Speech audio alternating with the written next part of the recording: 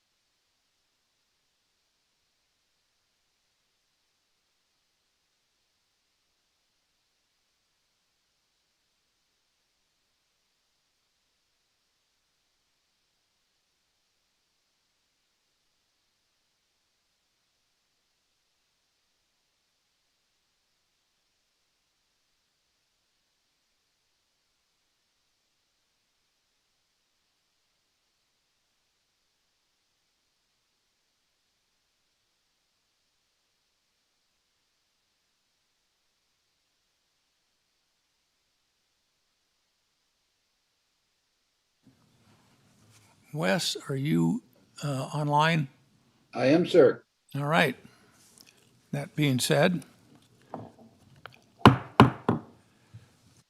we'll convene the meeting of the Board of County Commissioners on this December 16, 2021. And we'll start with the Pledge of Allegiance led by Mr. Ritchie. If you could please stand and join me in the pledge to our flag.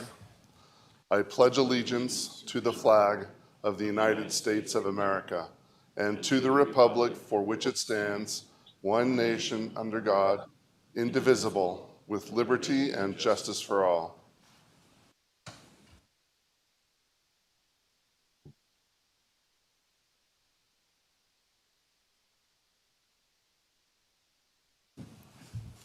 This is going to be a relatively long day, and so we will break for lunch at 12:30 p.m. and to 1 p.m. And before that, we'll take a break. And then this afternoon, we'll just kind of play it by ear and how everybody feels and try to get through everything. We'll start with public comment. Public comment is limited to 3 minutes per speaker unless additional time is granted by the board chairperson. The Board of Commissioners uses timing lights to ensure that everyone has an opportunity to speak. You will see a green light when you begin, and then you will see a yellow light, which indicates you have 30 seconds left to speak, and you should conclude your comments at this point. Once the light turns red, please return to your seat. In addition to this opening public comments, public comment will also be taken on administrative agenda items that are identified for possible action. And closing public comment, it is requested that members of the public provide public comment on those agenda items that are identified as for possible action. When those agenda items are considered and not during the opening public comment, at this time, public comment will be taken on those items that are within the jurisdiction and control of the Board of County Commissioners. Is there anyone who wishes to make public comment? Is there anybody on Zoom?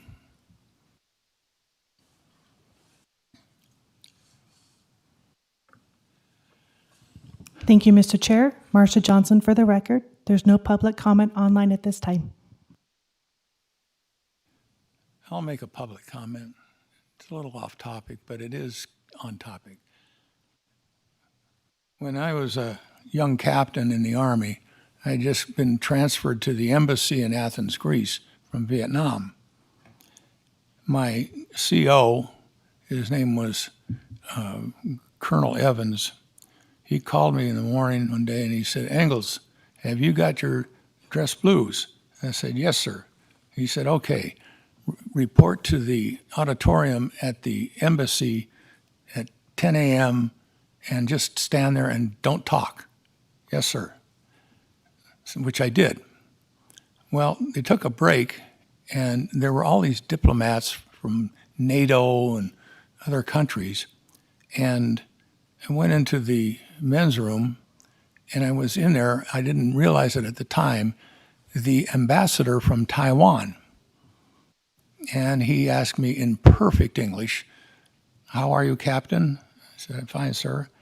And we just briefly talked. I said, "I can't talk.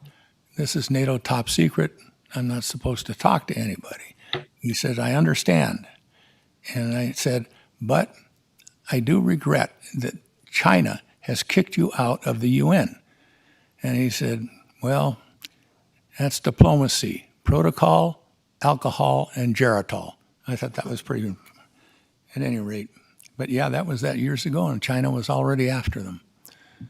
So thank you. Any further public comment? All right, we'll move on.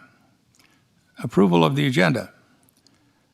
For possible action, approval of the proposed agenda, the Board of Commissioners reserves the right to take items in a different order, to accomplish business in the most efficient manner, to combine two or more agenda items for consideration, and to remove items from the agenda or delay discussion relating to items on the agenda. Do we hear a motion? Mr. Chair, Commissioner Noasat. I make a motion that we approve the agenda as written. Mr. Chair, I'll second that. Commissioner Gardner. We have a motion by Commissioner Noasat, a second by Commissioner Gardner.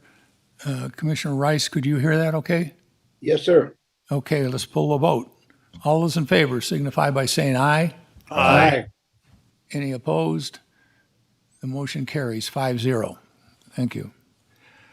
Approval of previous minutes for possible action. Discussion to approve the draft minutes of the November 4, 2021 and the November 18, 2021 regular meetings of the Board of County Commissioners. Do I hear Mr. Chair, Commissioner Gardner? I move that this board approve the draft minutes of the November 4th, 2021 and November 18th, 2021 regular meetings of the Board of County Commissioners. I'll second. We have a motion by Commissioner Gardner, a second by Commissioner Rice. All those in favor signify by saying aye. Aye. Any opposed? The motion carries 5-0. Now the board will adjourn as the Board of County Commissioners and reconvene as the Douglas County Liquor Board. And it looks like a lot of people are going to be doing some eggnog here for the holidays. Is that right, Captain?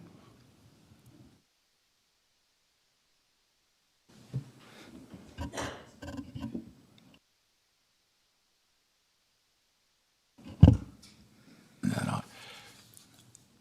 The Douglas County Liquor Board for possible action. Discussion to approve the beer and wine only on-site liquor license for Home Slice LLC, a Nevada limited liability company, DBA Roundtable Pizza, represented by owner Emily Burns and assistant manager Stacy Jara. Emily Burns and Stacy Jara have signed a waiver of notice of hearing.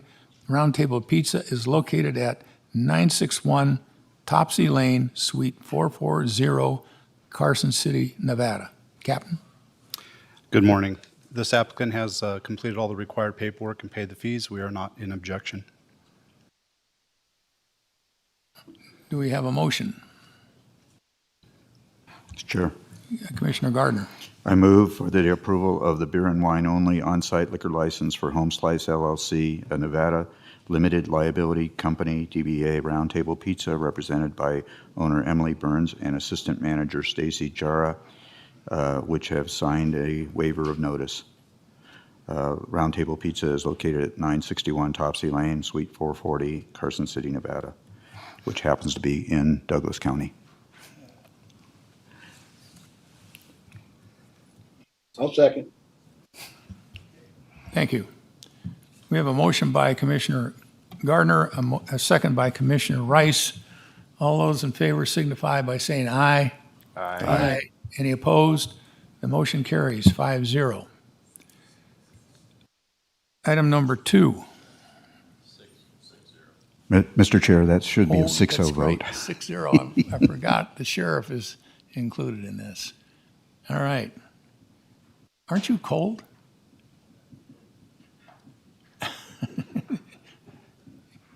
For those of you who can't see that, you must be. For possible action, discussion to approve the unrestricted retail liquor license for RCDC Restaurant Group, LLC, a Nevada limited liability company, DBA Wedette's Diner, represented by owners Ramon J. Zamalis and Cristela C. Zamalis. Ramon J. Zamalis and Cristela Zamalis have signed a waiver of notice of hearing. Woodette's Diner is located at 1492 Highway 395, Suite 101, Gardnerville, Nevada 89410. Captain Buchanan?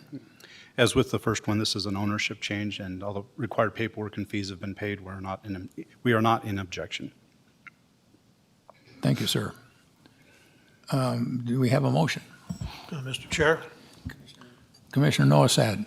I make a motion that we approve the unrestricted retail liquor license for RCDC Restaurant Group LLC, a Nevada limited liability company doing business as Woodette's Diner, represented by owners Ramon Zamales and Cristela Zamales. Ramon Zamales and Cristela Zamales have signed a waiver of notice of hearing. Woodette's Diner is located at 1492 US Highway 395, Suite 101, Gardnerville, Nevada, 89410. I'll second that, Mr. Chair. We have a motion by Commissioner Noasad, a second by Commissioner Gardner. All those in favor signify by saying aye. Mr. Chair, may I ask a question before we vote? Yes, Commissioner Gardner, you have the floor. I'm just questioning, there's nothing in our package regarding this, and Woodette's has previously operated as a breakfast and lunch operation and hasn't extended into the evening hours. Mr. Vegetarian, does their application indicate what their operating hours are going to be? I'm checking. I don't recall reading anything like that.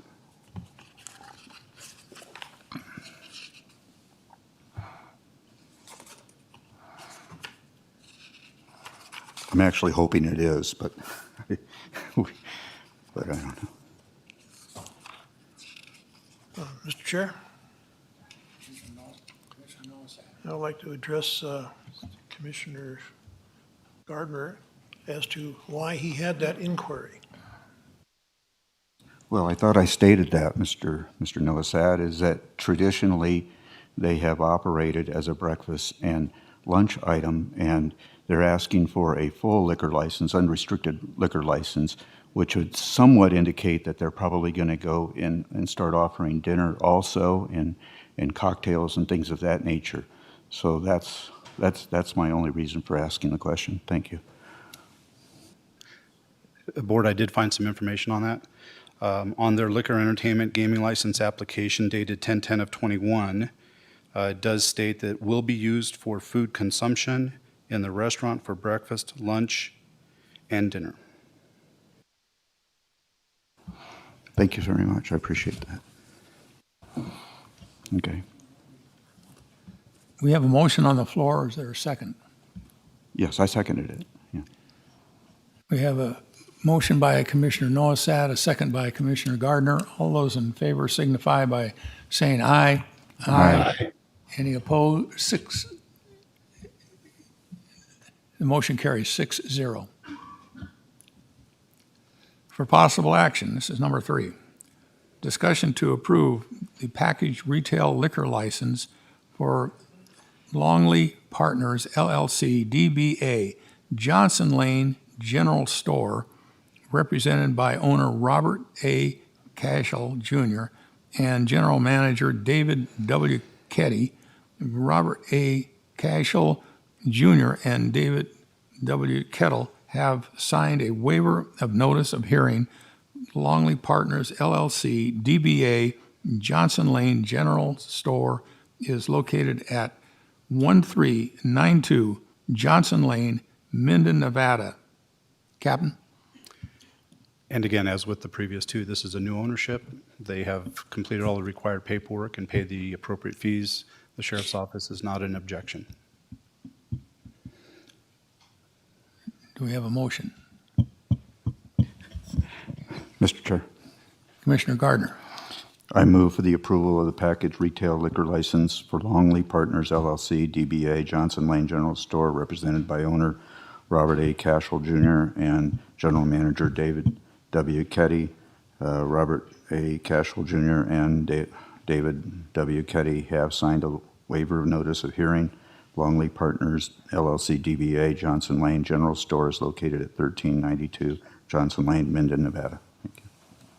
Second. We have a motion by Commissioner Gardner, a second by Commissioner Noasad. All those in favor signify by voting aye. Aye. Any opposed? The motion carries 6-0. Thank you, gentlemen. Thank you.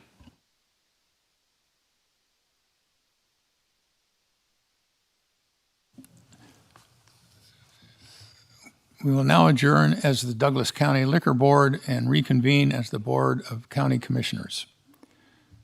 Consent calendar. Motion to approve the consent calendar A through O. I'll second that motion. We have a motion by Commissioner Engels, a second by Commissioner Noasad. All those in favor signify by saying aye. Aye. The motion carries 5-0. Any opposed? Okay, thank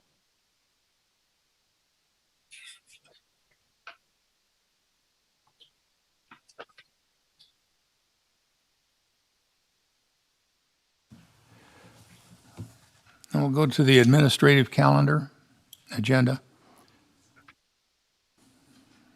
Item number 1, for possible action to approve the updated Douglas County Economic Vitality Plan. This will be open for public comment. Lisa, are you presenting or who's? Mr. Chairman, if you'll give us just a moment, Marcia is going to come over and help me load the PowerPoint. Okay.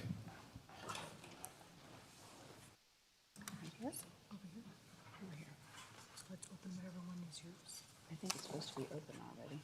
Follow this one. Zoom.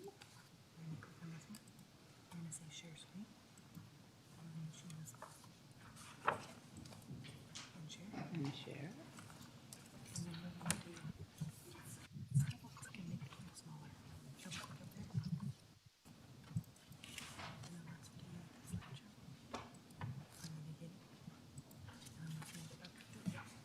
It's good. Do I have to push anything? Yeah, you push the red button to talk. Thank you for the delay, Mr. Chairman. For the record, Lisa Granahan, Economic Vitality Manager. And with me today is B. Gorman of Be Great Leadership, who is the consultant who is on board to help us with the update of the Economic Vitality Plan. And I'll turn it over to her to start our first slide. Good morning, Mr. Chairman, Commissioners. Pleasure to be with you today. Thank you for the opportunity. I wanted to start this morning before we jump into the actual plan update and just speak very briefly about economic ecosystems, which I think helps us understand why we're all here today. So in our rapidly changing world, or our VUCA world as it sometimes gets called now, it's generally recognized that it takes an entire economic ecosystem to improve the economy and the quality of life for residents. No one entity can do it by itself. And the collaborative coalitions that have seen great success in this country have been comprised of private business, government, nonprofits, membership organizations such as chambers of commerce, banks, economic development organizations, workforce entities, tourism bureaus, all working together. And today, we're going to walk you through a refresh of Douglas County's version of that collective and collaborative model. Lisa? Thank you, Bea. You may recall in 2009, Douglas County, like the rest of the nation, was suffering from the Great Recession.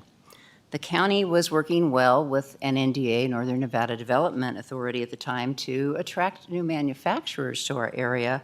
But given the recession, our board wanted to do more for existing businesses, to create a community where businesses and their employees wanted to be located. The goal was to develop a plan for recovery. The Economic Vitality Plan was adopted in 2010. It used an unprecedented approach to collaborate with community members and champions, yielding numerous successes. In fact, our program was featured in Government Finance Review magazine in 2012. The plan was updated in 2014 and 17 as projects were completed or new projects were added. The 2020 update was put on hold due to the pandemic. In 2021, the county hired B. Gorman, and the update process began.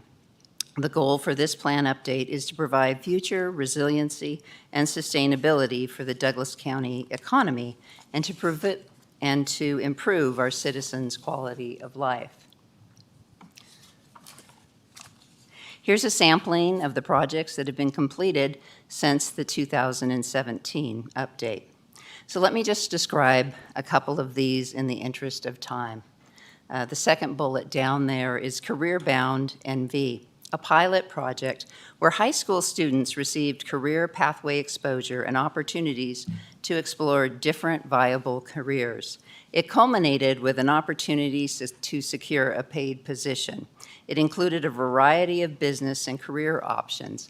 Interestingly enough, I was just getting my eyes checked last month at Dr. Lyon, Valley Vision and Eye Care, and she still raves about the student that she had working under this program.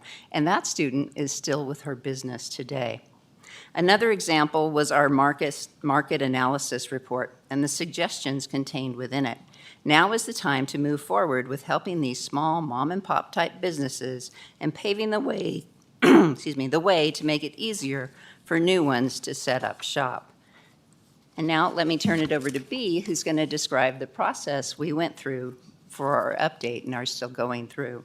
Thank you, Lisa. You have to. Oops, sorry. Thank you. I'll get it. So we I began by creating a list of questions that we then wanted to go out to the community and ask them to respond to. And the list was comprised of existing economic vitality plan initiatives, and then there was a list of suggestions. And those suggestions came from the existing master plan that was approved in 2020, prosperity plan, and a variety of other documents, as well as citizens coming forward with their recommendations. So I want to thank each of you. You know that you all did the interview with me. I enjoyed speaking with each of you, and thank you for your time. I completed 29 interviews, which was really a great response rate because I sent out invitations to 45 different community leaders. So I had 65% response rate, which is higher than what I normally see when I do these kinds of projects, which I think speaks very well for this community. We had 335 online responses to the survey, which was a truncated version of what you all experienced in terms of the live, which I think is also a very good number. So when I had the results from those two surveys, I combined those into a summary report where I weighted the results equally and came up with a graph of what sort of initiatives rose to the surface. And you saw that in your packet when you got it. It started at page 382. That report was then provided to the champions and county staff in advance of a workshop that we did in November.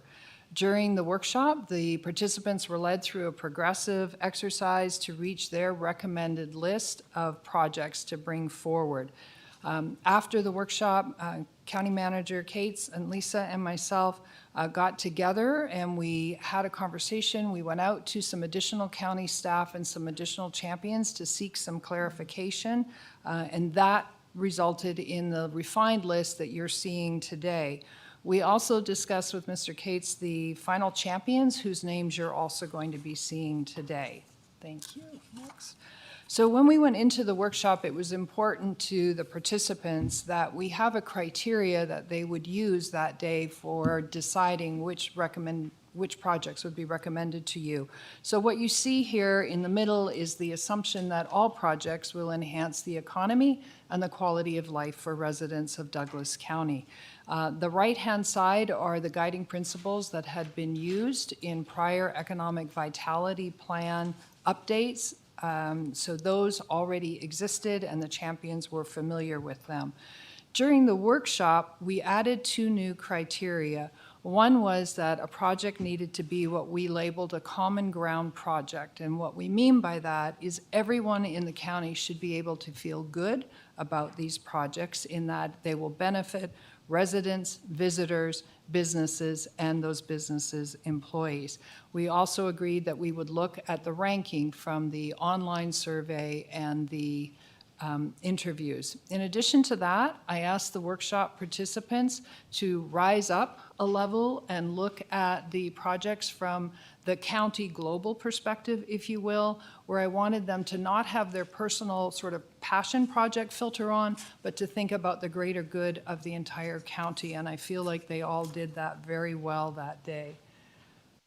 And you are probably already familiar with the fact that the Economic Vitality Plan traditionally has had 3 focus areas. So develop a thriving climate for business and learning, create distinctive downtowns, and capitalize on outdoor recreation and lifestyle opportunities. New this year is the addition of the enhancement of the county's arts and culture. And this came from the suggestion of some specific projects and then grew from feedback that I garnered during the interviews and from the online survey. Hence, we went into the workshop with 4 focus areas as opposed to the original 3.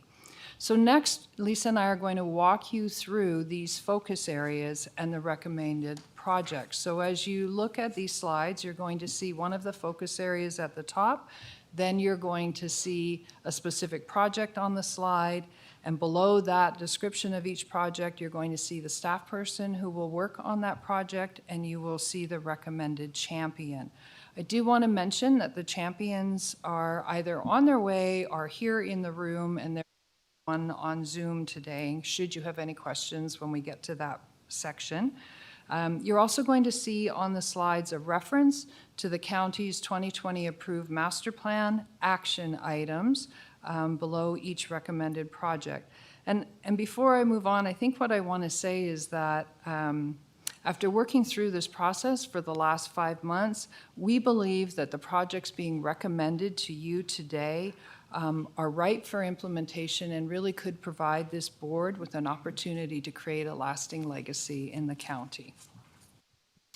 All right, so our first focus area we're going to start with today is develop a thriving climate for business and learning. And the first initiative here is broadband. And as some of you may recall from our phone interviews, during the pandemic, we all witnessed firsthand the critical importance of adequate internet service for students, for businesses, households, and telehealth. So Lisa has been working on this initiative already, so I'm going to turn it over to her at this juncture to say a bit more. Thank you, Bea. Lisa Granahan for the record. In the broadband area, we've already formed a broadband action team, as many other counties have done, under the county manager's direction, and have identified our initial goals that will be incorporated into the Economic Vitality Plan. And those are to bring as much outside federal funding as possible from the state's allocation of ARPA and the Infrastructure Act and other potential sources, and also to expand and improve broadband service wherever possible in Douglas County. In this case, I want to tell you about the recommended champion, John Enter, as you may not be familiar with him. He's recommended because he has both private sector and public sector experience. He's currently the Chief Information Technology Officer at Douglas County School District. And I'll turn it back to Bea. Thank you, Lisa. So our next topic underneath this focus area is to launch a work-based learning program for high school students. Some of you will know this is a topic near and dear to my heart. I've had an opportunity to witness firsthand the difference it can make in a student's life to receive exposure and guidance in how to pursue living wage jobs in career pathways they might not otherwise have had any exposure to beforehand. So in this case, we're suggesting that we take the results from the 2019-2020 pilot and expand the programming to include all 3 Douglas County high schools with a focus on healthcare careers. So students would be taken through a variety of experiences with medical professionals where they would learn about the myriad careers that are possible within that field. And then additionally, they would learn work readiness skills, and ultimately, they would be encouraged to apply for jobs which would put them onto that career pathway. So the champion for this project would be Denise Castle, the CEO of Join, who obviously has a lot of experience and expertise in this area, and she was the champion for the pilot when it happened in 2019. So our final project underneath the Thriving Climate for Business and Learning is to support the Minden Tahoe Airport. And in this case, we're recommending that the previous focus on sports aviation be coupled with the business opportunities at the airport, and we're recommending that this coupling include 2 champions. This feels appropriate given that the east side improvements are nearing completion and there is demand for hangar space. All of this adds up to opportunities to attract additional aeronautical businesses and private investment capital. The champions here would be Linda May Yver and Bobby Thompson. And now I'm going to move into the create distinctive downtown areas as the next focus area. And I have to say that there was consistent support when I was doing the interviews and from the online survey for improving the appearance and success of the county's small commercial centers. So our first recommendation here is to create and launch a facade improvement program. While the parameters are yet to be finalized, the general concept would be to launch a pilot in Gardnerville in partnership with Main Street Gardnerville. And Lisa's going to talk a little bit about the second project here. Thank you, Bea.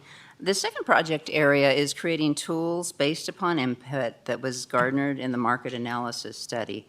The opportunity is to work with Main Street Gardnerville, the Chambers, and community development to identify common issues mom and pop businesses are facing with expansions or new locations and develop resources, tools, and solutions. These resources would be available to all businesses throughout the county. Jen Nalder, Program Manager for Main Street Gardnerville, would continue on as champion.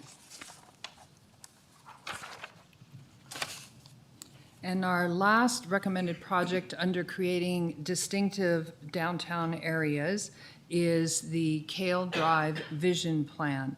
So the intersection of Kale Drive and Highway 50 is becoming the gateway to the South Shore for visitors who are entering the area from the east.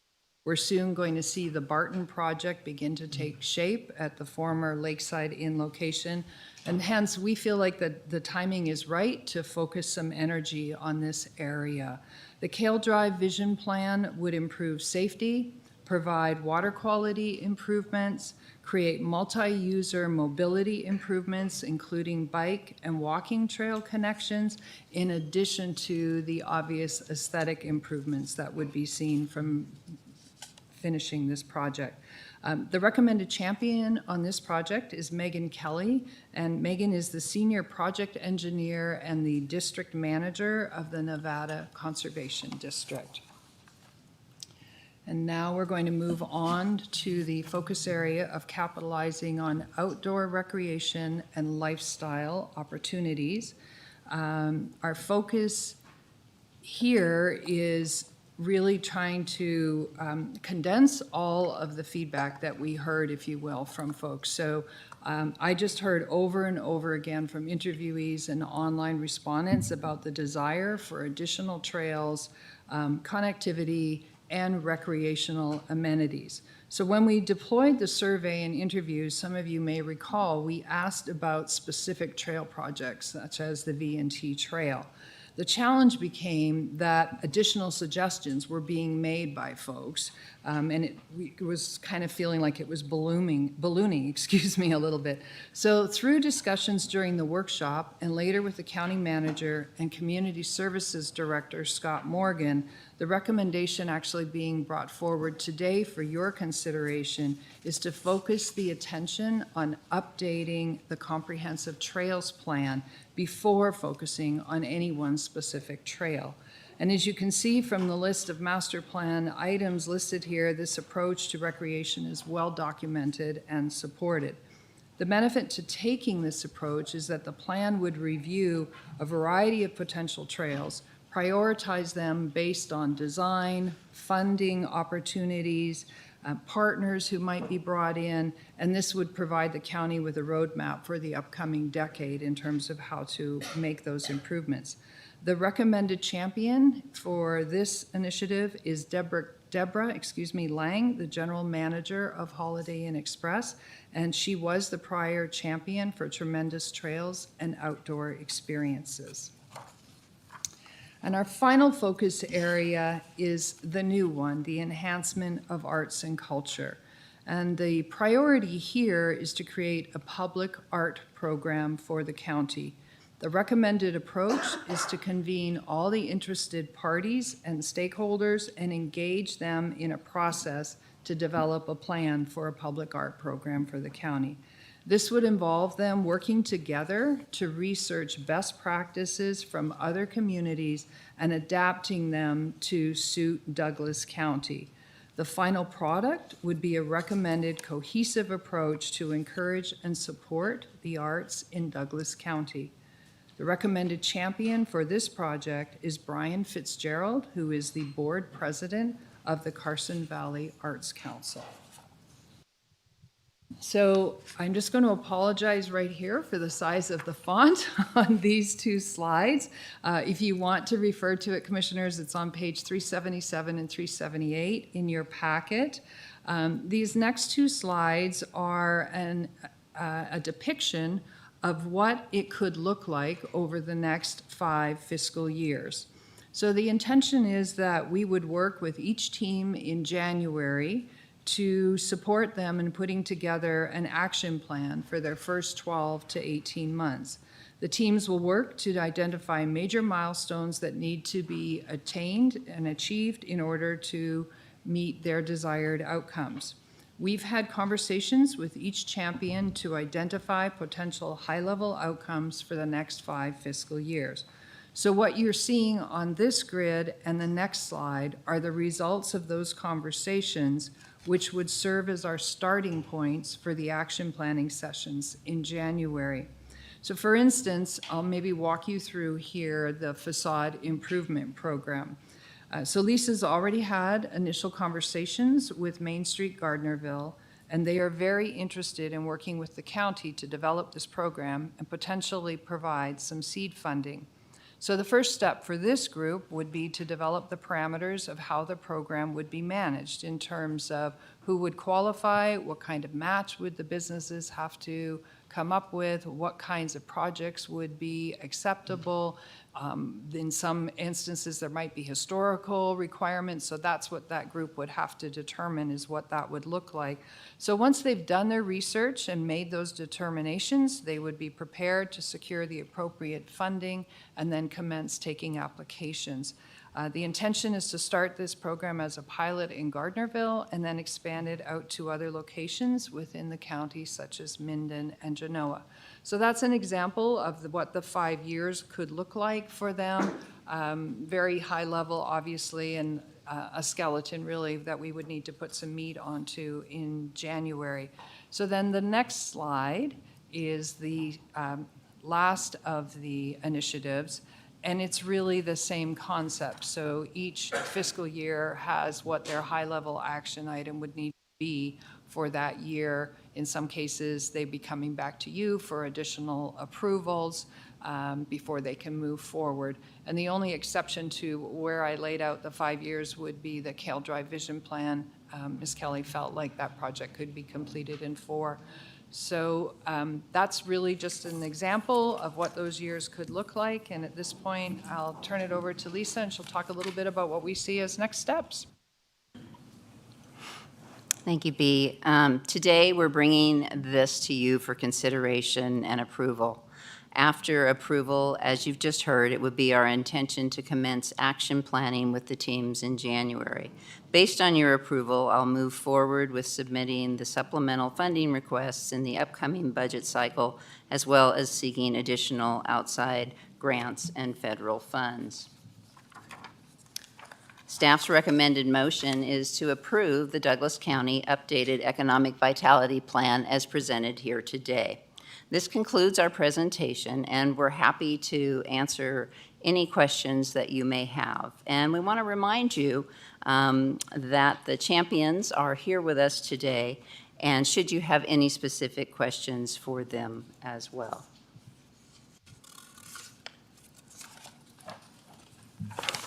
Okay, we'll bring this back for public comment. Does anybody care to say anything or ask any questions?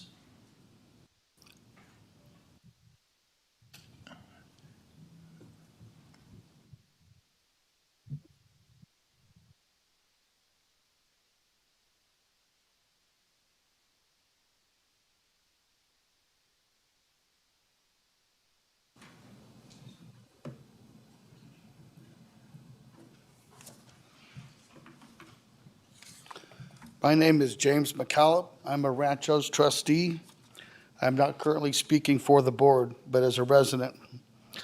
I know some very good people have worked on this project. Once again, it seems to define the county as Gardnerville and Minden, Lake Tahoe, maybe Genoa. Funding always seems to find its way to those entities. I only saw one reference to the Ranchos, which is almost a quarter of the county's population. We have businesses as well. The county has pressing needs that will require large amounts of funding. The JLEX Center, Muller Parkway. In addition, there currently is no connection from the Rancho's water system to the rest of the county. In the case of emergencies such as earthquake or fire, there may be a critical need for an emergency intertie to move water from one place in the county to the other. So again, it's a critical funding is important. Critical water sewer infrastructure is called for with ARPA funds. I'd like to see the county recognized as a whole and our vision go a little bit bigger than Gardnerville and Minden. I'm not diminishing those places, but there's more to the county than that.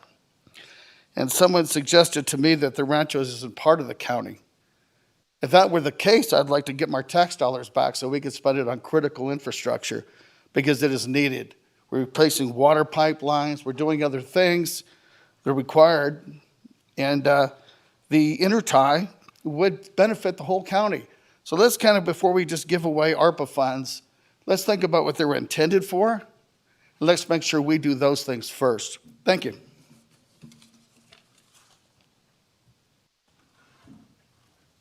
Any further comments or questions from the audience?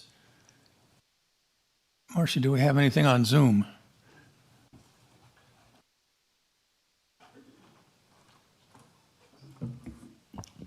Thank you, Mr. Chair. Marcia Johnson for the record. We do have public comment on Zoom.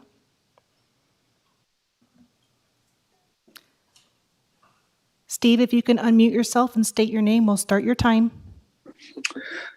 Thank you. Good morning. This is Steve Teixeira, Mr. Chairman and members of the Commission, speaking on behalf of the Tahoe Chamber of Commerce. We really appreciate the work that all the county people involved have invested in this plan update, the work of Ms. Gorman and Ms. Granahan, and we fully support moving this plan forward. It's unique in our experience that a local government, in this case Douglas County, would partner with so many different leaders from so many different sectors, public sector, private sector, and a lot of the folks who are engaged in this and are moving it forward with your support are volunteers. And again, in our experience, this is a very unique economic vitality approach, an economic vitality plan. We're very pleased here at Tahoe Township to have Ms. Megan Kelly be the champion of the Kale Drive Vision Plan. She's done a lot of work over the years to move that plan forward. We've been happy to support and assist her. And we want to also recognize and appreciate the investments that the county has made as one of the partners in the planning process so that we could have a plan and have a project like the Kale Drive reconstruction that will move forward with both public and private support. So again, please take the action that you're being asked to consider today and approve the updated Douglas County Economic Vitality Plan as presented. Thank you very much.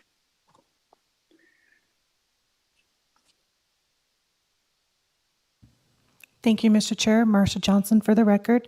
There's no further public comment at this time. Thank you. We'll bring it back to the board. Any members of the board have questions, comments? Wes, you? Yes, I do. I have been working with Lisa for quite a while now, being part of some of the committees that she's involved with. And I fully support this measure, and I can see nothing but good coming out of it. And I want to thank Lisa for all of the work that she's done and all of the input that she has received from members of our own staff, our own commissioners, and people in the business community. And I fully support this. Thank you.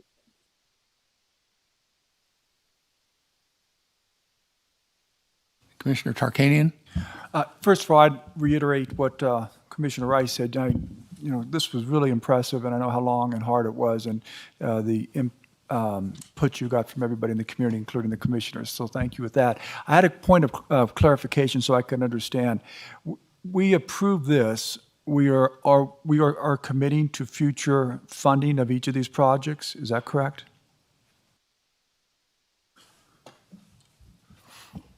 For the record, Patrick Cates. So this is basically a strategic plan. You're not obligating this board or any future board to obligate any funding. It does show an intent that the county would seek funding from this board, but you're not obligating that today. That was my only concern, because I didn't see anything in here with numbers of what each of these projects are going to cost. I certainly wouldn't want to commit to something if we didn't know what the costs are going to be. So that's all I had. Thank you very much. Mr. Chairman? Mr. Cates? I just wanted to add one point. In terms of funding, I know some of this is referenced ARPA funds and county funds. I think there are a lot of funding opportunities for some of these projects, especially with some of the infrastructure bill and the money that the state has. So there may be a variety of combination of funding opportunities for these projects in the future. Thank you. Any further questions? Commissioner Gardner? Thank you, Mr. Chair. Lisa and Ms. Gorman, I appreciate you coming before us and bringing this important information to us. It's a great presentation, and I appreciate the amount of time that you spent on this. I see a lot of champions in the room, and I've spoken to a lot of the champions over the last couple of days in reference to this particular item. I especially appreciate adding the section of enhancing the arts and culture to this program. As Brian Fitzgerald knows, I've been a champion, and community service, by the way, or community development, by the way. I've been a champion of separating out our sign ordinances from our mural ordinances because I think that's an important step. I think our sign ordinances are too restrictive, and I'm anxious to see us expand the culture of murals throughout our county, especially here on the valley floor, where we have some rich and old history that needs to be displayed and can be an attraction to visitors into our area. So I appreciate you bringing that forward. My concerns are, number one, while I know you did a lot of outreach to the particular so-called leaders of the county and to staff, I don't see a lot of community outreach that I would have preferred to see in this process. I think it's important to involve the community and get community buy-in of the residents besides the staff and the Board of Commissioners. So I would encourage you to do that. There's a couple of things that come to mind in this process as I look through this, and I share Mr. Tarkanian's concerns regarding the funding processes. I'm reminded by a quote by a previous president of the United States, Ronald Reagan, when he says that we must resist the temptation of feeling that for every conceived or perceived need or issue, that government is the answer. The perception and perceived need that every issue that comes before us can be answered by the government. We must always realize that the government doesn't make any money. They don't make, well, I mean, I know Washington, D.C. does a good job of printing money, but I don't know that they're a profit center. And so every dollar that we spend as a Board of Commissioners in this county comes directly out of the taxpayers' wallets, yours and mine and them. And so I'm very keen on ensuring that we respect that knowledge and look to make sure that those dollars are spent on needs versus wants first. You know, we need to separate out the understanding of needs versus wants. I can tell you that when I was a little boy, I learned very quickly, wasn't a pleasure experience when I determined at a grocery store that I had a desire for a piece of candy. And when I got home, my father discovered that I had that piece of candy, and I discovered the difference between wants and needs very, very quickly and painfully, I have to admit. So the other thing is that I've been a 50-year member of the Junior Chamber of Commerce, and they subscribe to a creed. And one of those lines of that creed is that economic justice can best be won by free men through free enterprise. Now I'll repeat that because I think it's a very profound statement. Economic justice can best be won by free men through free enterprise. So once again, I think we need to, I would encourage you, we have a tremendous amount of wealth and affluency in this county. And so I would encourage you, should we pass this today, that we first look to the private sector. We must look first to the private sector in regards to resolving these issues versus the public sector and the public dollars that are available to us.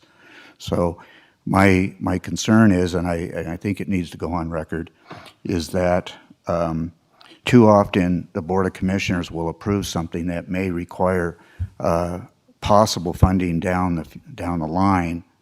And so then it gives the opportunity to the public, when they're looking for funding for that, to come to the board and then say, well, you know, you passed that, so now we expect the funding. And once again, we have a lot of other, we have needs versus wants also, and I think that we have a responsibility here on this board to make sure that we fill our needs before we fill our wants. So a great presentation once again, and I'm not trying to kill the messenger here, so to speak, but I want to make those points. So thank you for your indulgence in listening to me. Thank you, Mr. Chair. Any further questions or comments? Quickly, in regard to Kale Drive, we have been initiating we recognize the need for Kale Drive and the upgrades there. And Mr. Cates, would you care to enlighten us about that status, because perhaps you can help us with this?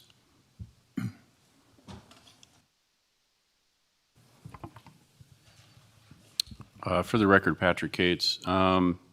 So the Kale Drive vision is more than just Kale Drive itself, but let me address Kale Drive itself. Kale Drive is in very poor condition. It is part of the Oliver Park GID. The Oliver Park GID does not have the means to be able to rebuild this road on their own. It does lead to the Tahoe Beach Club, and it abuts Rabe Meadows. And part of the vision has to do with stormwater and stormwater runoff. And so there is an opportunity in conjunction with redoing that road to improve the stormwater drainage, and that's an important goal for the county. I think, as people know, under TRPA, we're required to reduce the sediment loads into Lake Tahoe, so it would help with that. It also is about connectivity with State Line and the surrounding areas, connecting existing bike paths, multimodal paths. redoing intersections. And I think parts of that are clearly county obligations, but it's going to take partnership with a lot of different people to bring this all together. I do think that some of this work would fit with some of the new infrastructure funding that's coming from the feds. And it's a much broader, although we talk about Kale Drive, it's much broader than just Kale Drive, but it is a pressing need for the county and an important redevelopment need for Tahoe. I think the bottom line, what you're trying to say is that the Kale Drive section we're talking about now by the beach club is a GID that is basically insolvent. And we have approached them to dissolve the GID, let the county take it over so we can get this work initiated. And they have been reluctant to do that. So if you have any influence with them to help out, we can start getting this project going. Any further questions from the board? I have a couple of questions. And one of these projects was through a 501c3 with Genoa.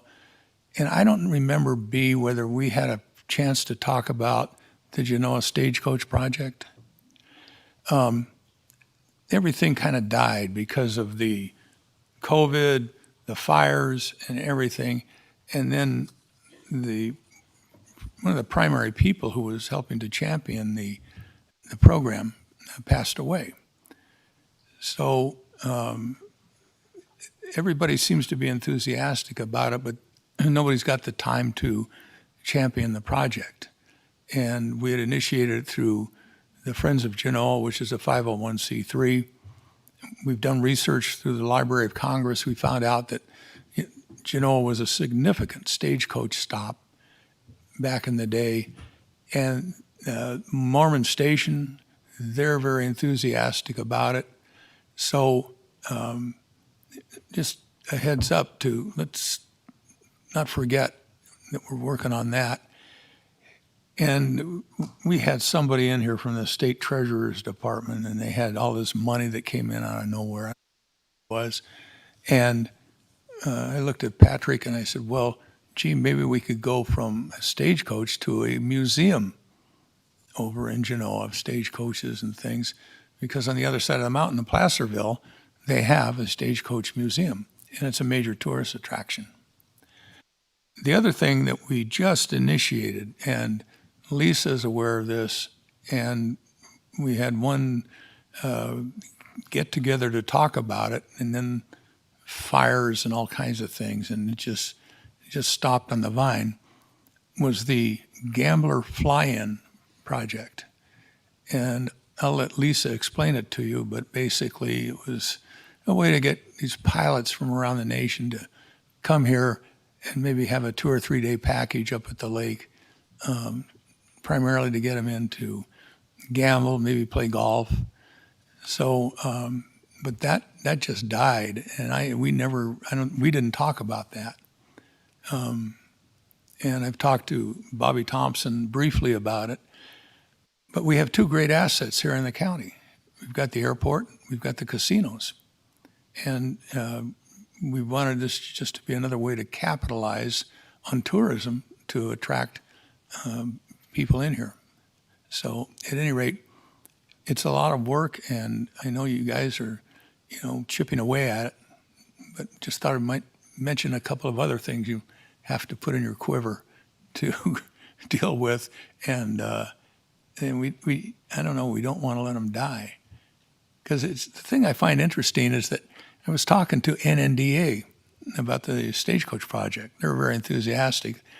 And in all of northern Nevada, I don't know anybody who's got a stagecoach. Carson doesn't have one. Reno, I've never seen one. Virginia City, I think, had one, but they don't anymore. And we had the last recorded stagecoach robbery in the history of the United States that took place at Jarbidge out by Elko in 1916. And that's when World War I was raging in Europe, and they're still robbing stagecoaches out here. So we've got some real interesting history with all that, and it's good for the kids, and so it's a project that seems to have tourist value, historical value, and we just want to keep it going. So anyway, we appreciate the overall thing, and working with the towns, I agree with you guys. We need some kind of a theme. We get this hodgepodge of development, and people drive in on 395, and there's nothing to say, gee, look at that, or what's that? It looks like the Bay Area. Gas stations, tire stores, and banks. I mean, just a simple facade could make all the difference. And we've got Hollywood 7 hours down the road, set designers. You could get a set designer and just design a facade. It's a theme, like Park City, Utah, or Prescott, Arizona, some of these things that we have. So that's a good direction to go in, and it's a good way to attract tourists. So thank you for your presentation. Go with you guys. Have a Merry Christmas. Any further comments or questions? Yeah. All right, seeing none. We'll bring this back to Mr. the Chairman, board. I would like to make a motion.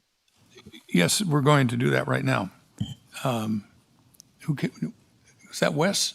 It is. Oh, okay. Are you going to make a motion? I would love to. All right. You're on. You have Wes. Mr. Chairman, I move that we approve the updated Douglas County Economic Vitality Plan as presented. I'll second it. We have a motion by Commissioner Rice, a second by Commissioner Tarkanian. All those in favor signify by saying aye. Aye. Any nays? The motion carries 5-0. Thank you very much, everybody. Thank you so much, Mr. Chairman, and if I don't see you before, have a very Merry Christmas, and the rest of the board as well. I'll have an eggnog for y'all. I'd just like to echo that. Thank you very much for your time this morning and for your support. We appreciate it. Happy holidays to everybody. B, it's good to put the face with the phone call.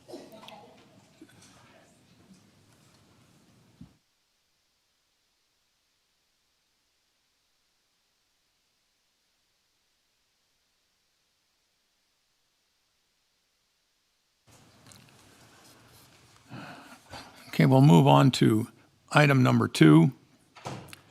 This is for presentation only. Presentation of Certificate of Achievement for the Excellence in Financial Reporting from Government Finance Officers Association. Ms. Willoughby, congratulations, you have the floor. Thank you, Terry Willoughby, for the record. This award was received, as stated, for the fiscal year 2020 annual financial report. And we have a brief presentation from the Government Finance Officers Association congratulating the county on that award. We'll play that now.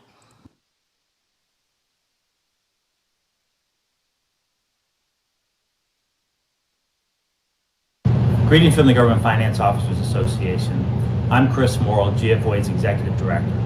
It is my honor to recognize you for receiving GFOA's Certificate of Achievement for Excellence in Financial Reporting. Receiving this award demonstrates your finance team's commitment to preparing an annual financial report that is organized, readable, and transparent. Meeting the high standards required to receive this award is a mark of distinction, of which you should be very proud, and I congratulate you and your staff. Thank you, and congratulations again on this impressive achievement.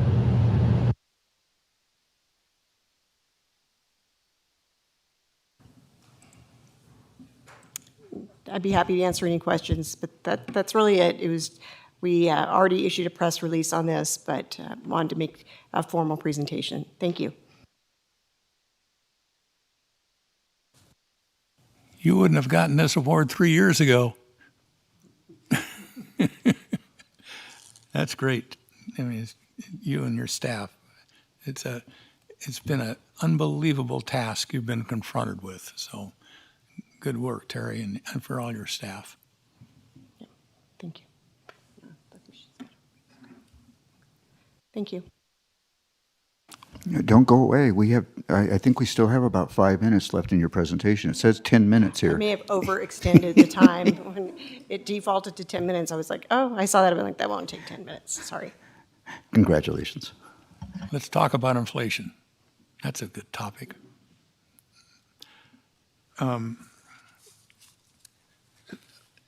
you prepared to go on to the next one? Okay. This would be item number 3 for presentation only. Presentation on Douglas County, other post-employment benefits obligations. Ms. Willoughby, you have the floor. Thank you, Terry Willoughby, for the record. Post-employment benefits are retiree benefits other than pension benefits. So I wanted to clarify what that is. They are reported, and there's footnotes in our financial report, but I do have our actuary on the line. She's on Zoom, and she will kind of give you a broad overview of what our liabilities are, and the reports, the actuarial valuations were in your packet for your viewing pleasure, but she will just give a broad overview. And her name is Kathy McLeod with McLeod and Associates, and I'll turn it over to her now.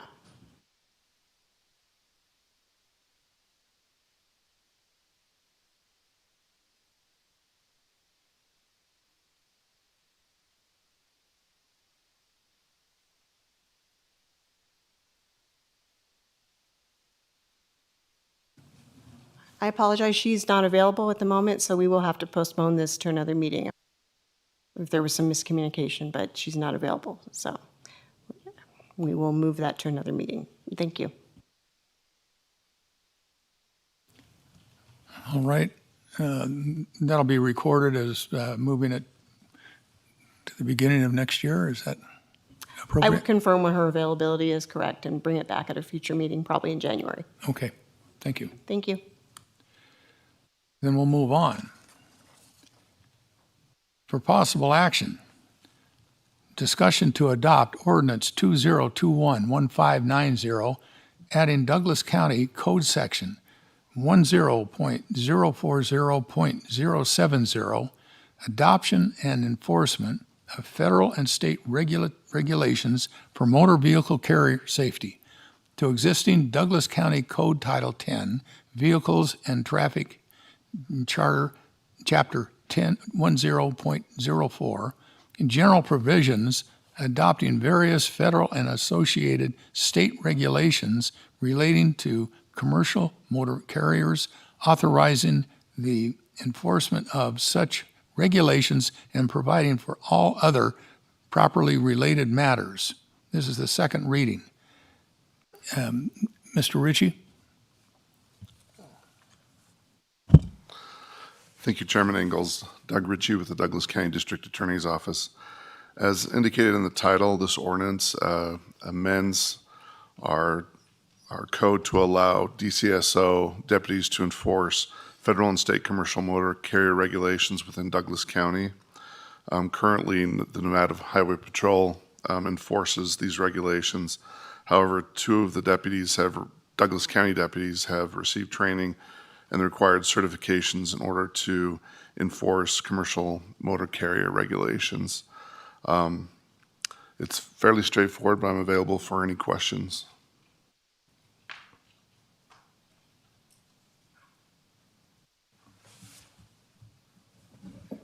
Sheriff, are you in accord with this? I am, and so one of the things that's on every resident's mind here in the county as they travel day to day is traffic issues. And as 395 runs through the county, a lot of long haul truck traffic comes through our county, and with that comes a safety concern with those vehicles. The Highway Patrol does a great job with their commercial enforcement.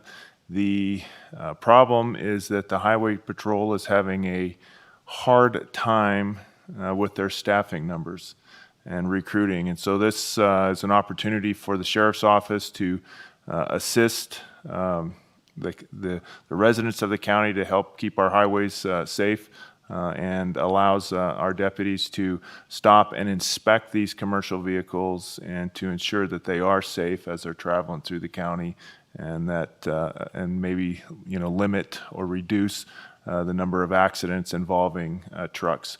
Because when you have an accident with a large truck, things, the potential for bad things to happen are very high. So I think this is a good program.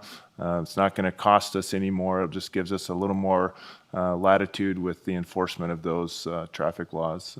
And so it'll be good for the county. Thank you, Sheriff Coverly. This is open for public comment. Anybody care to have any questions or comments?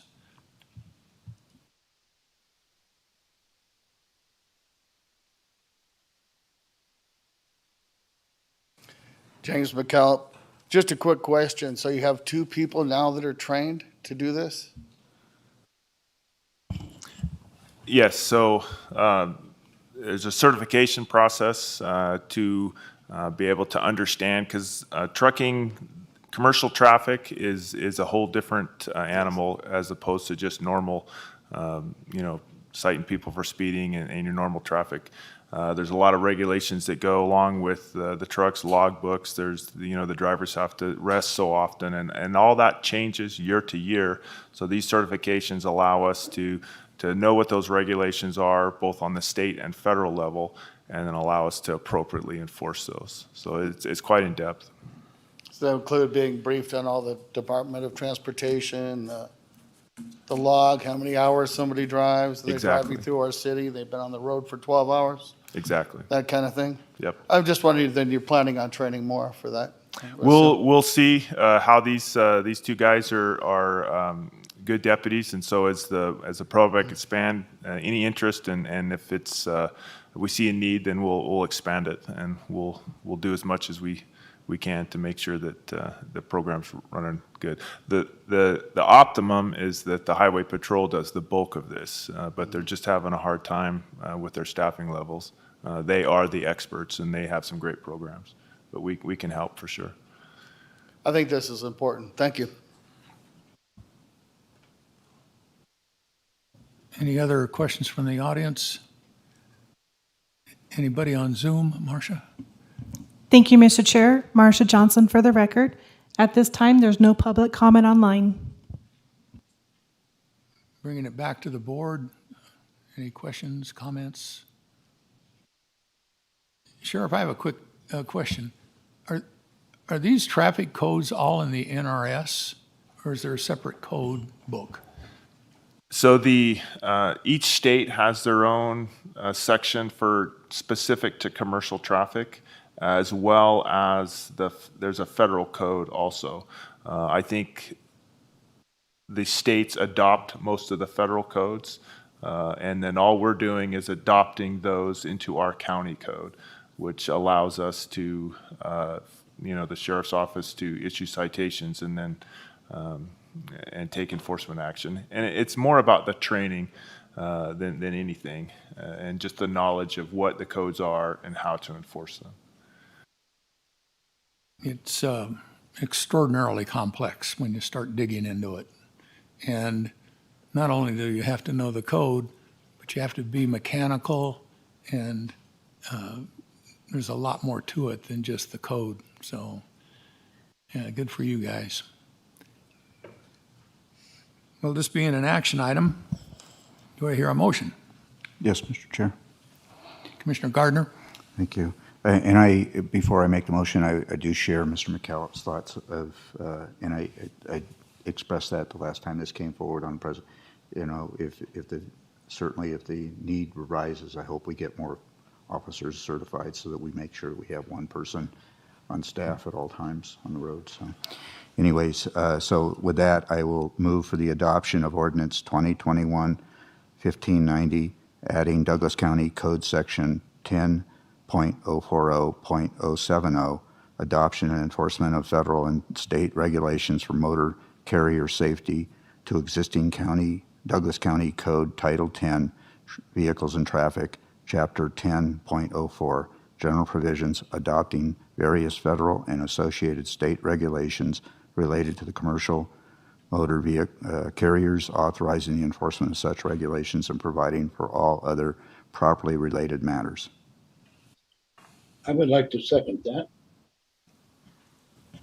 We have a motion by Commissioner Gardner, a second by Commissioner Rice. All those in favor signify by saying aye. Aye. Any opposed? The motion carries 5-0. Sheriff Coverly, thank you very much.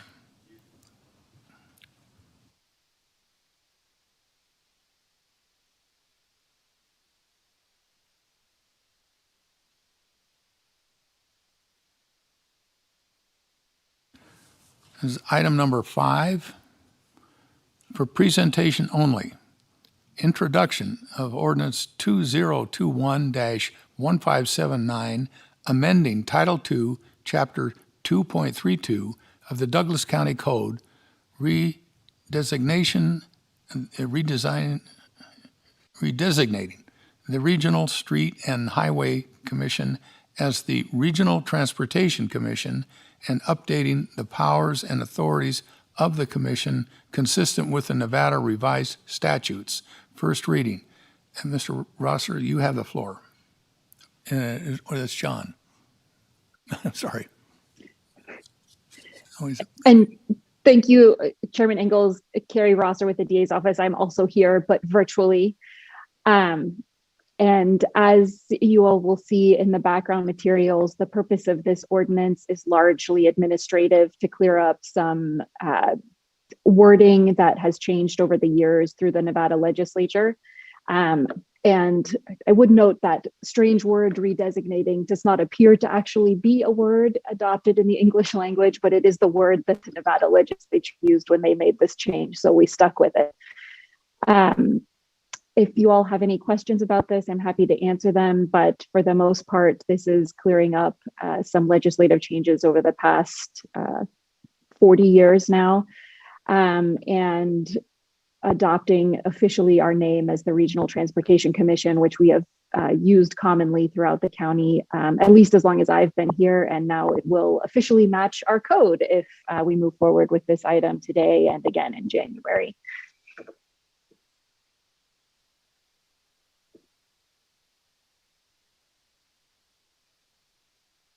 John, do you have anything to add? No, I think for the record, John Erb, Douglas County Public Works, Carrie summarized it very well. Just updating our code to meet the changes that have been made over the years with the NRS. Well, that seems pretty straightforward. This is for presentation only, so thank you both very much, and we'll move on. This will be item number 6. For possible action, discussion to approve a $1,802,883.15 contract with Herbeck General Engineering for the Martin Slough Multimodal Trail Project and authorize the county manager to sign the agreement and any change orders up to 10% of the project's cost necessary to complete the project. Mr. Hutchins, you have the floor. Merry Christmas, Jeremy Hutchings for the record, Douglas County Engineering. And I'm going to share screen, right?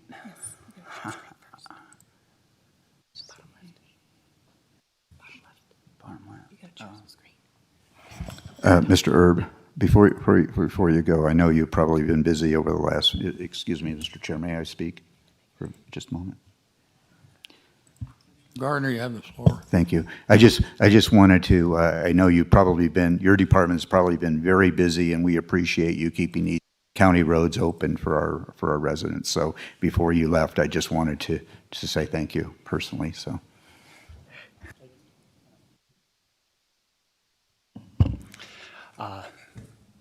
Thanks for that recognition, but I'd have to give it all to my crew. They did early starts all week, and they did some 12-hour days during the storm, and without them, it wouldn't happen. So thank you, though. Thank you, Mr. Chair.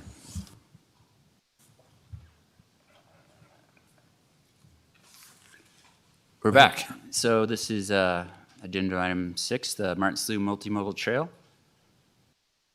So just a quick overview for those that may not be familiar with the project. The photo on the right, the red line shows the rough alignment of the trail. It's about 2 miles. It starts in Jake's Wetlands roughly and runs kind of out behind the CVI, and then it'll come around the new fish pond for Minden, down by Alton Anchor's Pond to Zero Lane, and then it'll eventually wander around down to the Gilman Ponds and kind of complete that connection. Let's see if I can zoom in for you here. Cross-section of the trail, which is exciting to an engineer, it's about 10 feet wide. It's paved, 2-foot gravel shoulders. And just to give you an idea, generally what it's going to look like is, took a photo off of Google Earth that shows that path along Buckeye just by the jail today that runs out to Minden Elementary. So that's generally what it's going to look like. All right. So just a kind of an update. The project is actually started with Eric Nielsen when he was the county engineer, around 2013-14, if you believe it. It's a grant funded project, so it takes a little bit of time. We partner with the local agency of the DOT to coordinate on the funding. So R.O. Anderson was the design engineer on the project. We actually bid it out and opened bids on November 16th of this year. We got 8 bids, all local, well-qualified contractors. Low bid was Herback General Engineering. And I've worked with Herback in the past, checked all the references and licenses, all things look good there. So roughly going forward, assuming this gets approved today, we're looking to, we're set the schedule before we knew all the snow was coming in, but we're hoping to start in January and get at, there's a couple of crossings of the Martin Slough we have to make. So we're hopeful to make those crossings before the irrigation season starts and be ready for irrigation season. So that's why we want to get an early jump on it in January and wrap it up by June. So that's kind of the plan. So I did a little T-chart here for cost and revenue, and just a big thanks to Terry. She's helping me out a lot with the revenue and the costs of the project to date. I don't have a lot of background being new to the county here on the costs and expenditures to date. So roughly though, our costs going forward right now are, the bids came in a little bit higher than projected, and most of that's just due to the national labor shortage and the COVID constraints and everything else that's going on. We're seeing really escalated construction prices pretty much nationally and certainly regionally. Mr. Chairman, can I ask one question about that? Just dealing with the construction cost. Can you make a note and then ask the questions when he's through with the presentation? Thank you. No problem. So the cost side, we're at about 1.9 going forward to finish things out, and that includes a 10% contingency that we anticipate with, it's prudent to anticipate that with any construction project. On the revenue side, it's a grant-funded project, so the county's revenue to date, like what we're pitching in, these grants like to see partnerships. In this, when Eric Nielsen started this, it assembled a kind of a coalition of public and private funding. So we have the towns participating, Town of Minden, Gardenville, Seaman Foundation, and the Hayborn Meadows or the ranch is also participated. We've had some expenses to date, about $195,000. Our current budget's at 1.3, so we're a little bit short of money that we hope to augment. And I think Terry can answer any specific questions, but if this is approved, we come back with an augment item. I think the funding would come from consolidated taxes being a little bit higher, and then our starting budget being a little bit higher than anticipated for the year. And Terry's going to come up here because I'm probably mess that up, but she can jump in any time. Just a quick slide. Assuming the project gets built out, the maintenance costs over 20 years. This is what's anticipated and broken down. As near as I can tell, it's the trail crosses different legal owners: town of Gardenville, town of Minden, county property. So it looks like it's broken up kind of pro rata in that fashion.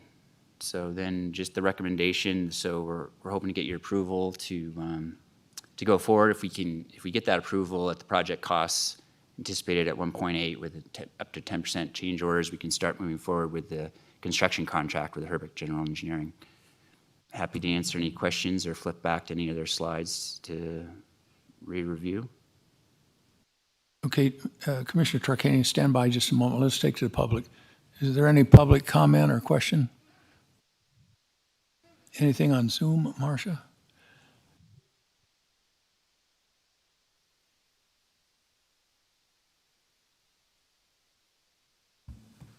Thank you, Mr. Chair. Marcia Johnson for the record. We do have public comment.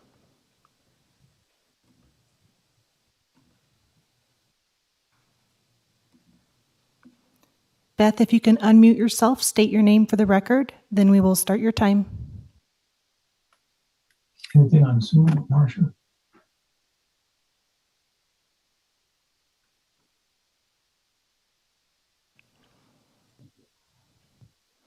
Thank you, Mr. Chair. Marcia Johnson for the record. We do have public comment.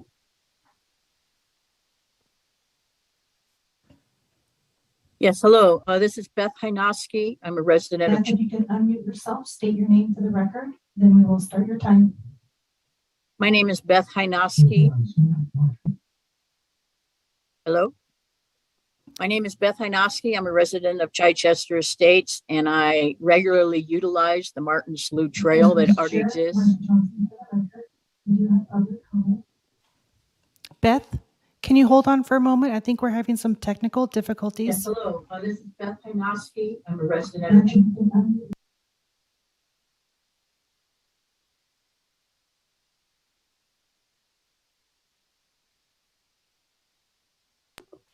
My name is Beth Hynoski. I'm a resident of Chichester Estates, and I regularly. Your device so it does not have playback on our end, and then I'll unmute you. You could state your name and we'll start your time.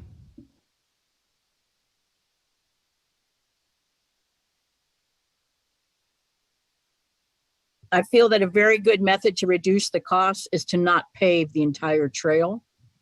I don't understand why we can't just use DG on a lot of portions of the trail. Paving it is going to be, it's going to affect the environment in areas that we may not want them affected. Thank you.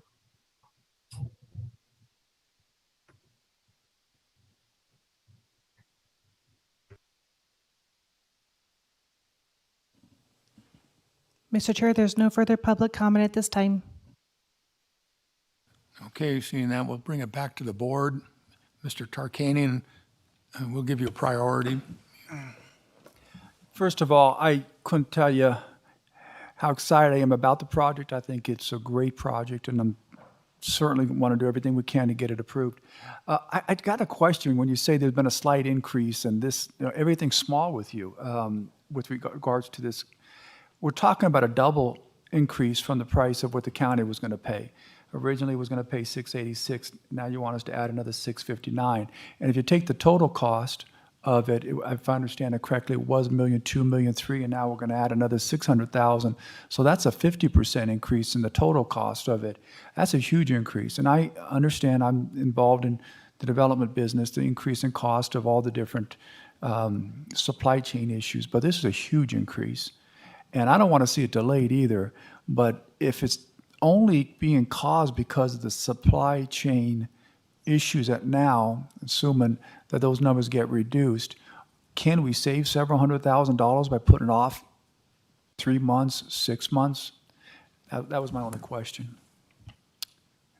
Thank you, Commissioner Tarkanian. One of the issues that was actually, so the ways these projects work sometimes with the grants is you come up with an estimate originally, and like I'd mentioned before, some of these estimates were actually from almost 10 years ago now, and so you keep carrying forward in time to try to get things like right away and different things. So there's also that. It's not just certainly supply chain, but your point's well taken. You just answered my question. So you're saying these were the estimates from 2013, not from the November 2019. Okay, well, that makes sense. Things have gone up quite a bit in the last 8 years. Yeah, there definitely is that, and we do try to update things as we go, but the bid is the bid. I mean, we don't, that's actually the low bid. That ranged from Herbeck was at about 1.6 up to 3.3. And same project, 8 bids, high at 3.3. Pretty amazing, but just letting you know, try to answer your question. Mr. Chairman, Commissioner Nosad. I would just comment that I would like to underscore what Mr. Gardner said earlier about wants and needs. The question is, do we need this trail? That's my question. Mr. Chairman, can I make a statement? Commissioner Nosad, your question was directed towards who? It wasn't a question, it was just a comment Okay. about wants and needs. Okay, Commissioner Tarkanian. You know, there are certain things that the county has to provide with needs, and there's other things that the county should provide as an improvement to the quality of life for the residents here, and the trails and safety for the young kids wanting to go out and ride their bikes or walk someplace. You may not say it's an absolute necessity, but it certainly is an increase and a substantial increase in the quality of life and probably the safety of the young children. Chair, for me. My take is that we have other projects that are calling for money that also affect the welfare of the county residents. The bike trail, I mean, if I could drive up and down 395 in Carson City, they have a bike trail there, I might see 3 or 4 people using that trail. I'm questioning whether it's going to be really used, including the person in Chichester.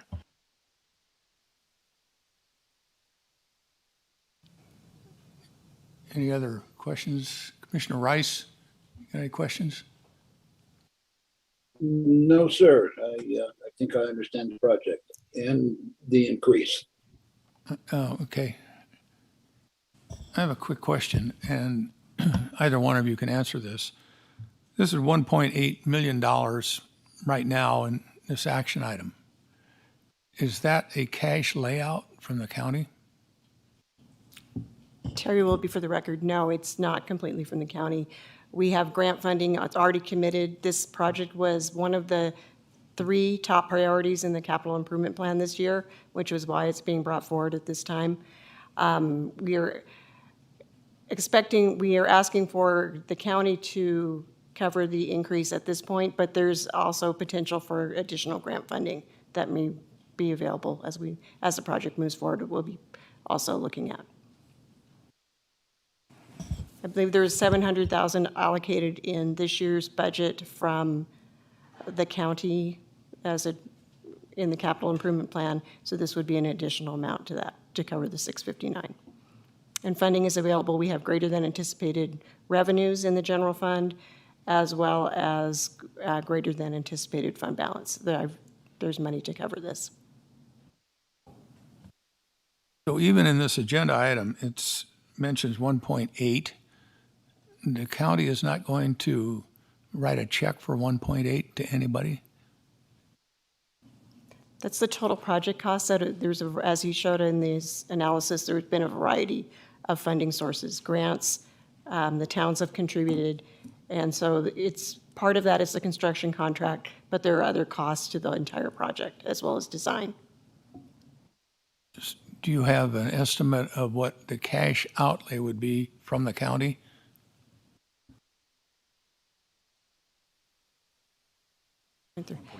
Terry will be for the record, it'll be about 1.3. There's already been $686,000 committed, and then we're asking for an additional 659 today. And that actual budgetary action will come later if the project is approved.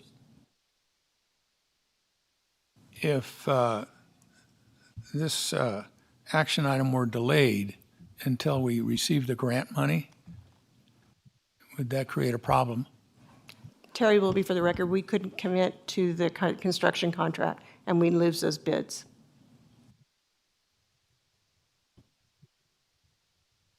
Thank you. Any further questions from the board? Mr. Chair. Commissioner Gardner? Thank you. So I I have a question, Mr. Hutchins. Has the question that was asked by Beth, a member of the public, in regards to whether or not whether it was necessary to pave this entire trail to almost 2 miles, right? Close to 2 miles. Has that been looked into? Has that been thought about? Has that been taken into account?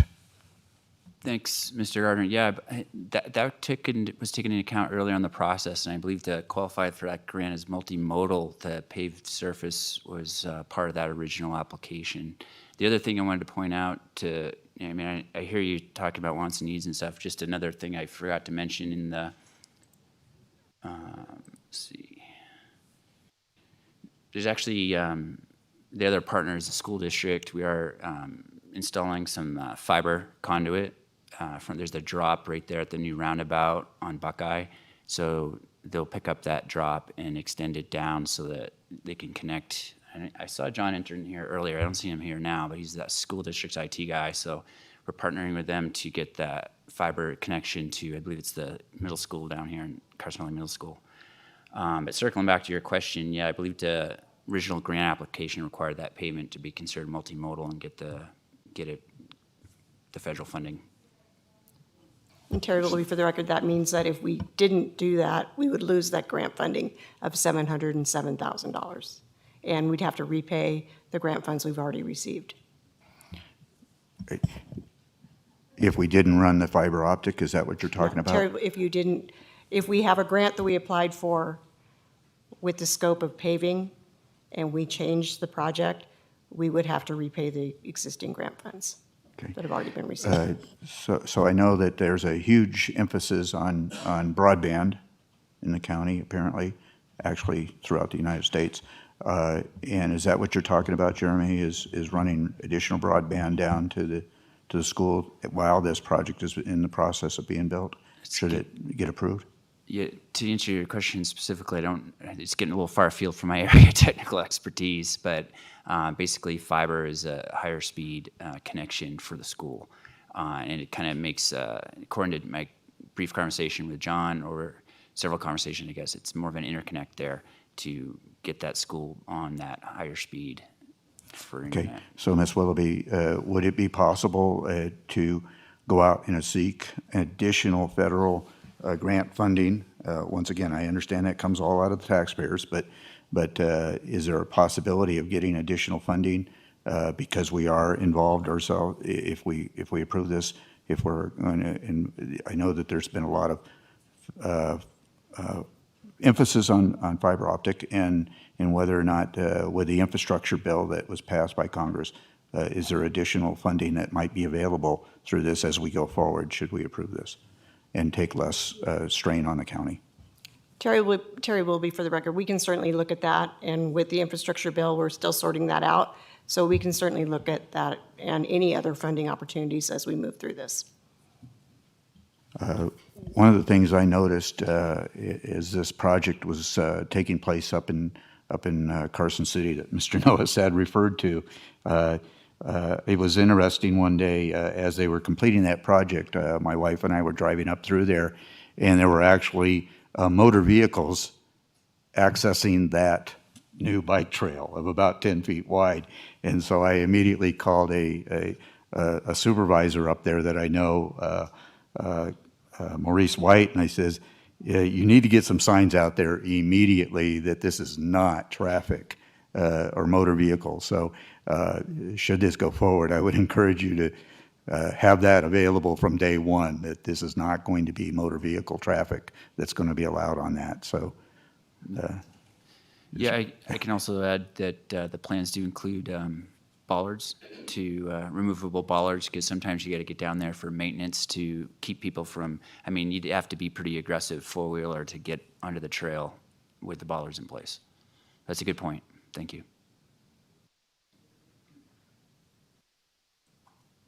Mr. Chair. Commissioner Noah. Just a quick comment.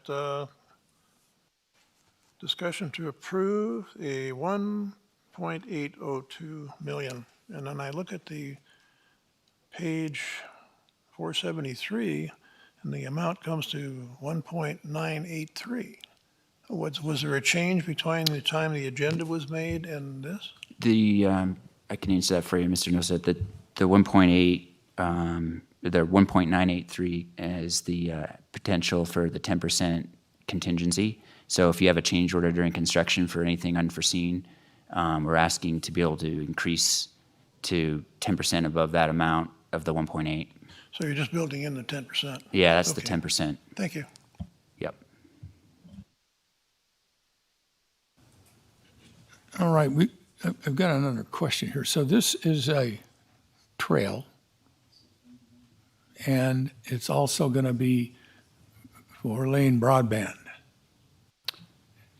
So, let's see if I can share the screen one more time, Commissioner. Whoops.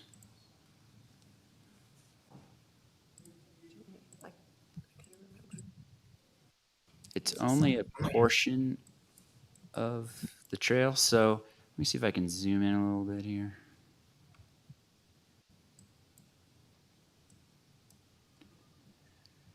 So there's a what they call a pull box or a drop right here that the broadband, or I say broadband, I really shouldn't. It's the interduct for the fiber.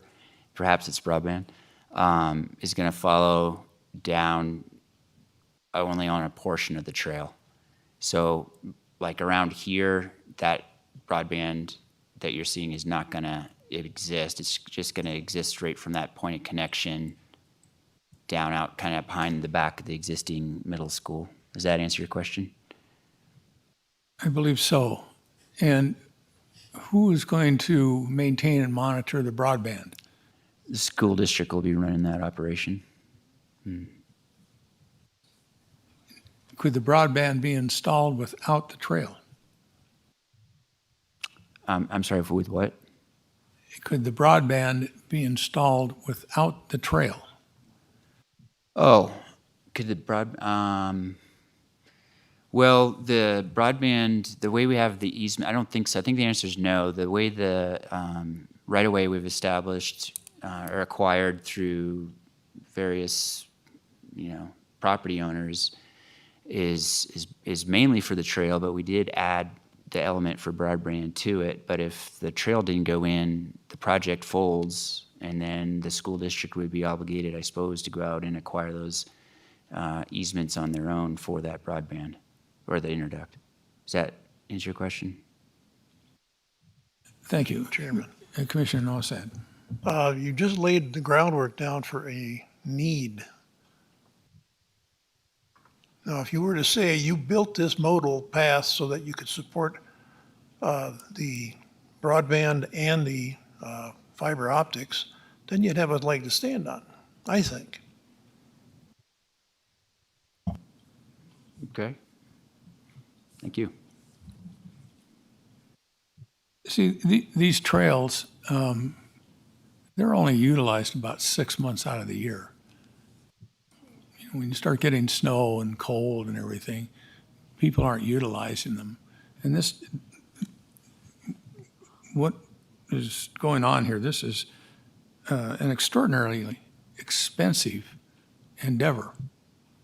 And I'm just trying to justify why the taxpayers should be asked to pay this amount of money for another trail. We have trails, parks, and everything all over the county. And you take the broadband out of this, and it's just another trail. So is it broadband, or is it a trail, or is it both?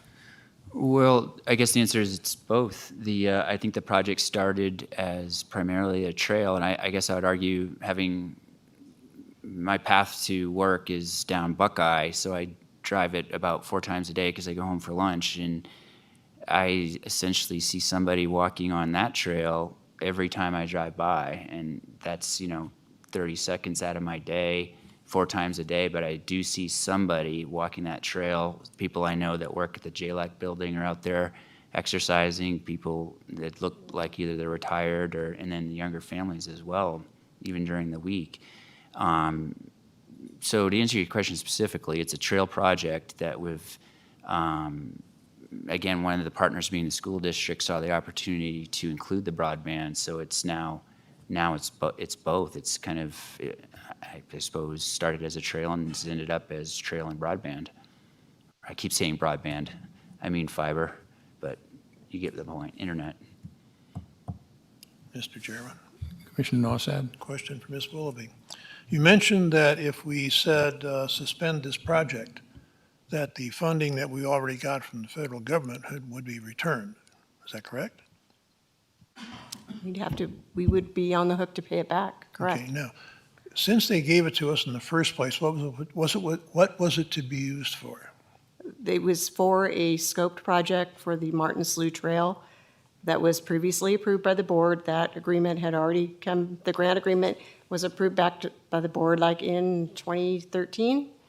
And again, we brought this project back to this board as part of the capital improvement plan in this year's budget process. And has the money that has been granted to us so far, has it been spent or is it just allocated? We have some that's been spent already, yes. Thank you. It was used to pay, part of that funding was used to buy the right-of-way for this project. So not an insignificant amount.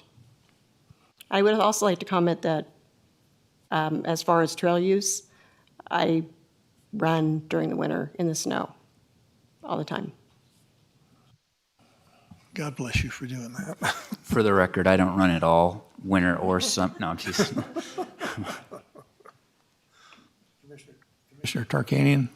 Just really quickly, I wanted to make it clear, and I think that you did in this last answer, that $700,000 of this is coming from the grant. It's not coming from the county. There's another 100,000 from other groups, so it's not the full amount.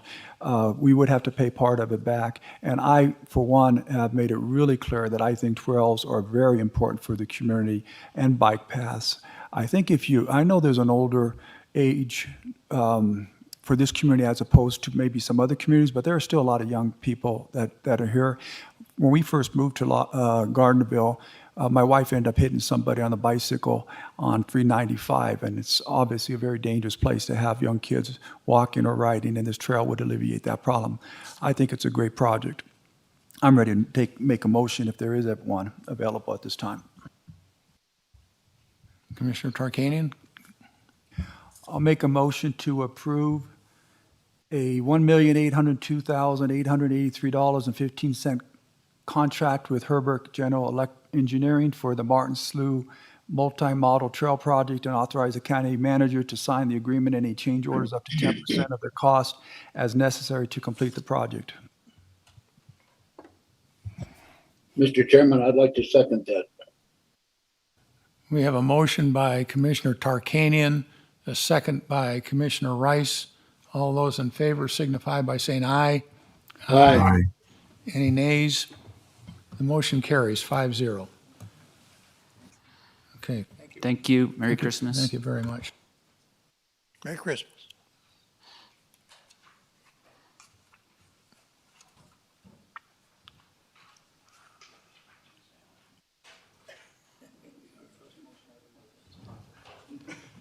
Okay, go on to item number 7 for presentation only.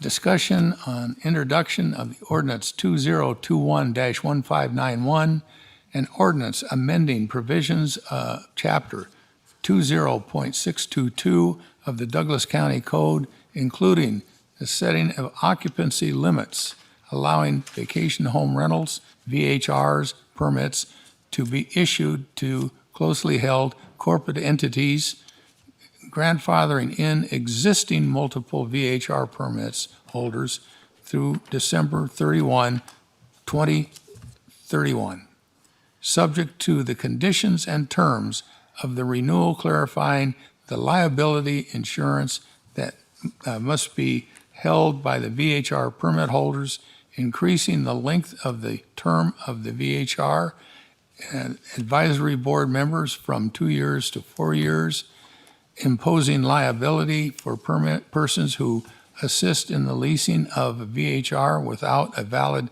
VHR permit, increasing the maximum number of VHR permits from 600 to 650, modifying the fine structure, increasing the time in which a notice of appeal must be filed from 10 days to 14 days of the date when the first notice of violation was mailed, and other related amendments clarifying the intent of the VHR regulation. First reading.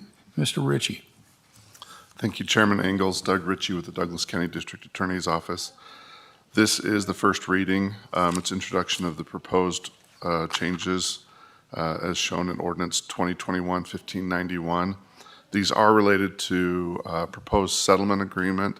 They'll be considered by the board at the January 6th, 2022 meeting. Staff has made some revisions to the VHR regulations in anticipation of the board's consideration of that settlement agreement. Again, this is intended to provide the public notice that the board will be considering possible changes at the beginning of the year. A copy of the proposed ordinance will go to the county clerk for inspection by the public, as well as there'll be a notice published in the newspaper. That way that any member of the public who has an interest in this item can know that they need to appear. Again, it's anticipated it'll be the January 6th meeting of the Board of County Commissioners. The revisions also include some typographical corrections, some other things that help staff administratively. I am available to answer any questions regarding the ordinance. Again, this is not for action today by the board.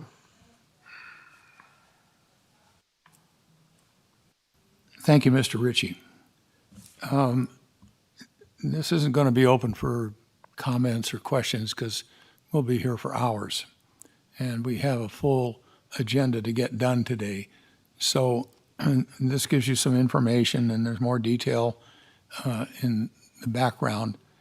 And keep in mind that there was a class action suit brought against the county by some VHR holders, probably from California.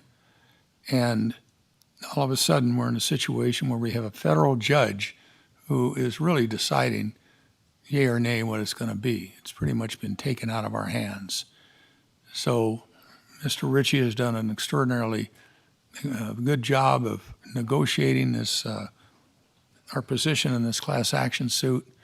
And we've come a long way from where we were in January when we had first initiated this. So keeping that in mind, when this item comes up next year, then it will be open for discussion. Thank you. Moving on item number 8, for possible action, discussion on Douglas County Code 20.100.050, wastewater facilities and associated provisions in Code 2.650.010B and 20656.010, and possible changes to the Douglas County Code to require a minimum of 2 acres to install a septic system, individual sewage disposal systems. It's open for public comment.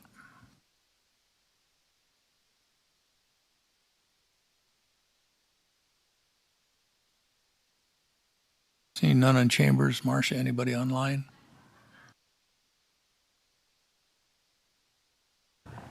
Thank you, Mr. Chair. Marcia Johnson for the record. If you would like to provide public comment on item number 8, please raise your hand now.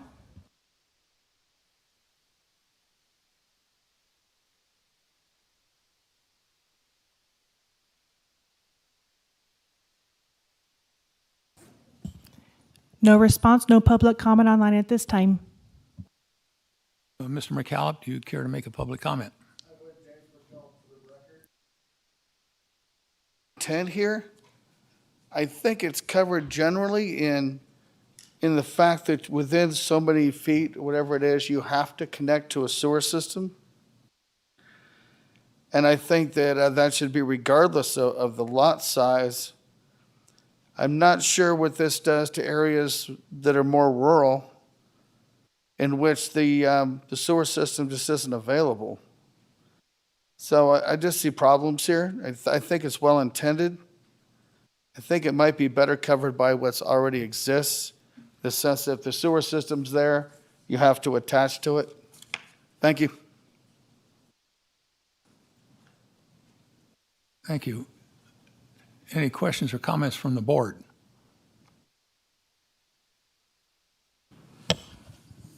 Mr. Chair. Mr. Gardner?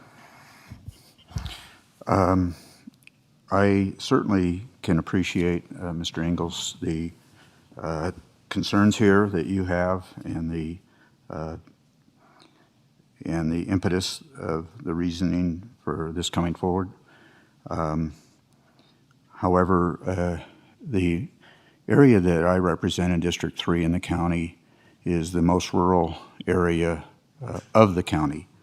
And in such that there is no public facilities, sewage facilities for residents of that area to possibly even tie into. And so this becomes a property rights issue to me. And I've had a lot of residents in South County express what they feel is perhaps an overreach in that regard. I understand the concerns of the health and safety of our residents in regards to the nitrate concerns that we experience in our county. However, where folks are picking up their usable water, their potable water from their own wells that might be contaminated. However, for instance, in the South County area of Topaz Ranch Estates, we're on community water. We're not on individual wells to by and large. We have a working TRE GID down there that supplies water to 750 plus parcels down there. We have many of those parcels that are still yet to be developed that are less than 2 acres. The very few and large, or by and large properties, some of the further west properties are 5 acres, and yes, they are on their own well system, but that's a 5-acre property, and they're on septic. But there is certainly no ability to tie into community sewer in that area, or for that matter, in the East Valley area, or the Ruinsroth area, or the Fish Springs area. And so, and all of these are my direct constituents. I know that we, even though but we service the public at large on this board. So, what I see in NAC, and perhaps Mr. Booth can correct me if I'm wrong, but I believe NAC already requires the tie-in to public sewer if that is within 1,000 feet of a development, and so I feel like perhaps these codes are already covered. So I'm not a strong proponent of this particular idea. So, anyways, I know we discussed this personally several months ago, and you were thinking about bringing this forward, and I suggested that that would have some real negative impacts to the property rights of the South County area, and those are the things I have to look at in protecting those residents and their property rights. So, anyways, thank you. And maybe Mr. Booth can clarify that, what currently exists. Mr. Chairman. Commissioner Nosad? What's at issue here is the ability to protect the water aquifer. Currently, the people who are on 1 acre and have septic, they are grandfathered in. Any future development of any land in that neck of the woods or any place where there is a need for septic, It's going to be a 2 acre. It's going to be protecting the aquifer no matter where you are, whether it's TRE or out here in the valley. So the negative part is the aquifer protection. The positive part is the 2 acre limit is going to protect that aquifer. Commissioner Tarkanian? Can I just get a clarification of what what we're supposed to vote on today? Are we voting to, I assume this is not a vote to change the ordinance because that'd be a first reading? This is just a vote to determine whether county can come up with a better alternative? Let me explain how this has all come about. You'll recall it was a couple, 3 months ago, Dr. Ramon from the USGS came here, gave a presentation about the nitrate buildup around the Carson Valley due to the septic discharge from the leach fields and how nitrate plumes were moving in different directions in the Carson Valley. We've known for some time that there's a big nitrate plume out in Indian Hills that's moving towards the aquifer. It was 3 years ago, somebody came in and he had 5 acres. He wanted to put in half-acre lots with septic. It was approved by the prior board. We had and have had up until now one ordinance in regard to septic tanks. It's a minimum of 1 acre. 1 acre seems to be not enough. And after that presentation, we've got nitrate buildups moving from Ruinsthroff and Fish Springs, just all around the valley. This can be caused by a number of reasons, not enough precipitation, improper maintenance. Commissioner Gardner mentioned that they're on a community water system. Well, they're drawing from an aquifer. And if folks down there aren't properly maintaining their septic tanks, it'll get down into the community aquifer. And then there's a real problem.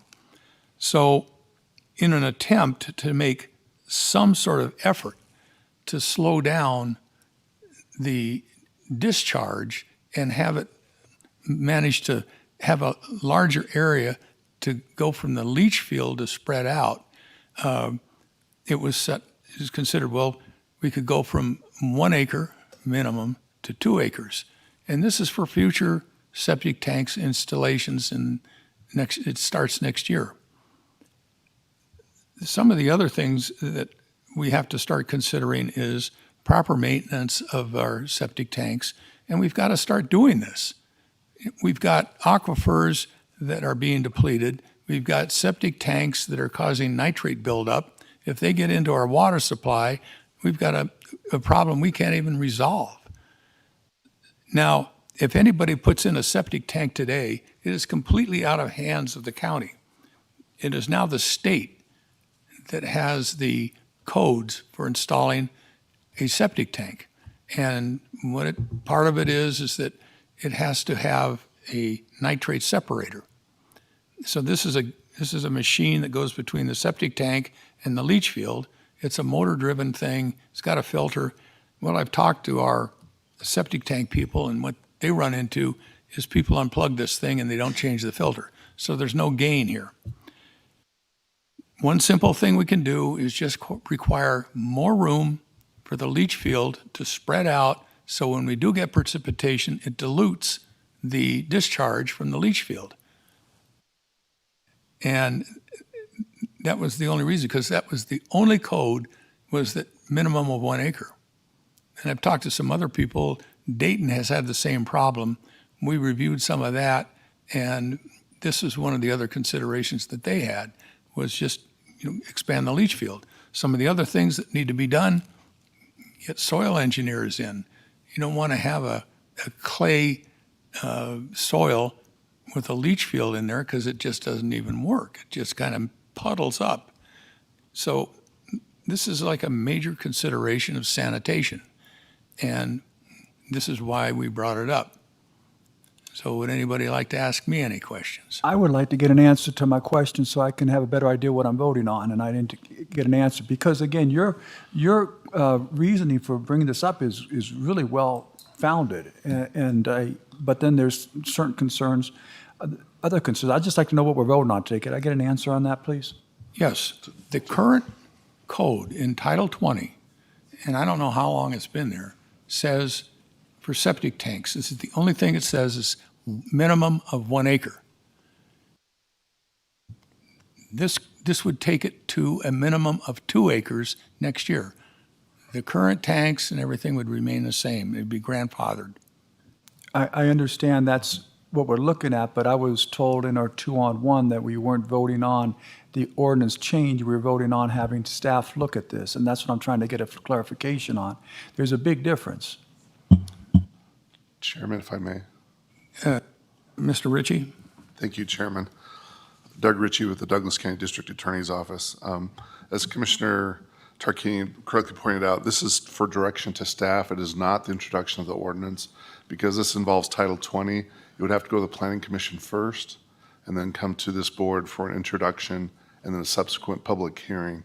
So this, just to be clear, this agenda item is for direction to staff on what this board would like to see come forward, both to the Planning Commission and to this board. Clear it up for you. So, Mr. Chair. Commissioner Gardner? Thank you. So everything that's in red italicized is not what we're voting on today. Is that correct, Mr. Ritchie? Chairman, if I may. Yes, Mr. Ritchie? Doug Ritchie, again with the District Attorney's Office. Yes, although this is in the format of an ordinance, the chairman thought it might be helpful to actually bring forward some language so the board could see what's being contemplated. But the proposed changes are in red. This could be easily converted to an ordinance, but this is not, just to be clear, this is not the introduction of an ordinance. Thank you. So once again, I go back to my thought process here that we have a number of aquifers in the county, and certainly in South County, as you go over Leviathan Mine Road, we enter into the Walker River watershed. The water that is supplying the Topaz Ranch Estates area of 750 plus homes down there comes from an easement granted by Park Cattle Company that is certainly several miles away from the actual users of the water. So the septic tanks are not feeding directly into that necessarily, that water that our citizens down there are drawing.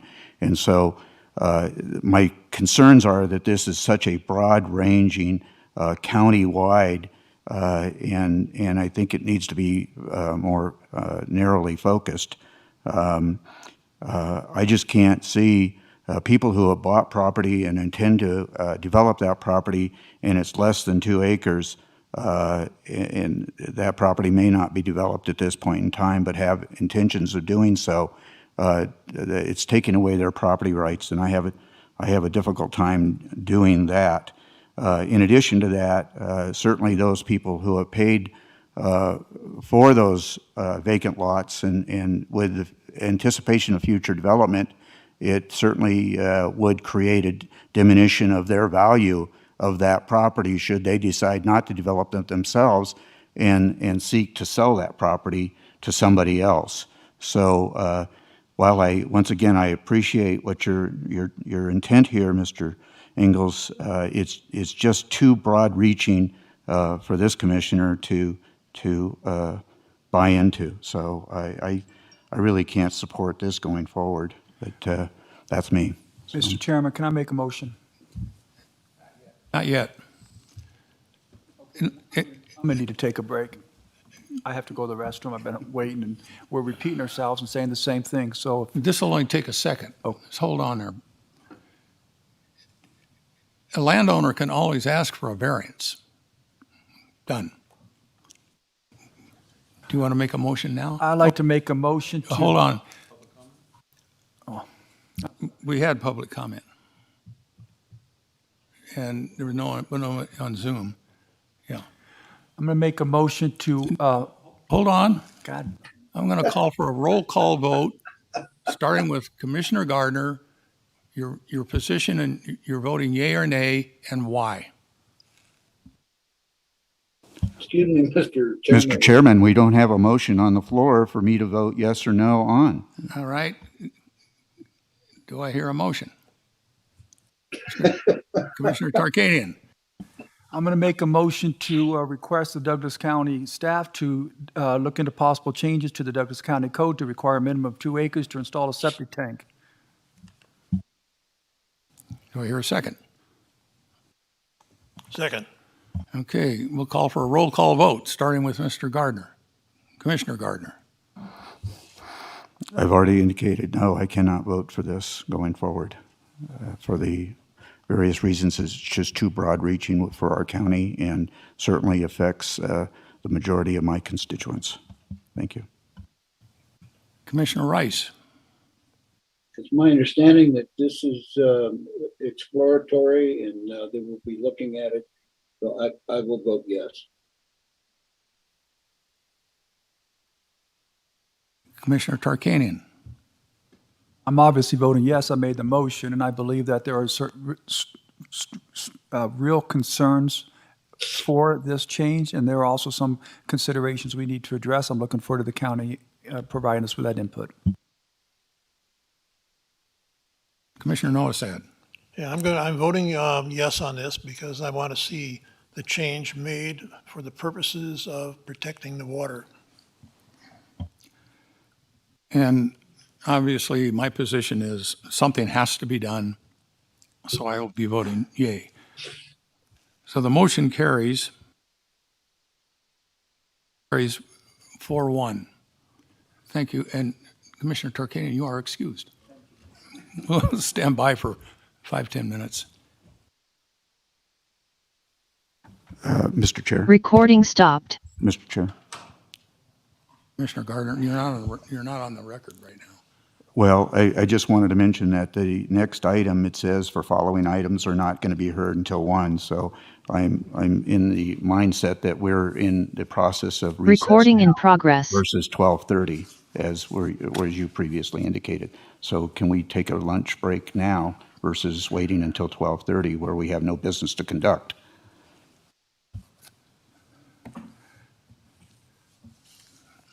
Let me work on this for a minute here.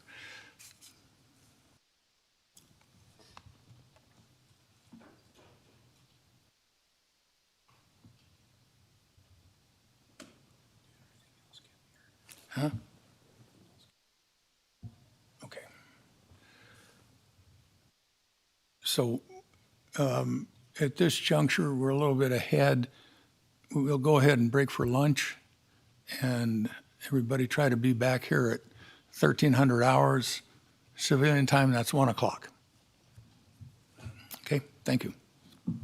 Recording stopped.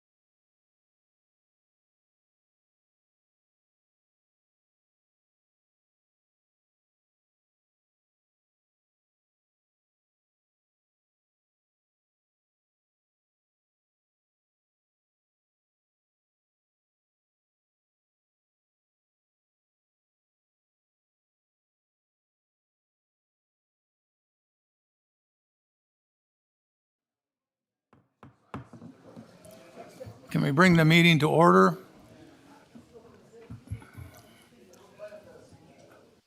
Thank you.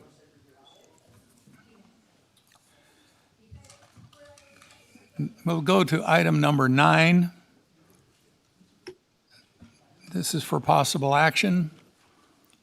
Discussion on land division application DP 21-044-0044. A final map approval for a division of land into large parcels to divide 204.31 acres into 5 parcels ranging in size from 39.87 acres to 42.22 acres. The subject parcel is located along East Valley Road and DJ Lane in the RA5 Rural Agricultural 5-acre minimum parcel size zoning district in the East Valley Community Plan, APN 1320-14-002-018. The applicant is Jeffrey Jarbo, CFO, Bentley Family Limited Partnership. Lucille, you ready to, who's presenting? Lucille? Okay, thank you. Thank you, Mr. Chairman. For the record, Lucille Rayo, Community Development. Thank you for the introduction. So the applicant is applying to record an approved parcel map. The parcel map is 204.31 acres. As you already read, it's 5 parcels. The largest is 42.22 and the largest is 39.87. The tentative map did go before the Planning Commission April 13th, and it was unanimously approved. Per County Code 20.17.060, the final map process is to be reviewed by the Douglas County Board of Commissioners. Just to note, this is not a zone change. It is RA5 zoning. They are asking for 5 parcels, approximately 40 acres each. The site is located 1.1 miles southeast of Fremont Street and East Valley Road and 1.7 miles north of Buckeye Road and East Valley Road. The parcel is highlighted in blue and there's a yellow arrow indicating the parcel. The land use is rural residential and the zoning is RA5 as I stated. A division of land into large parcels must meet NRS 278.471 through 278.475 and Douglas County Code Title Chapter 716. As discussed in the staff report, division of land into large parcels is reviewed by the Planning Commission. As I said, it was approved unanimously, and the Board of Commissioners. In addition, the requirements and conditions placed on the final map are less restrictive than the requirements for a tentative map or a subdivision map. It's important to note that the following items are required and have been conditioned. The conditions are starting on page 528 of your packet, and they have been met with the final map. Some of the conditions are adequate access, irrigation and drainage, easements for roads and public utilities, and we have to make sure the taxes are paid, which they are. And staff has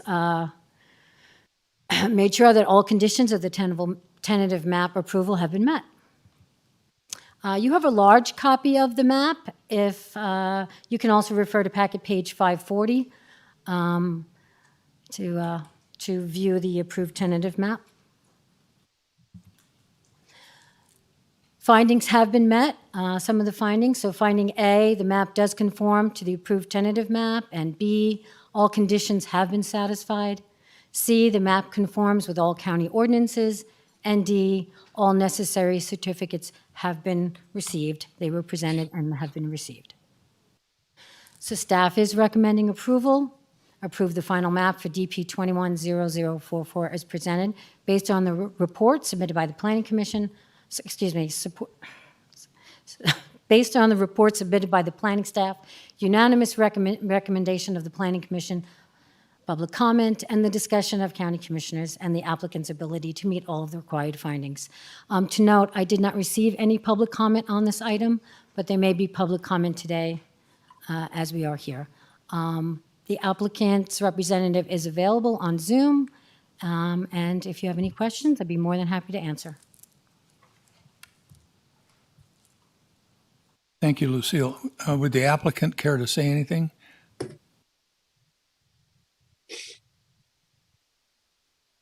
I don't believe he's going to be doing any kind of a presentation. I think he's available for questions. All right, we'll move on to public comment. And are there any questions or comments from the audience?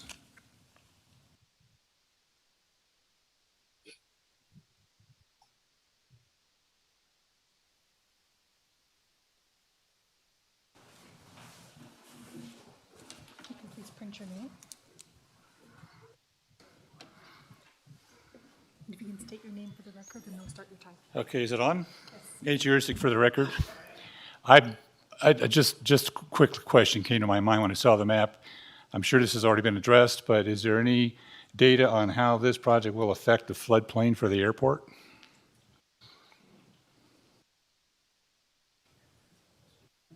Mr. Booth, do you have any comment on that?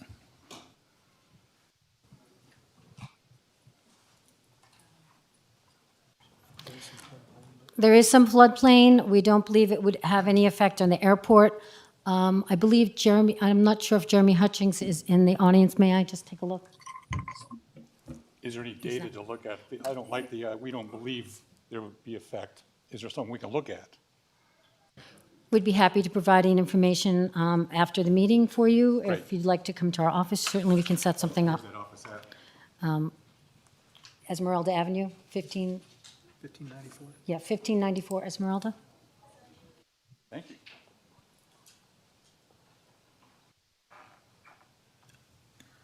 Any further questions or comments from chambers? Marcia, anything on, anybody on Zoom?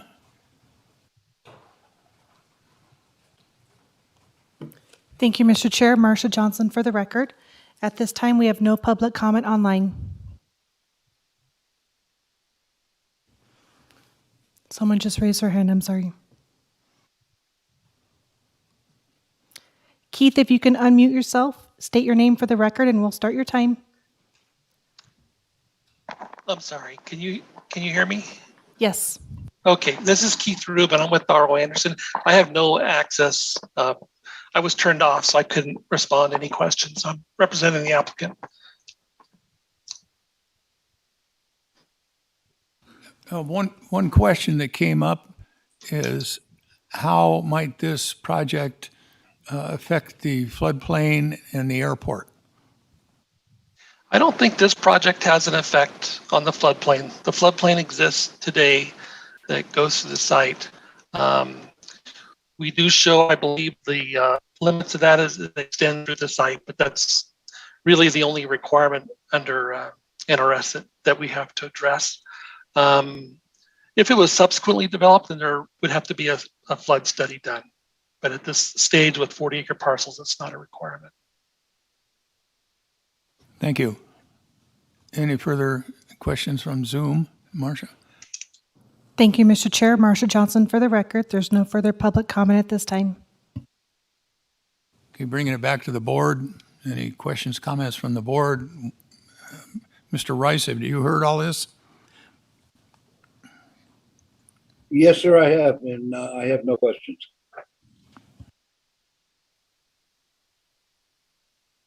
Yeah. Commissioner Gardner? Thank you, Mr. Chair.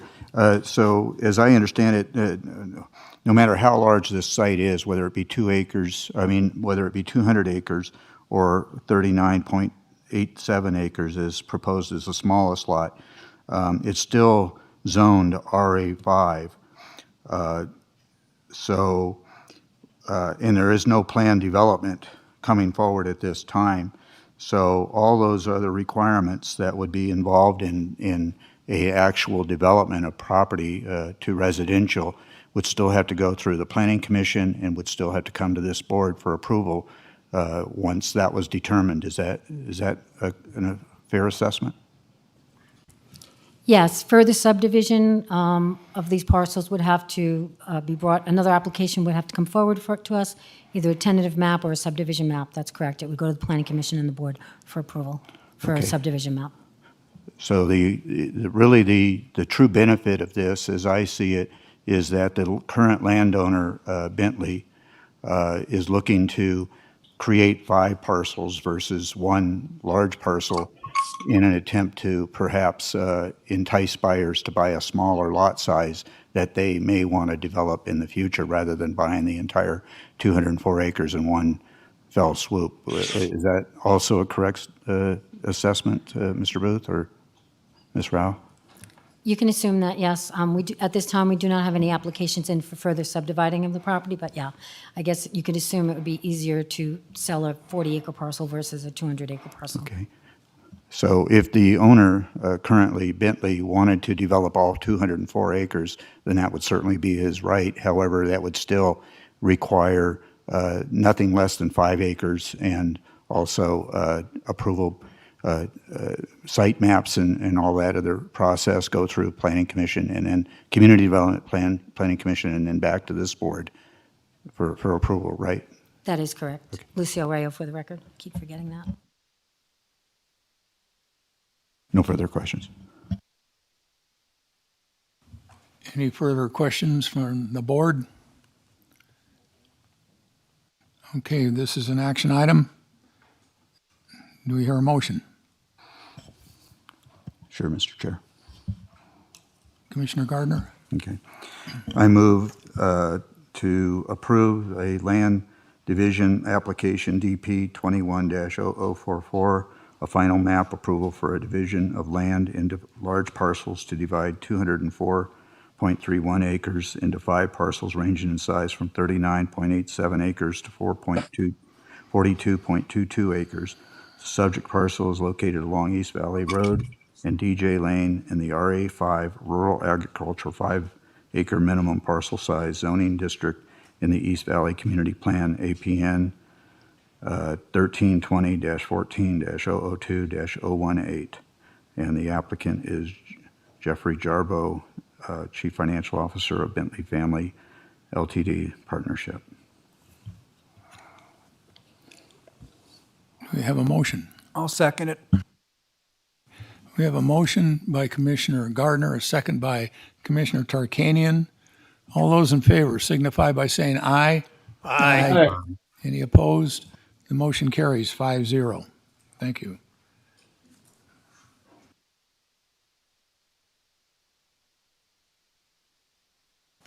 We'll go to item number 10 for presentation only. Information overview of the various boards and commissions or committees and commissions to which the Board of Commissioners make appointments. Mr. Cates? Thank you, Mr. Chairman. It's that time of year again when the board appoints members of the community to serve on the various boards and commissions. I'll be very brief with this item. Each board and commission has various rules about membership. Some of those are established by the county commission. Others are established by statute. I've included under this information item the board's policies and procedures regarding boards and commissions, just for reference.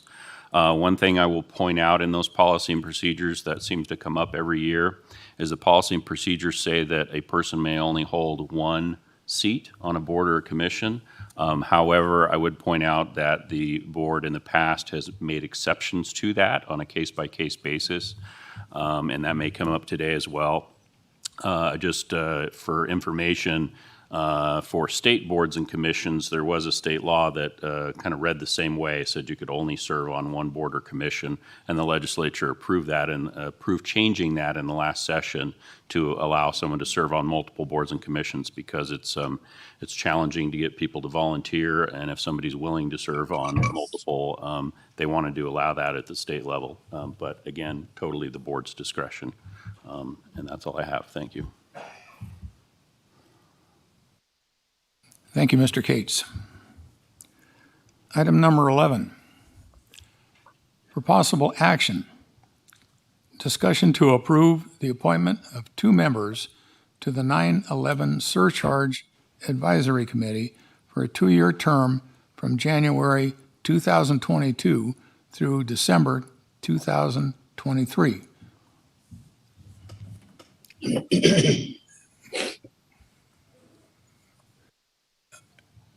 would these candidates care to make a statement?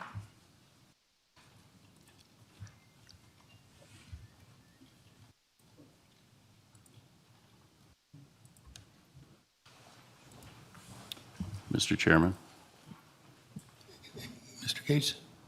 I did just want to point out that we have 2 vacancies and 2 applicants, basically the same individual seeking to be reappointed. Is understood, and this will give them an opportunity to introduce themselves to everybody and what they envision for the 9/11 committee. You have the floor. Good afternoon, Chair and members of the board. It's a pleasure to be here. My name is Christine Mills. It's been my honor to serve on the 911 Surcharge Advisory Committee. This will be my 3rd term. I believe I'm only allowed 3 terms. Thanks to the Board of County Commissioners taking our advice and increasing the 911 surcharge in 2019, your 911 Communications Center's budget on this item is in the black. The current revenue outweighs the expenses for the 911 system. Because of that, some of the weight has been taken off the communications budget, which also resulted in some weight being taken off of the general fund. The rapid SOS system that was put into effect right recently has been expanding and now provides altitude of callers and also gives direct alarm information, so the phone doesn't have to ring for them to activate any kind of an alarm. The 911 Live was implemented with this fund, which has also proven to be a valuable asset to the county. And the next generation system will hopefully be expanded in the future to include video evidence provided by 911 callers. I've been really, really honored to be a part of all this. Thank you for hearing me. Thank you. Thank you, Mr. Chairman. Lawrence Werner. I also have I had an opportunity to serve at least only 1 year, though, with the E911 Surcharge Committee. What Christine has said is absolutely true, and it's wonderful to be a part of that. My experience has been I've been a manager of different organizations where we've built communication centers, installed phone systems. I have a kind of a general understanding of both the communications, 911, that sort of thing. So I enjoy it. I appreciate it being appointed again, and if there are any questions, I'd be happy to answer them.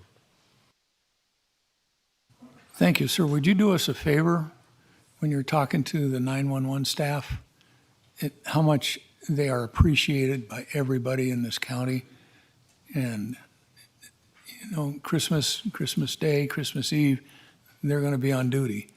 And yes, it's interesting. I did have an opportunity to talk to Thron Sagan yesterday. There was a E911 emergency management committee meeting that we had to cancel because we couldn't get a quorum together. But over the previous day with the snow, I saw 3 calls for emergency services during the snowstorm. That doesn't compare to what Highway 50 saw, but I was kind of amazed that it was as little as it was, but they were on top of it regardless. But I will pass on your message. thank you very much, sir. It takes a special cut to be in 911. Very good. All right, this is an action item. Discussion to approve the appointment of 2 members of the 911 Surcharge Advisory Committee for 2 years term from January 22 through December 2023. I nominate, who are the, I forgot their name. Excuse me, a procedural question. Do we have to go to additional public comment prior to going to a vote on this, or? We opened it for public comment, but this was to give these, even though they are being virtually reassigned, it was an opportunity for them to present their experience with 911 or whatever committee it is. So that was the intent.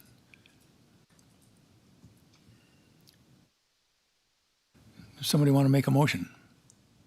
Mr. Chair, Commissioner Noasad? I move to approve the appointment of 2 members of the 911 Surcharge Advisory Committee for a 2-year term from January 22 to December 23, and those would be the current holders of the position. That would be Christine Mills and Lawrence Werner. I'll second that, Mr. Chair. We have a motion by Commissioner Noasat, a second by Commissioner Gardner. All those in favor signify by saying aye. Aye. Any nays? The motion carries 5-0. And thank you very much for your committed support.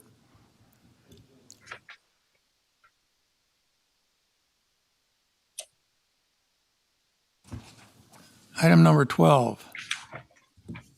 For possible action, discussion to approve the appointments of a member of the Carson Water Subconservancy District to fill the vacancy due to the resignation of a member. The appointee will serve the remaining unexpired term of December 16, 21 through December 31, 2022. Is there any public comment? Mr. Chairman? Yeah, Mr. Cates? Thank you, Mr. Chairman. We received one applicant to replace Mr. Jacobs. That was Thomas White. Unfortunately, this position is governed by Nevada revised statute, and the position needs to be a member or representative of the agricultural community. And while Mr. White has an excellent background that is relevant to the district, he does not have an agricultural background. I did speak with Mr. White, and in light of that, he has opted to withdraw his application.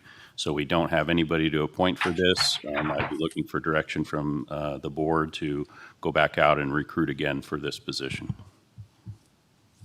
All right, that being said, if there's no objection, we'll put this item off for a future date when we do have an applicant. Do we have to have a vote on that? No. Not if he's withdrawn. No. So this item will be coming back in the near future. Item number 13, for possible action, discussion on the appointment of 2 community at-large appointments and 1 Lake Tahoe Township member to the Senior Services and Public Transit Advisory Council for 2 years, 2-year term from January 2022 through December 2023, in adherence with the Advisory Council bylaws and ordinances 2021, 1585. Mr. Cates? Thank you, Mr. Chairman. So we have 3 vacancies and 3 applicants. These are existing members that are seeking reappointment. Mr. Robert Cook would be the Lake Tahoe Township member. And I do want to point out, as it is in your packet, that he also serves on the advisory board to manage wildlife. He has been granted an exception to the board for multiple years for serving on both of these committees. Thank you.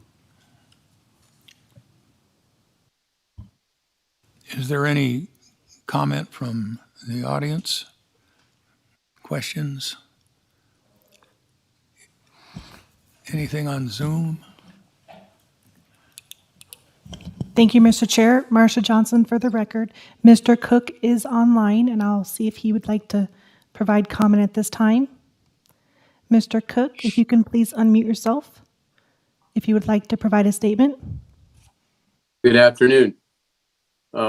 Thank you for the opportunity to give a brief thank you for considering my application. It really has been a pleasure and an honor to serve on this board for many years. We have made a lot of progress. Our seniors in Douglas County have really proliferated. We've really been able to accommodate their every need, from nutrition to transportation to empowering them to get them out of the house. And I think it's shown. Our numbers are all up with our Meals on Wheels and with our congregate dining. And Tall Douglas Senior Center also is is coming back after the pandemic. And so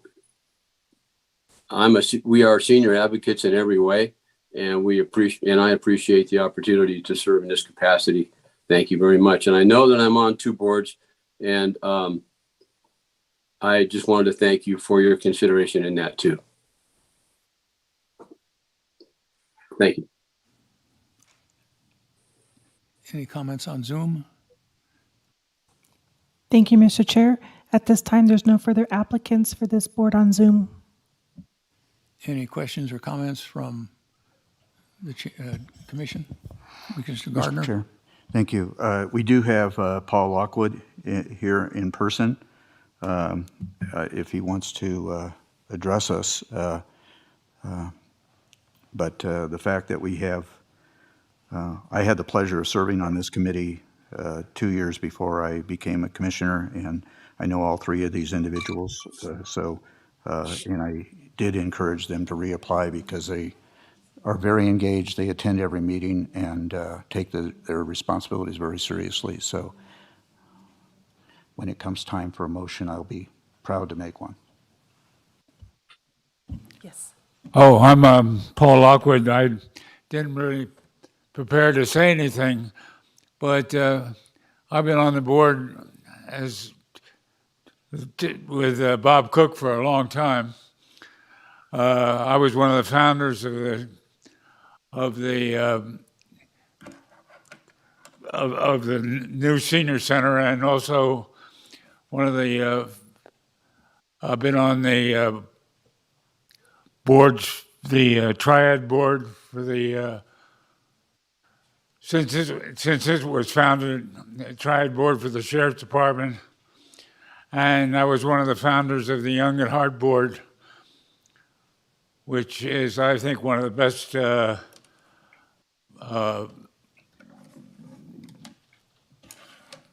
organizations in the whole county. I'm very proud that being a senior for 25 years, that I'm proud that Douglas County is a great place for seniors to live. And I hope I helped with that. Thank you.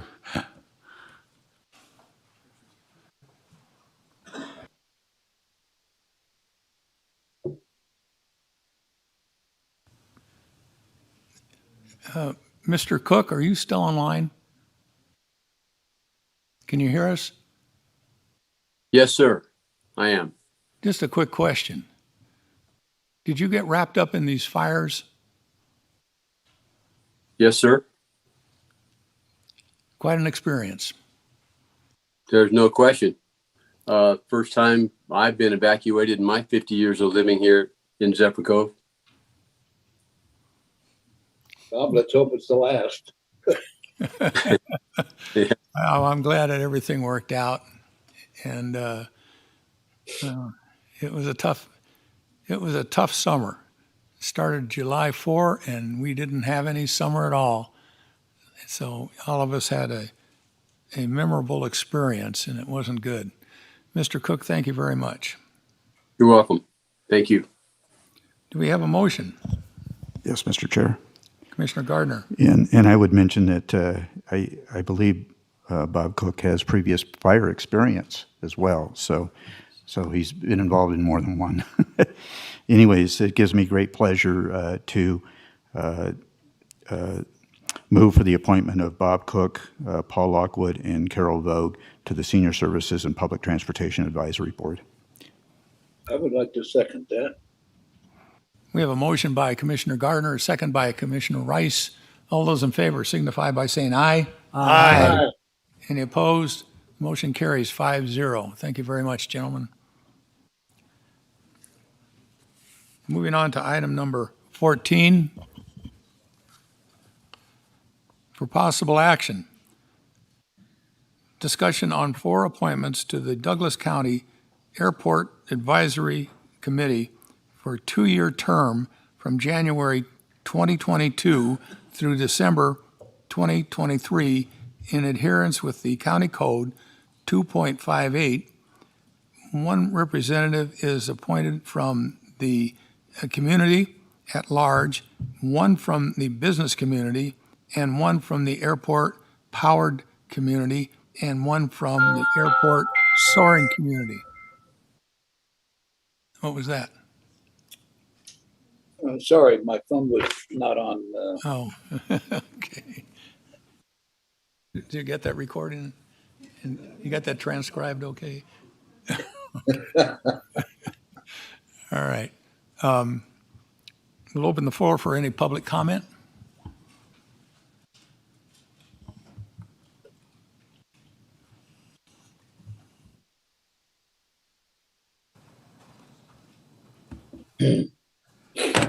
Mr. Chairman, I'm Sean Meehan. I'm the current chairman of your Airport Advisory Committee.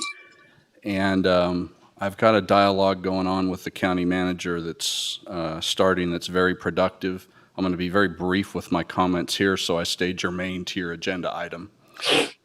As you just read, County Code 2.58.010 has specific criteria for people, but does, unlike the NRS reference earlier, does allow you to fill the slots with people if we can't meet those. In the future, I think we need to be very careful because this committee is constructed for the very purpose of providing aviation expertise. I think we need to be a little more aggressive in going out and finding those resources and not just plugging holes. Also, I'd like to request, and I don't know the format to do this, maybe we can come back later after my discussions with the manager, but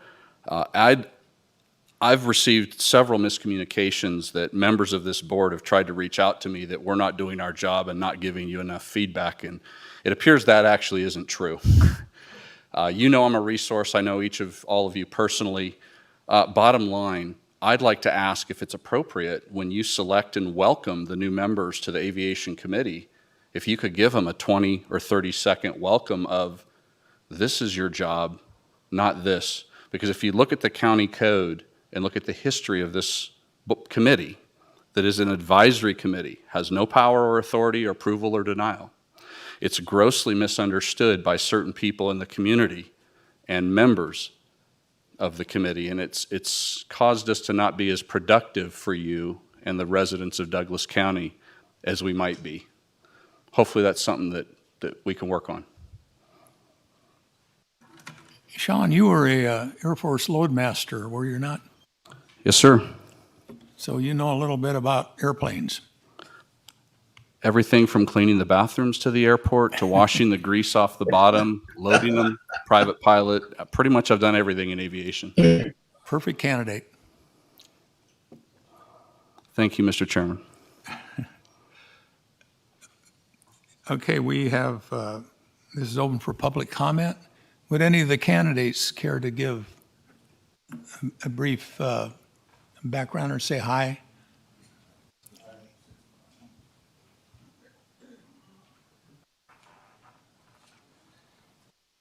Do I sign again? It's AJ Erzik for the record.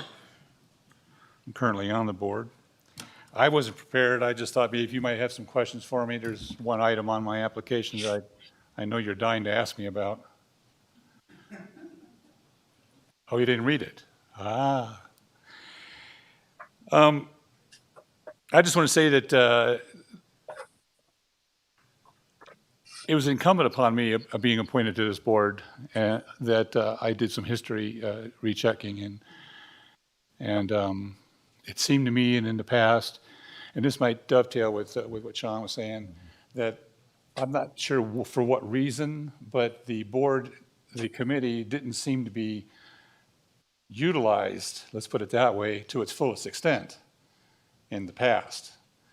And since I've been on the board, though, and I'm not saying, you know, I'm not taking credit for it, but since I've been on the board, there's been more discussion. I think in the last year, there has been more interaction, and it seems to be moving in a constructive direction, and I think that that's going to continue. It's our job to make sure, it's incumbent upon us to make sure you guys are aware of more of the issues, but it's a two-way street. I think there are some things that should be brought to our attention that some other departments of the county just assume we don't have a say or we won't be interested, but we do involve ourselves with the relationship with the community. Our mission statement is partly to analyze and discuss the impact of the airport in the community at large, and that's not sure exactly where that community line stands. Is that half a mile from the airport, a mile, 2 miles? What is it? So it's just pretty vague, but we need to be more involved, and I think we are. I think the committee is on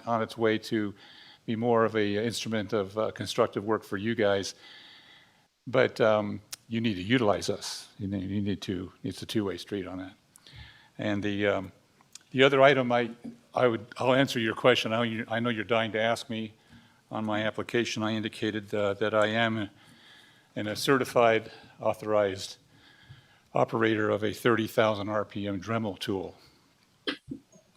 Just wanted to see if you ever read that far down the application. Okay, thank you. Don't go away. Okay, enlighten the audience what that does. A Dremel tool? Okay, the Dremel tool is a hand tool. Most of you might be aware. It's a hand tool that's very high RPM, very small driving point that you could put small sandpaper discs on it, or cutting discs, or a probe, and metal guys that do fine woodwork use this tool, and I found it to be very useful and very fun to play with. And that's what it does, and it's very for cleaning, very small spaces and stuff like that. It's very small driver point, very high RPM. And so I just wanted to make sure that I did this on applications and resumes in the past and just see if the people that actually read them. And one guy, I went in for an interview and he said, "Tell me about this." So I thought, damn, he read the whole thing. So I just want to put that on there just to see if you guys read it. Any questions other than that? Okay. Yeah, don't go away. Don't go away. We got more questions. I think your point about utilizing these various boards and committees, they're underutilized. We have a tremendous pool of talent of folks who in their professional lives have skills that they want to offer, and they are underutilized. I'd like to ask you a question about the airport. What would be your vision for the airport? Okay, that's pretty wide, and that encompasses a lot of areas. The vision for the airport, of course, is flight safety. There's a current issue that I discovered that I think we needed to address, but it has nothing to do with the direct flight safety as far as aircraft coming in. The vision of the airport, I think, is we need to enhance the business side, not necessarily the building of hangars and putting more airplanes there. I know there's a lot of constrictions on that, and that will come in its day. But the idea of the airport being, my feeling of the business plan for the airport would be we need to get more people into the airport to spend more money in town, in hotels and the casinos, and to get more money coming in that way by increasing the tourism of the airport. And having the tourism of the whole area, and the airport is the facilitator for that. I don't think it warrants. I know I'm tiptoeing around the issue. I've been hearing it for some time. Is the tower? I don't know if you're interested in my direct opinion on that, but I don't think we need to address that for some time yet. It's not really necessary, but my vision of the airport is to primarily concern with flight safety, which any airport is concerned with.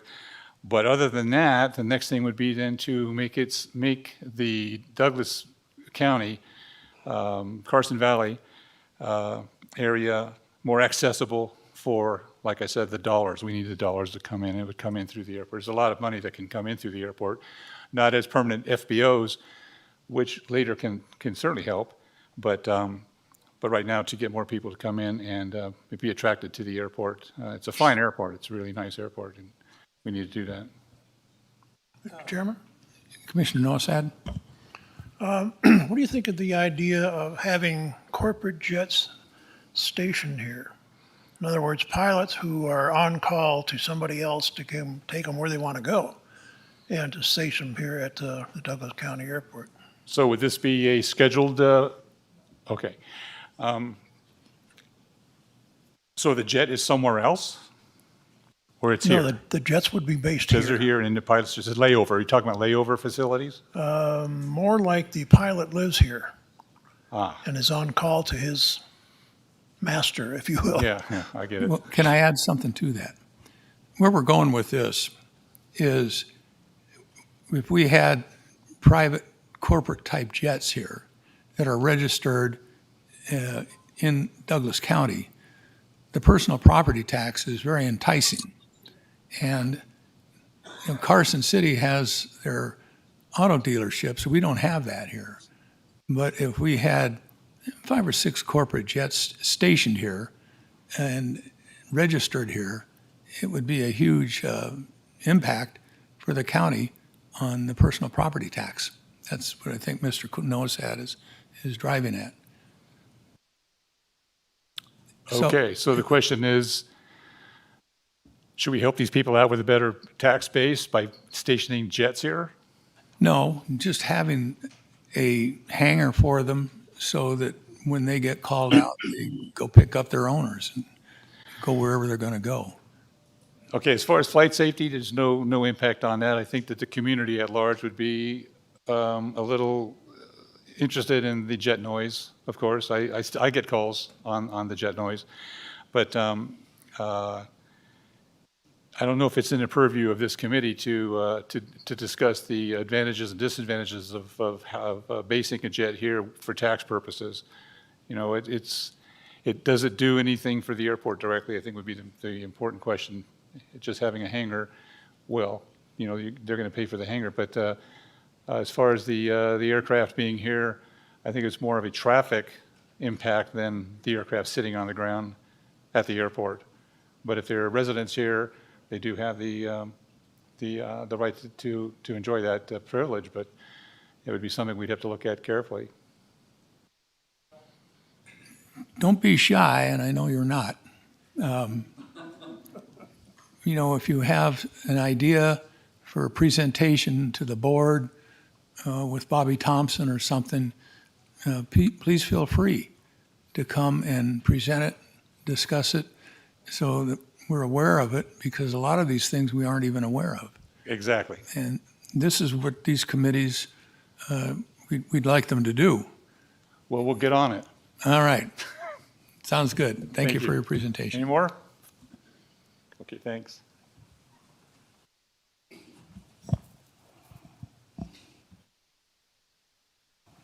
Any further public comment?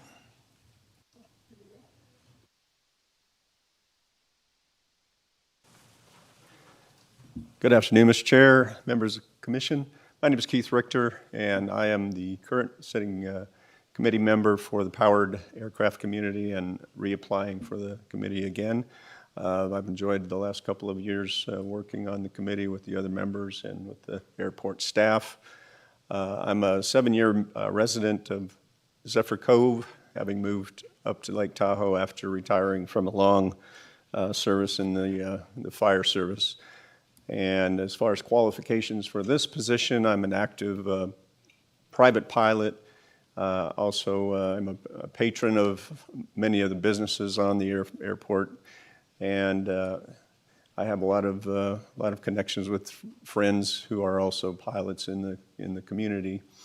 I feel like the airport committee, as was said earlier, could be more active in assisting you on things that could be done to make the airport safer and a better producer for the community, and also listening to the community about things like noise and procedures and policies that the airport is responsible for. So I appreciate your consideration, and if you have any questions of me, I'm happy to answer. Sir, you're aware of the fact that the airport road and the parking lot are up for improvement? Yes, Okay, we've been good. told that, yes. I guess it's been delayed till the spring because of some That's correct, but issues, but we're slowly making some headway. yeah, I think it will be a great improvement. It's kind of a rough road getting in there, but it is a very nice airport. I think it's run well, and it's a real feather in the hat for this community. Could not agree more. So thank you very much. Thank you. Any members of the board have any questions? No, thank you, sir. Thanks a lot. Any further comments from the audience? Anything on Zoom? Thank you, Mr. Chair. Deborah Rothschild, a applicant for this advisory board, has indicated she would like to provide a statement. All right. Deborah, if you can unmute yourself, state your name.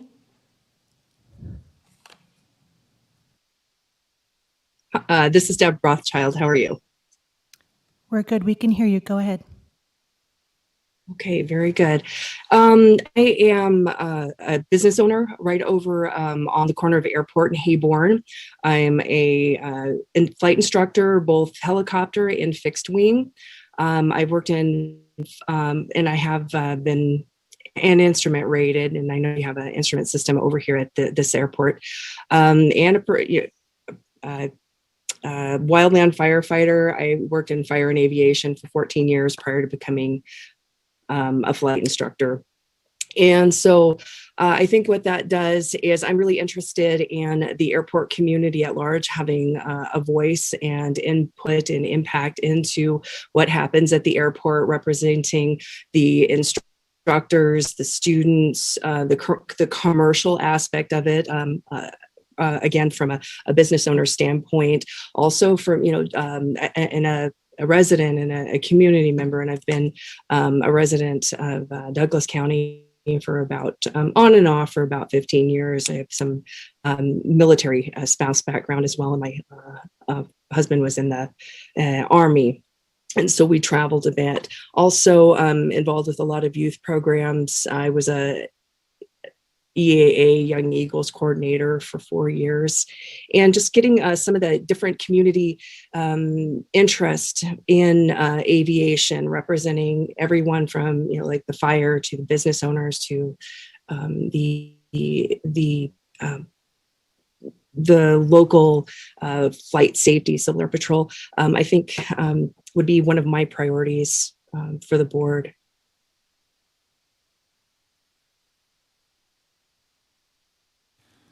I like the fact that you're Army. Hello? Do you ever feel like we're outnumbered by Marines and Navy? There's a couple jokes in there. I'm just going to kind of keep to myself. Roger that. Okay. Thank you. Yes. But any questions for me for history, background, insight?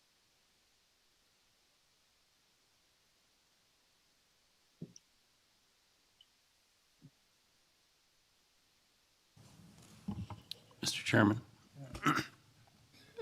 Mr. Cates? Unless my staff have an update, I just want to let you know that Virginia Sterrett was not available today. She didn't respond to our request to attend the meeting. But she's still a candidate, right?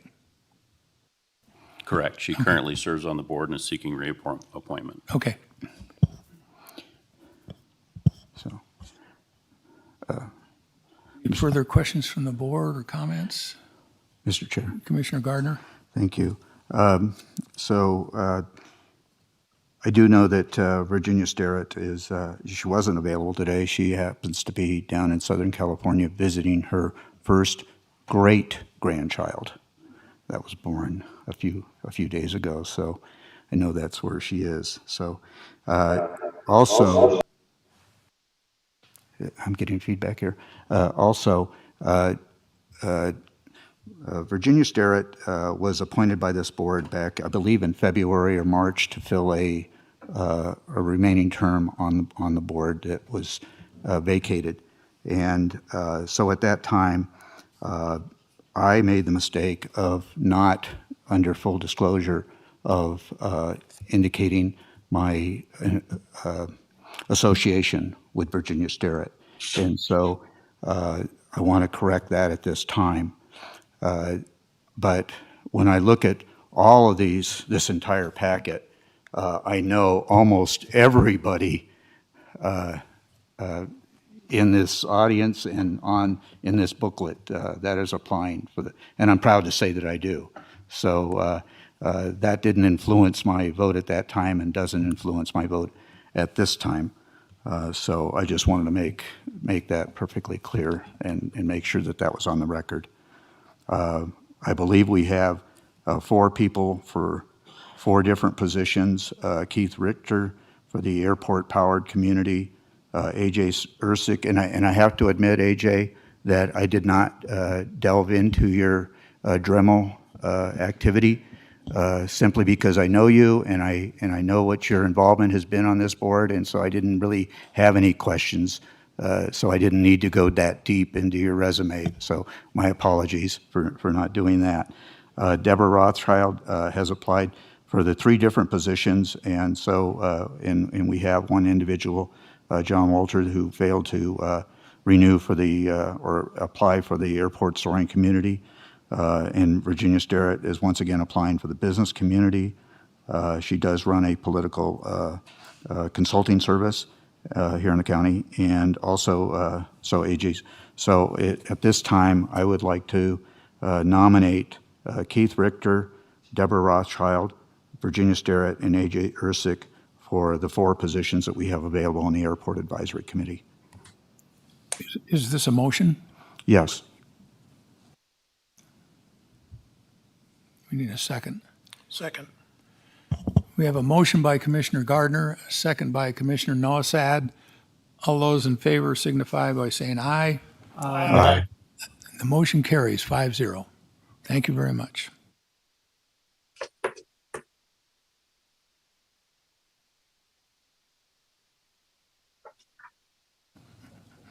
Is everybody doing okay?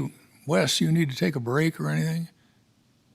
If I do, I'll just stop my video and you'll never know. Okay. Right. No, huh? Okay. This is item number 15. For possible action, discussion on 3 appointments to the Genoa Historic District Committee for a 2-year term from January 2022 through December 2023 in accordance with the County Code 2.28 Genoa Historic District Commission. Patrick, you have the floor.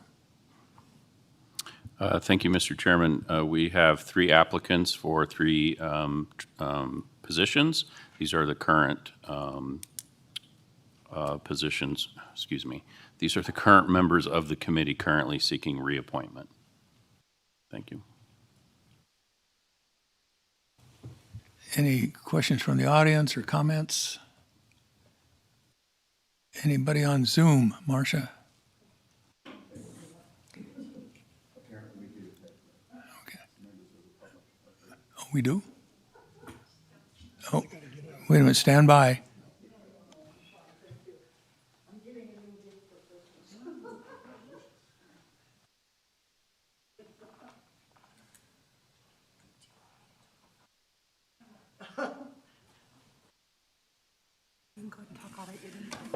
Thank you very much. I'm Marion Vassar, one of the applicants, and I am getting a new hip for Christmas, so I can get rid of this. And thank you for putting up with this. I've been a member of this board for a number of years. My first trip to Genoa was in 1954 when the streets were gravel and the kids and the dogs all ran together and the streets rolled up at 8 o'clock. And obviously there's been a lot of change since then. In 1974, when the citizens applied for and received the historic designation, it became then an entity of the county. It was designed for commercial, neighborhood commercial properties only. And over the years, they've been guided by what we refer to as the Brown Book, which was never approved by the county. The county has since established codes and so forth. Our biggest problem our biggest problem in this commission is that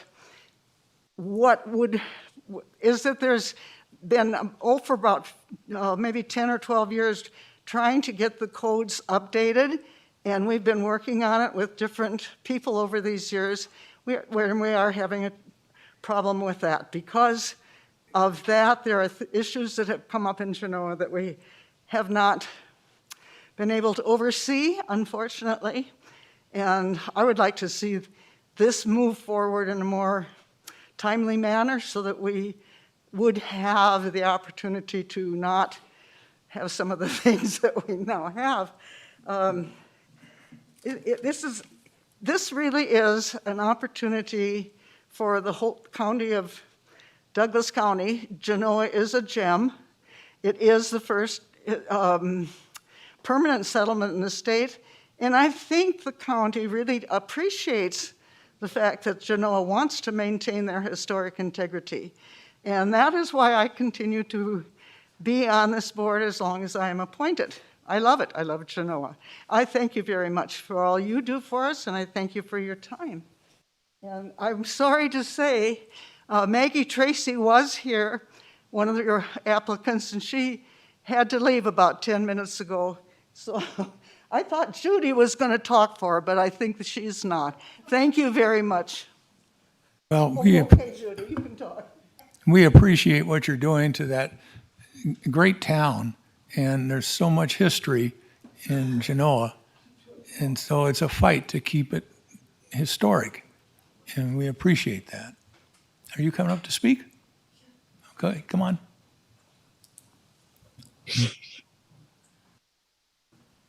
It's Brierley. I'm a Judy Brierley. Oh, I don't think I signed that. You're in, Marion. Okay. That's all right, she can write in an alias. I'm the alias. I'm Judy Brierley. I'm on the historic board. I proudly serve with Marion. And we had recruited Maggie. She was put in when somebody resigned, but it was a very short term, and she's up again now. And what I know about Maggie, I have a 35-year history with her. She lived in the little historic house that I live in on the main street for 8 years and did a lot of restoration on that. Then she married Brendan Riley and moved into another Victorian down on Pioneer Trail. From there, moved to Marla Bay into another historic little house. And finally, she's back next door, back in the historic district. So Maggie has been in and out of Genoa for over 30 years. She loves the town. She gets things done. She's very compatible with the board, and she's such an asset. So that's my complete endorsement for her. Any questions? Yes. Is there any possibility to expand the historic boundary? I don't know how to answer that. If it's my personal vote, yes. But I think it has to go through a whole lot more layers of getting the town involved, meeting with the historic district. And so I don't have the whole answer for you on that. Well, geographically, it could expand a little bit. Yes, it can. But here again, I'm only speaking personally. I have not met with either the historic board or the town of Genoa on what it takes to get that done. It's a magnificent town. Thank you. And, it's our town. Belongs to the whole county. And it's just a joy to go over there and see the history and all that you folks do. It is a remarkable place to just go visit and have a cappuccino and kick back, and it's like stepping back in time. You're welcome anytime. So your work is well appreciated. Thank you. Okay. May I ask the board one question? If this is something that you have control over or direct me, one of the problems that we are having is we want the town to keep its integrity, to have the historical flavor. And a lot of times things get a little bit carried away, mainly on the signage or the downtown area getting really crowded. And when we put in requests to the sign committee, we're not allowed to put in the complaint as a historic group. We have to do it individually. And is there any way that could be changed? Because we'd like the town to know we're not coming at them individually. We're doing it from a historic perspective as a committee. You're certainly welcome to do that, and you can work with the town manager, Okay, and you're more than welcome to come before this board anytime and present your case. thank you. And you'll get support from this board. Okay, thank you. And we want Maggie back on the board, so please consider her. Bye-bye. Have a Merry Christmas. Thank you. All right, this is an action item. Do I hear a motion? Mr. Chairman, I would like to move that for the 3 open positions that we reappoint the 3 applicants, Robert Santani, Margaret Tracy, and Marion Vassar. Mr. Chairman, I'll second that motion. We have a motion by Commissioner Rice, a second by Commissioner Noasad. All those in favor signify by saying aye. Aye. The motion carries 5-0. Thank you.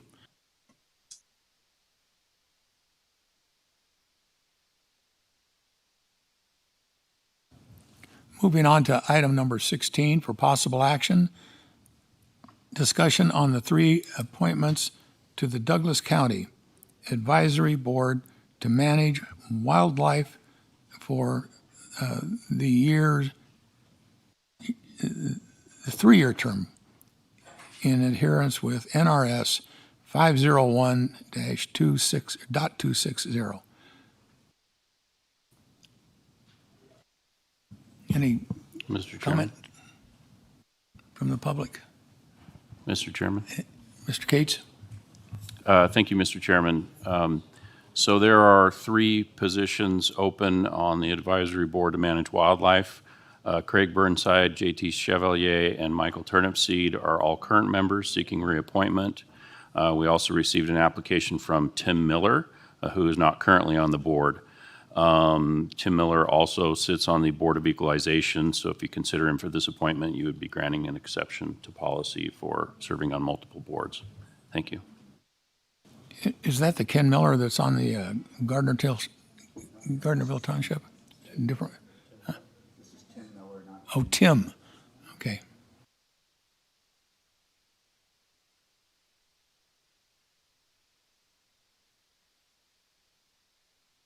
Do any of the applicants care to make a comment?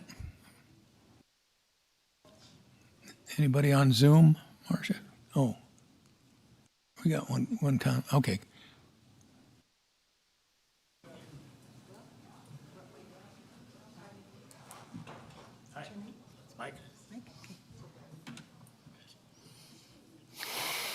My name is Mike Turnipseed, and I've been on the board for, 20 some odd years, and wish to stay on.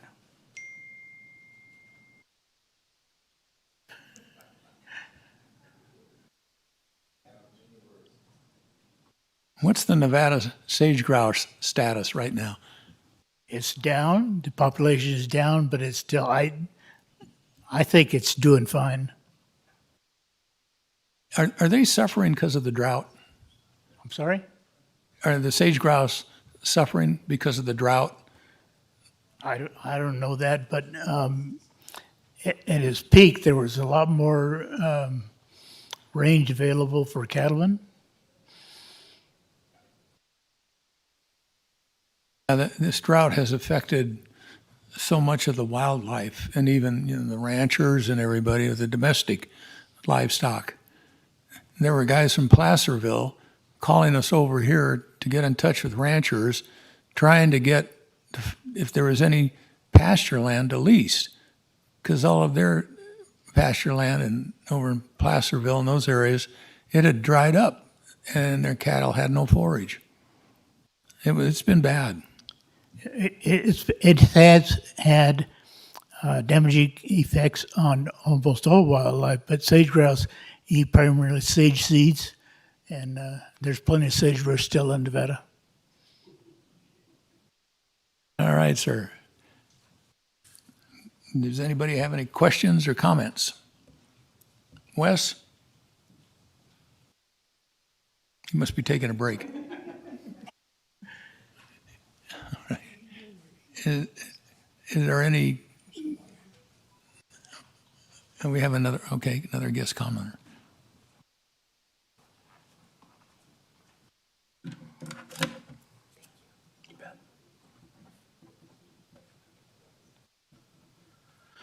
Good afternoon, Mr. Chair, members of the board. Craig Burnside for the record. I've lived in northern Nevada a little over 50 years, lived in Douglas County a little over 30 years. I've held a combo fish and hunting license for about 45 years here. Just like Mike, I've served on the board a number of years, not as many as Mike, but I have been on the board for a number of years. I enjoy representing the sportsmen of Douglas County, advising the state of Nevada Wildlife Commission on wildlife-related issues, and I would appreciate your support to reappoint me to that position. I have a test question. Shoot. What does Winnemucca mean? That wasn't one of the questions that was listed that we might get asked. Otherwise, I would have looked it up. But I have to admit, I do not know what Winnemucca means. Allow me to enlighten you. It means one moccasin. There was a chief Winnemucca, but the word Winnemucca means one moccasin. And the reason I know that, I went to college in Idaho, and I dated a girl from Winnemucca. That's how I found that out. So, well, I can openly admit I've never dated anyone from Winnemucca. You're probably well advised. Thank you, sir. Mr. Chair, Chief Winnemucca was a female, by the way. I don't know.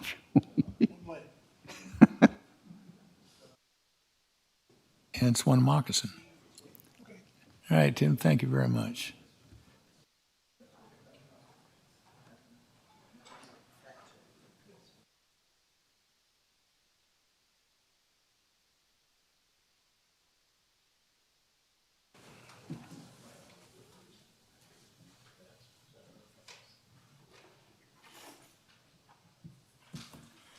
Good afternoon, board. My name is Tim Miller. Right now, I'm currently sitting on the Board of Equalization for the county. If need be, I will step down from that position.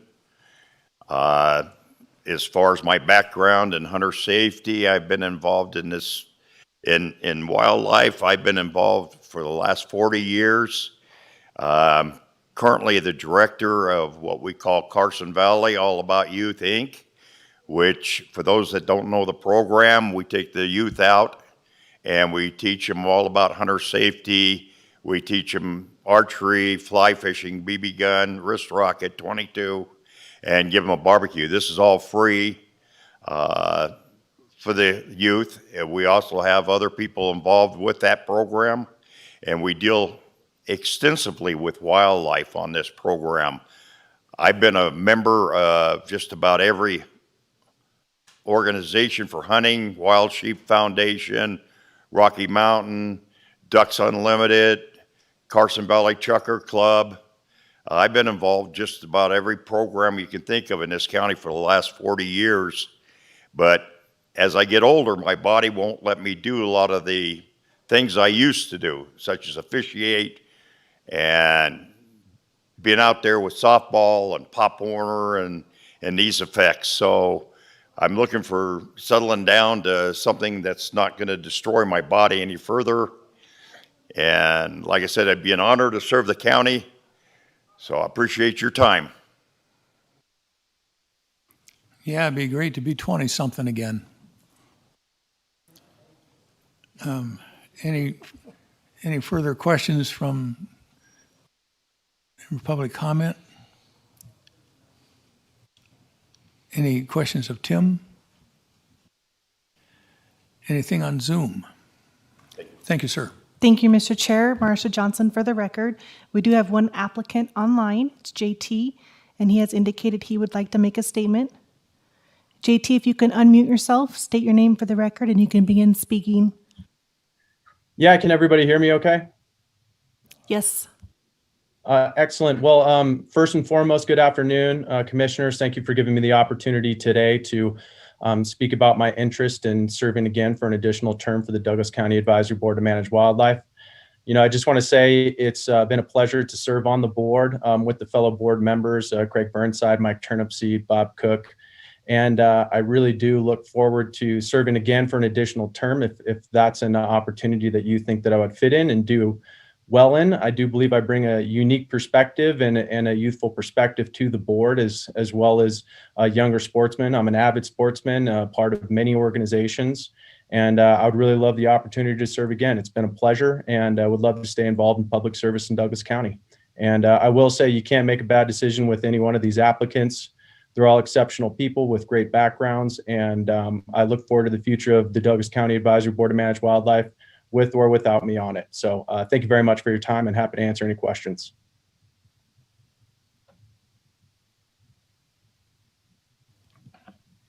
JT? Yes, sir. Commissioner Engels? How you like your new job? Well, you know, I can safely say it's great to serve the residents of Alpine County. And in that same breath, I deeply miss all of you in that room and deeply miss working with and for Douglas County. It's been a pleasure. And I will say, this is a little off topic. I would like to extend my greatest amount of gratitude to Douglas County, the residents of Douglas County, the leadership of Douglas County for the support that you provided Alpine County during the Tamarack fire and during the Calder fire. You put your arms wide open and embrace this community. And we all extend a great amount of gratitude and really thank you. Well said. It was a tough one all the way around. Well, gentlemen, any comments or questions from the board? Mr. Chairman, I have one question for JT while he's still here. Commissioner Rice. Are you still a resident of Douglas County? That's my only question. I'm trying. Oh, yeah. Yep. I probably should have started out with that. Yep. Still a resident of Douglas County, right there on the bottom of Foothill Road in Kingsbury Grade. And a proud resident of Douglas County. I love this county and love living in it. Thank you. I just wanted to double check on that because sometimes with the application, things happen between the time it's filled out and the time we show up to chat. So thank you. Thank you. Any questions from the board? Any further questions? This is a tough one. Mr. Chairman, I would like to just make a comment if I could. Yes, Commissioner Rice. I don't think we can go wrong with any one of the four candidates. However, we only have 3 openings. And I, for one, am reluctant to remove somebody from an existing committee who is already doing a good job. I'm sure that Mr. Miller would be a wonderful candidate. However, I'm not about to fire any one of the other 3. So I would like to move that we reappoint Craig Burnside, JT, and Mr. Turnipseed. Why don't you make a motion to carry the board membership out to 4? I'm sorry? Make a motion to carry the membership out to 4 individuals. I don't think this would be a proper time to do that, seeing as how that was not agendized. Probably not. All right, we have a motion. Sir, I'll second that. We have a motion by Commissioner Rice, a second by Commissioner Gardner. All those in favor signify by saying aye. Aye. Any opposed? Motion carries 5-0. Yeah, that was a tough one. Thank you. Well, I mean, Commissioner Gardner? yeah, we always have this difficulty when we approach this part of this, the year because we're so fortunate to have so many of our residents come forward and volunteer their services on these various boards. So, yeah, we're fortunate in that regard, but it is difficult too. Well, the one good thing, if anybody has to resign, we've always got a good backup or two. So, all right, thank you. And we'll move on to number 17. For possible action, discussion to appoint 3 members to the Water Conservancy Advisory Committee for a 2-year term from January 2022 through December 2023 in adherence with the County Code Chapter 2.56. Would any of the applicants care to speak?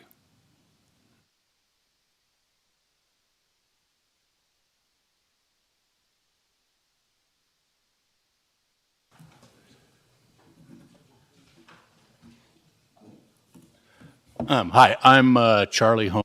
I was asked by a couple of the members, sitting members of the committee, to take the position that Barbara Byington is stepping down from. They told me they felt I would be a good applicant.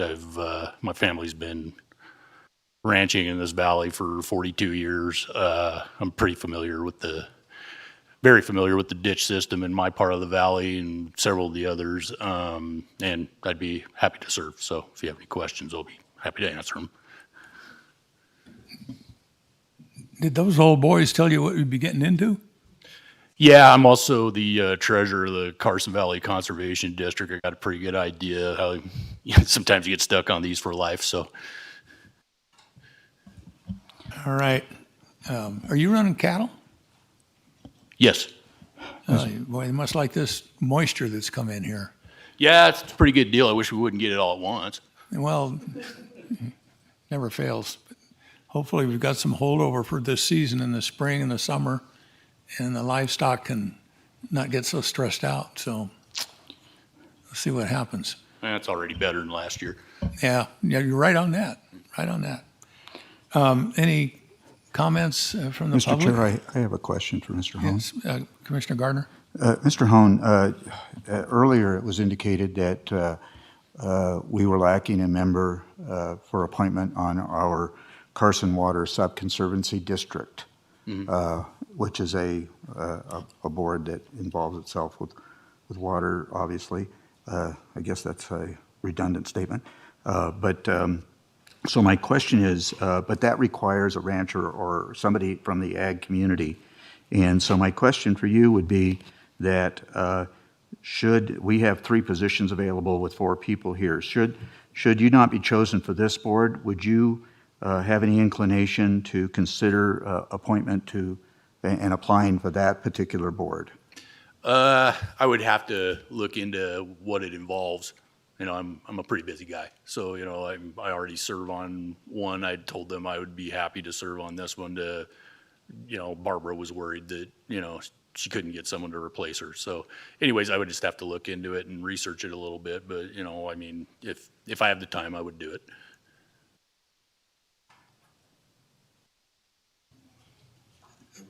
Okay. Mr. Hone, thank you very much for your insight. Anybody on Zoom? Oh, wait, we have another. Are you speaking, sir? Okay.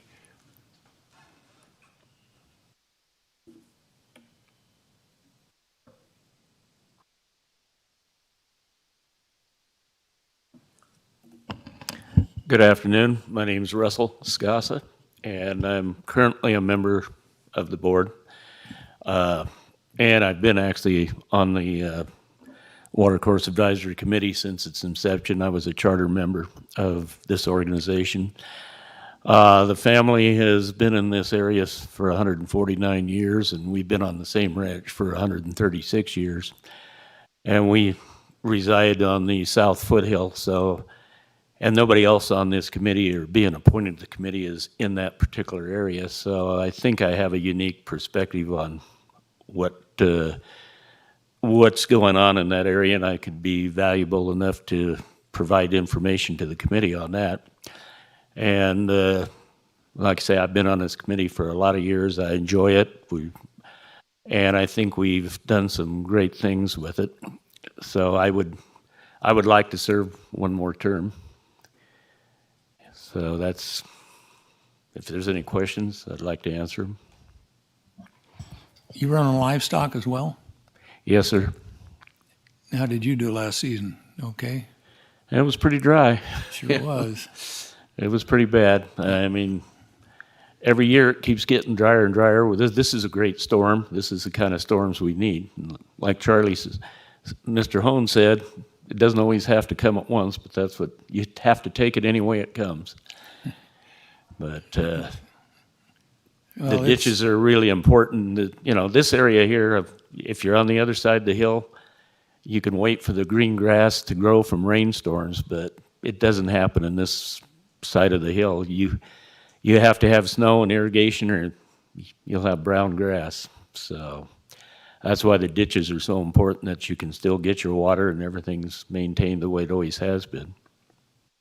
You know, Roger that. We live on the Edna ditch, and I think the water ran maybe for a week last season.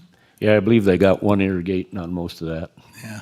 I mean, it was not good, but old Nick's leasing that land down below us at 330 acres on Kimmerling and 88.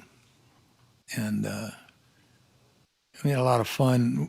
We're up in the old Kimmerling ranch, and we got to go watch them do the hot iron branding. I hadn't seen that in years. And what a tradition. Yes, sir. Young kids are out there, and it's just great. Well, I thank you very much, sir. And okay. Mr. Chair, I had some. Thank you. Oh, Commissioner Gardner wants to Thank you. talk to you. So, Mr. Scassa, this is the first time we've had an opportunity to meet. However, I have had the opportunity to meet your son, Jeremy, fine gentleman, and I got corrected the first time I called I serve on the Douglas County Sheriff's Mounted Posse with your daughter-in-law, Anse. I'll make sure when I first met her, I called her Ansi, and she says that's not correct, it's Anse. And she was on horse, so I corrected myself really quickly. I have to admit that, once again, we have this Carson Water Sub-Conservancy District, and I reached out to your son, Jeremy, to try to get his interest in applying for that particular board. And after consideration, he declined. But maybe you can go back to him, and maybe you have a little bit more influence on him than I do in getting his activity into this board and into this county. So anyways, I appreciate, and by the way, you say you've been in business 136 years? Is Yes, that sir. right? Okay, I didn't think I missed that, but you hold your age very well. I have to admit Well, that. the family has been. but we appreciate your involvement and what you bring to the county. One of the most famous ranches here in the Carson Valley, one of the first ranches also. So thank you for your continued involvement in this process. Yeah. So. Okay, thank you. Any further applicants in the audience? Anybody on Zoom, Marcia?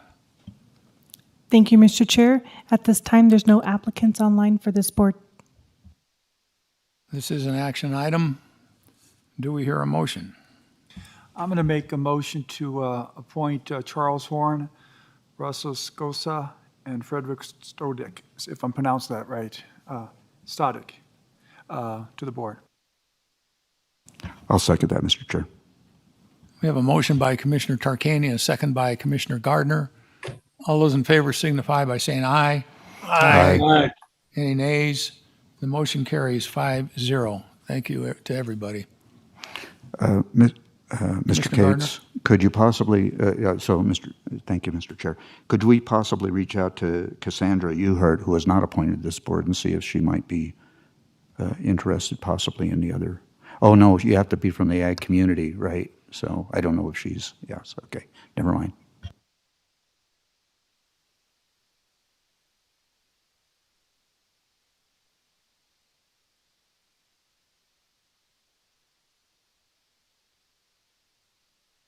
There you go. All right, moving on to item 18. For possible action, discussion to appoint, this isn't right. Discussion to appoint one person to the Board of Equalization by the Board of County Commissioners for a 4-year term of office from January 2022 through December 2025. Is there any comment from the audience?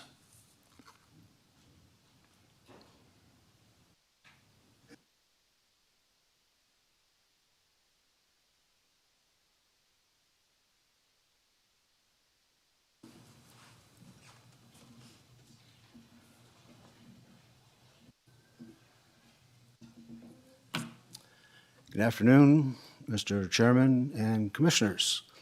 My name is Gary Boudreau. I'm an existing member of the board, and my term is up. I have not met many of you, so I'd like to just kind of introduce myself, share a little bit of my background, and be available for any questions you might have.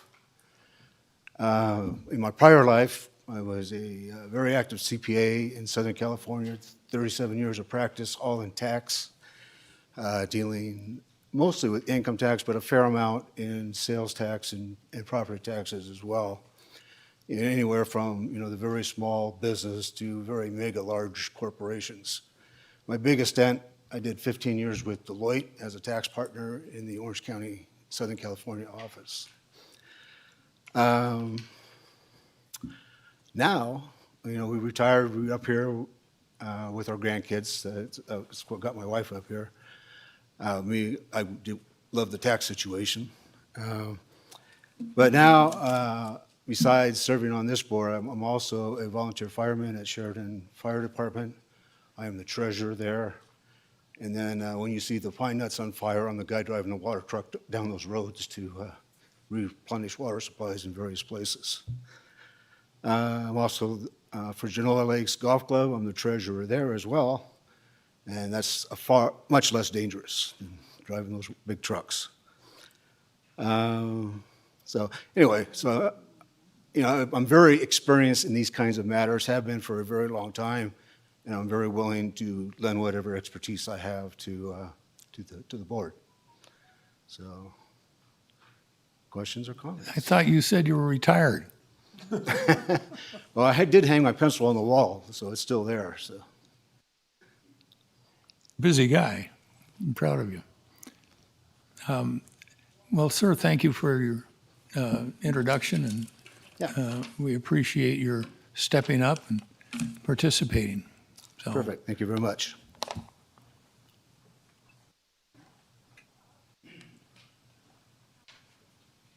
Hello, my name is Eleanor Lacey. I've only lived here 7 months, but I am so thankful that I have the opportunity to work for the county and help you in any way I can. I was a real estate appraiser for the assessor's office in Marin County, California, for 20 years. I've appraised residential and commercial property, and I would like to put my skills to use for you. Thank you. Thank you very much. Any questions from the audience for the applicant? Marin County, huh? I beg your pardon? That was my husband. He was a Navy captain for 30 years, and now he's in heaven smoking a cigar and telling Jesus, that's not the way you do it.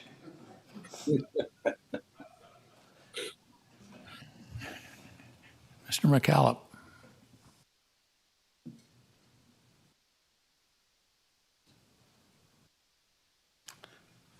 not an applicant. I'm currently on the board. I just want to tell you that you have 3 great applicants here.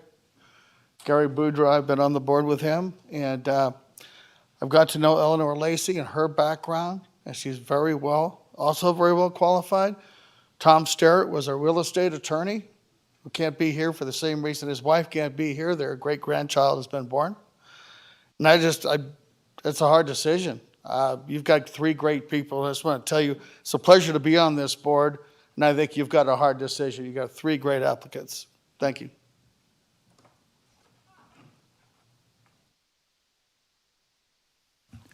Any further comment from the audience? Anything on Zoom, Marcia? Thank you, Mr. Chair. Marcia Johnson for the record. There's no applicants online for this board. This is an action item. Do we hear a motion?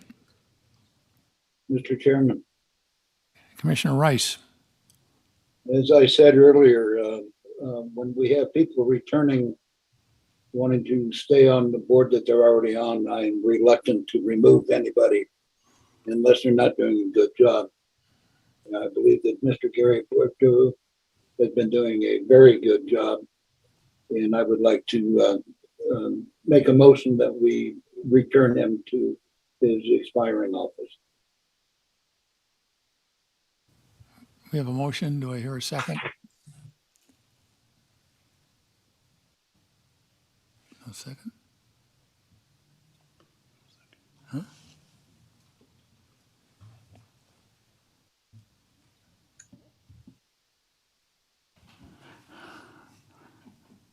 I'll second that motion, Mr. Chair. We have a motion by Commissioner Rice, a second by Commissioner Gardner. All those in favor signify by saying aye. Aye. Aye. Any nays? The motion carries 5-0. Thank you, gentlemen.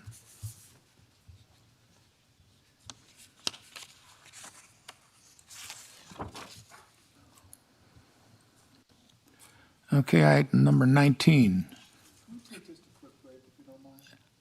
I was just going to ask if, let's take till a quarter of, okay? And then we'll reconvene at a quarter of. Thank you.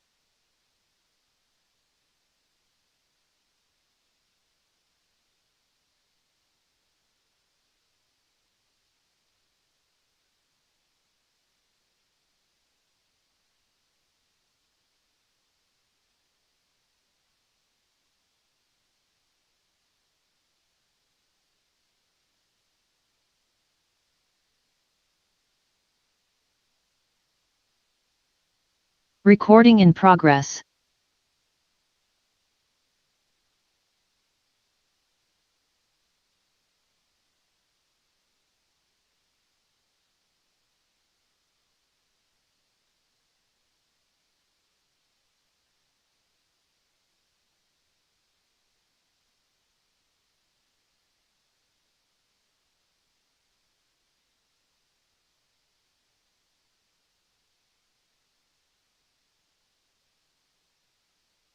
Okay, we'll reconvene and get going. This is item number 19. Action item, discussion on 3 appointments to the Parks and Recreation Commission for 2-year terms from January 2022 through December 2023. 2 representatives are appointed from the Carson Valley, and 1 representative is appointed from the Tahoe Township. Mr. Cates. Thank you, Mr. Chairman. We have 3 vacancies. Current members seeking reappointment are Gary Dove, Deborah Lang, and Cherise Smith. And Ms. Smith is the Tahoe Township representative. We also have 2 additional applicants, Elizabeth Lienhart and Tim Miller. And Tim Miller also sits on the Board of Equalization.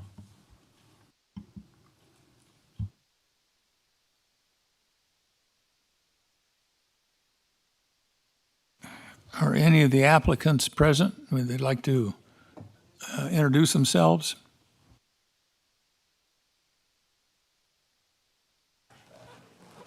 Elizabeth Learnhardt. Okay. You ready? Yes. Chairperson and committee. I'm Elizabeth Learnhardt. I have lived here for 3 years, owned property in Douglas County for 5, and I've been at the lake since 2004. So I'm really familiar with the Lake District. I'm familiar with the issues of Lake Tahoe, and I've owned property in Nevada, as I said, since 2004. I feel it's a very special place. It's why myself and many other people are drawn to this area, and I would like to preserve it. I have seen how other counties in Nevada particularly handle these issues and mishandle in my eyes, and we've lost the beauty of some of the areas. So I hope I can add my expertise and my background to preserving the beauty of Douglas County and the Lake District. My background, you had my CV. I had my own business in Nevada County, California. I was a physician for 30 years, and I retired. I still have active real estate investment in Nevada, and I have expertise in that degree as well. So if you have any questions, I would gladly answer them. How's Kingsbury now? Pardon me? How's Kingsbury? Well, I think we have a lot of avalanches going down. At least that's what I see from my trees coming down. I think it's a little bit too wet, but it should be pretty good coming up in Christmas. There have been lots of snow. Thank God. Sure, the ski resorts are probably happy. They're very happy, I think so. If we can get to them, it's the snowplows have been very active.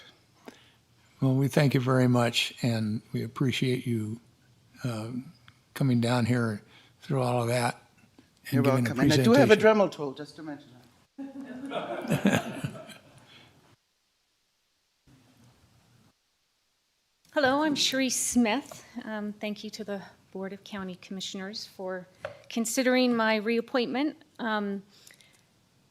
I've been around for 56 years in Douglas County. I did take a little hiatus off to college in Southern California, but my family's been in Douglas County since 1946.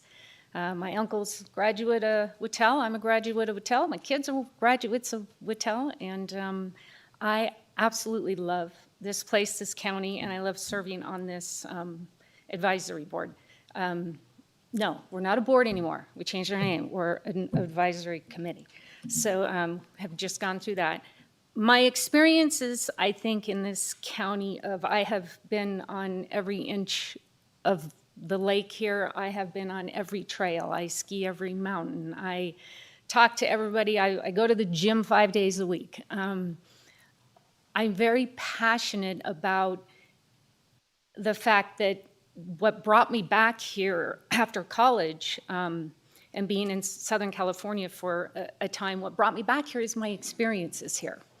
And my best friends in high school, captain, police department here, sheriff's department, teacher here in Douglas County. The four of us were best of friends in high school. We all came back because of our experiences here. And so it's important for me to continue those fantastic experiences through Park and Rec, which I think facilitates a lot of that, of the community being able to experience things to keep them here, want them to come back. And I think going through COVID, going through the fires, seeing what kind of room tax money we get, what we don't get, trying to be fiscally responsible, but at the same time offering our community, which is number one to me, offering our community phenomenal projects that we have here. Going on the river float, I did that. I don't know if any of you got to experience that. If that happens again, you weren't on it, go. Phenomenal experience being on that river and going down, seeing what it offers to our community that we haven't been able to offer them. That to me is huge. I really want to see that go through. Seeing, I don't think, one example of how I think being on this board, I don't think inflation is transitory. I think that it's going to be around. So what that means to me is our community is going to be looking for more experiences here in their hometown, in their home community. I want to make sure, being on this advisory committee, that we offer those types of things, great things for them to be able to stick around for camping, more camping, because I know up in Tahoe, all the residents, they scramble to get camp spots. They love to camp here locally. I love seeing that we're hoping to offer more camping. I'd like to see that go through while I'm part of that. Just things like that. So just from a personal standpoint, there's so much I could go on about why I'm passionate and I love being on this advisory committee and want to stay on it. But those are just kind of little snippets and a little bit about me. So I hope you consider me for reappointment. Thank you. Reese, thank you very much. And you're absolutely correct. Our little county is like nothing else in the Intermountain West. And I like your enthusiasm. Yes. All right, next applicant. Good afternoon, Chairman Ingalls and commissioners and county staff. For the record, my name is Gary Dove, and my wife and I moved here into the Gardnerville Ranches in 2005. I joined the Kiwanis Club in 2009 and have volunteered on many of their events, as well as held many board and officer positions. 6 years ago, I formed the Kiwanis Action Club in the Valley, which serves adults 18 and older with developmental disabilities, and in 2019, they were named the Service Club of the Year. I've been involved with Project Santa Claus for 16 years and currently the president of its foundation, and I also serve as an ambassador for the Carson Valley Chamber of Commerce. I have served on the Park and Rec Commission, now called the Advisory Board, for the past 8 years. I've had the pleasure of being the chair for 2 of those years. I missed my very first scheduled meeting last July for my son's wedding, and I come prepared to the meetings. I have served the past 6 years as the Advisory Board liaison as a director for the Douglas County Community Services Foundation. I see Douglas County as one community, and when I make decisions on local project, I look at how it will benefit not only that community, but the entire county. The same is true when looking at capital improvement program. I agree with the Commission's recommendations for 22-23. However, when the priorities for 24-28, if the projects can be funded, I like to bring the attention to that need to have some consideration. First, after reading a letter to the editor by a parent, the need to have a playground for disabled children. Second, since we moved here, we've heard about the need for Cultural and Performing Arts Center. After experiencing the usage at the Community and Senior Center, I believe if we build it, they will come, and it'll be additional benefit to our community. When I commit to something, I make sure I can give it all my full attention to that job or task. Having said that, I would like to be reappointed to the Park and Recreation Advisory Board. I have the best interest for the county and the communities and will do a good job. Thank you for considering my reappointment. Thank you, sir. Thank you for your commitment to the county. Thank you.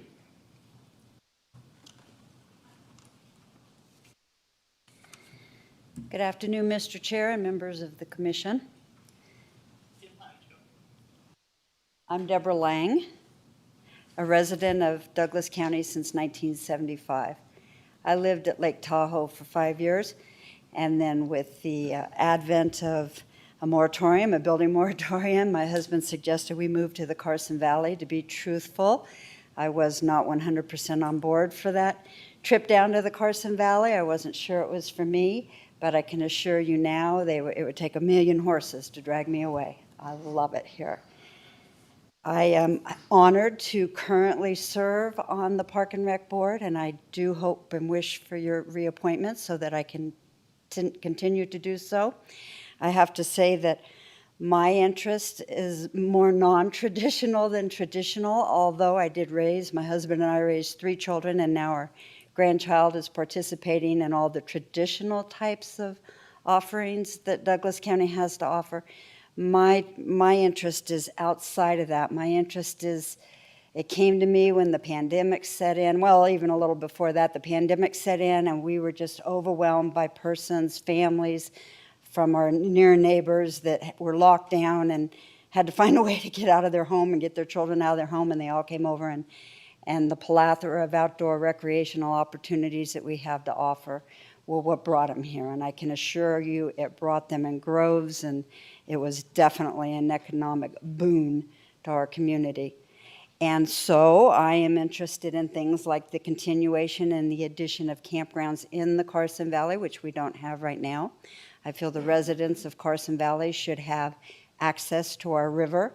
We actually don't have that right now. So we have some things on the agenda to move forward with this morning's approval for a continuation of the Economic Vitality Plan and in the area that I'm a champion, which is outdoor recreational opportunities, to move that to Scott Morgan. I think we're going to see some great things occur and an upgrade to the plan that will benefit all the residents as well as the tourists coming to the Carson Valley. And of course, my other life is at a hotel, so tourists are largely important to me. So anyway, I appreciate everything that you do, and I hope that you'll allow me to continue to do the things that I'm able to do. Thank you. Well, you're right about one thing. This place kind of grows on you, doesn't it? It did. Big time. Thank you very much. Thank you. Yes, sir.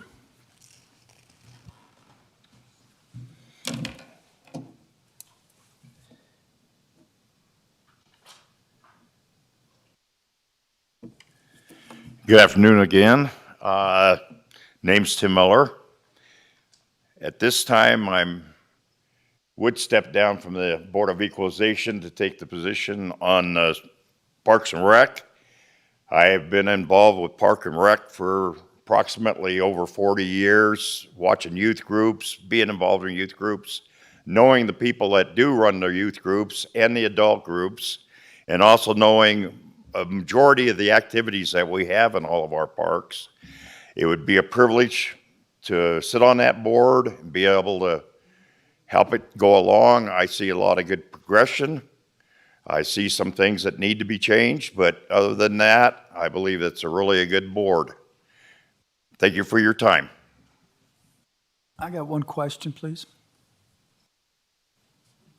Arcadian. It doesn't have you listed here as a Carson resident or Tahoe resident. That makes a difference on the, it doesn't have you listed as a Carson or Tahoe resident, and that makes a difference on who we can vote for. Approximately 1 block away from you in Carson Valley. I hope my kids haven't disturbed you too much.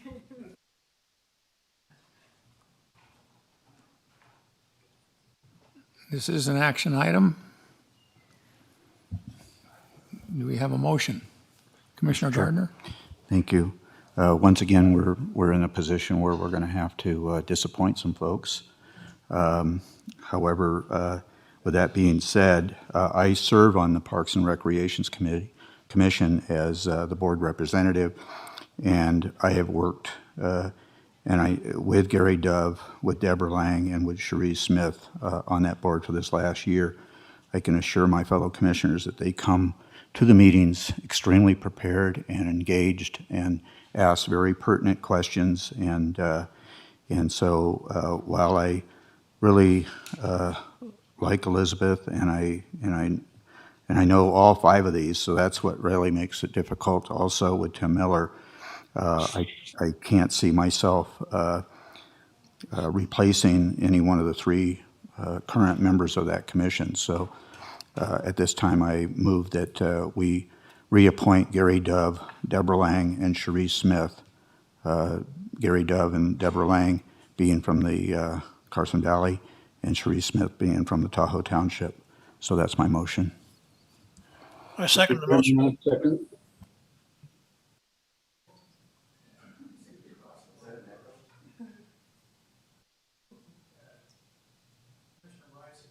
Go ahead.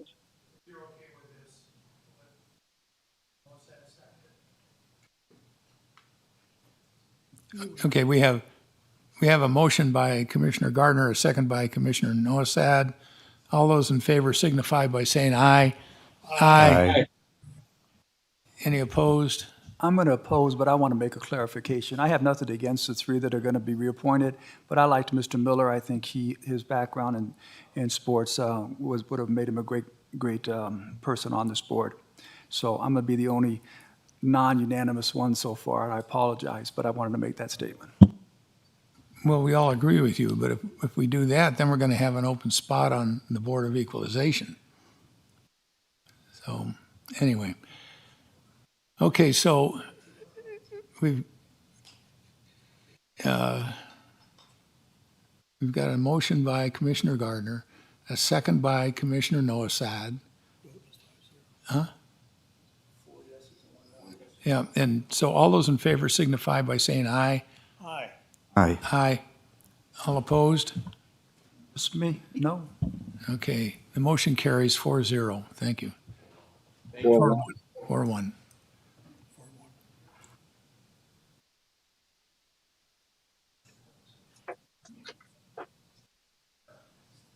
Okay, item number 20. For possible action. Discussion on 2 appointments to the Planning Commission by the Board of County Commissioners for 4-year term of office from January 2022 through December 2025, and the appointment of 1 member of the Planning Commission to fill a vacancy due to a resignation of a member to serve the remaining unexpired term of December 16, 2021 through December 31, 2023. Would any of the applicants care to make a statement?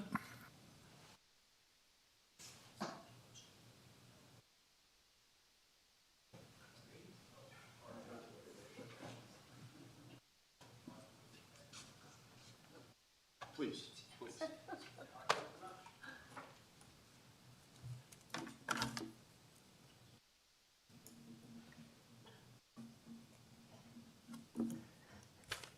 Do I need to? Good, thank you. Good afternoon, Chair and Commissioners. My name's Catherine Dodge.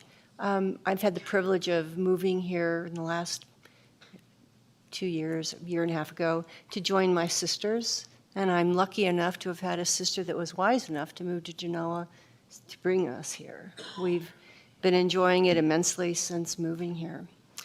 I've applied for this commission for a number of reasons, but primarily, obviously, planning is impactful in ensuring that we continue to have the quality of life that we value, as well as finding a way to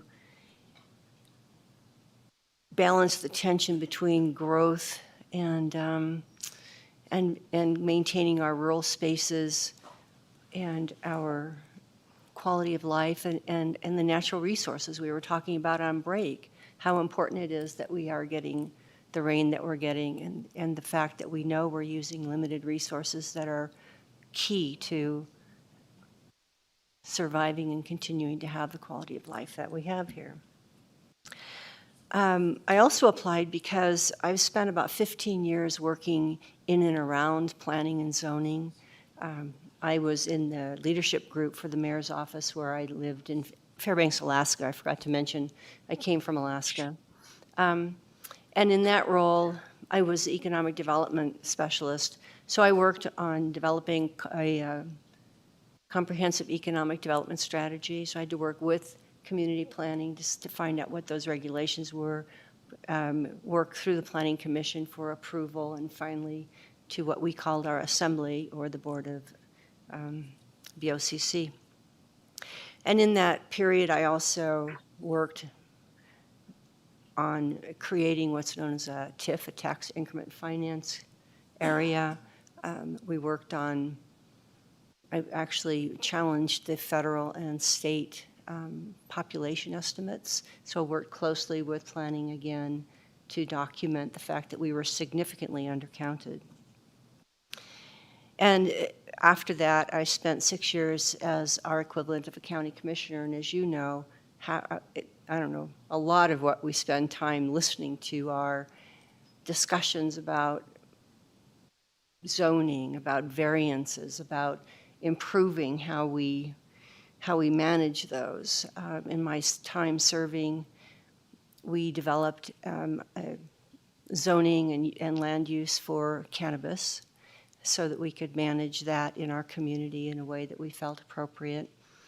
Certainly, we also worked with grandfathering and with variances because we had small historic areas that had been constructed in some pretty rural conditions, and they didn't meet variances, and that hadn't been, or setbacks, and that hadn't been recognized. And we knew we needed to address it in a way that was less cumbersome than the current way. So anyway, I'll wrap it up. You had asked in your questions what I felt was the most important element of the master plan, and I think it's your goal number one in your growth management and housing, and I think it states keep growth in Douglas County to a sustainable level that natural and fiscal resource can support, and I think that is our number one challenge. But I would add to that that retains our rural lifestyle and recognizes and balances our limited natural resources. So with that, I'll say thank you for considering my application, and obviously if there are any questions, I would be happy to answer. Thank you very much, and I think you've given a pretty clear understanding of how you feel about our county, so. Did I say it's fabulous? Thank you for stepping up.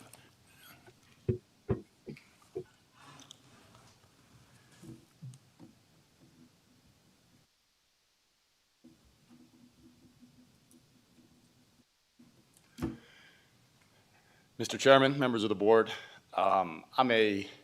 Brian Kington for the record. I'm a relatively new resident to Douglas County. I moved here about 1.5 years ago. I'm very glad that I did. I came from the East Coast. I could have moved anywhere I wanted, and for a variety of reasons, I ended up here, and everything I thought it might be, it is.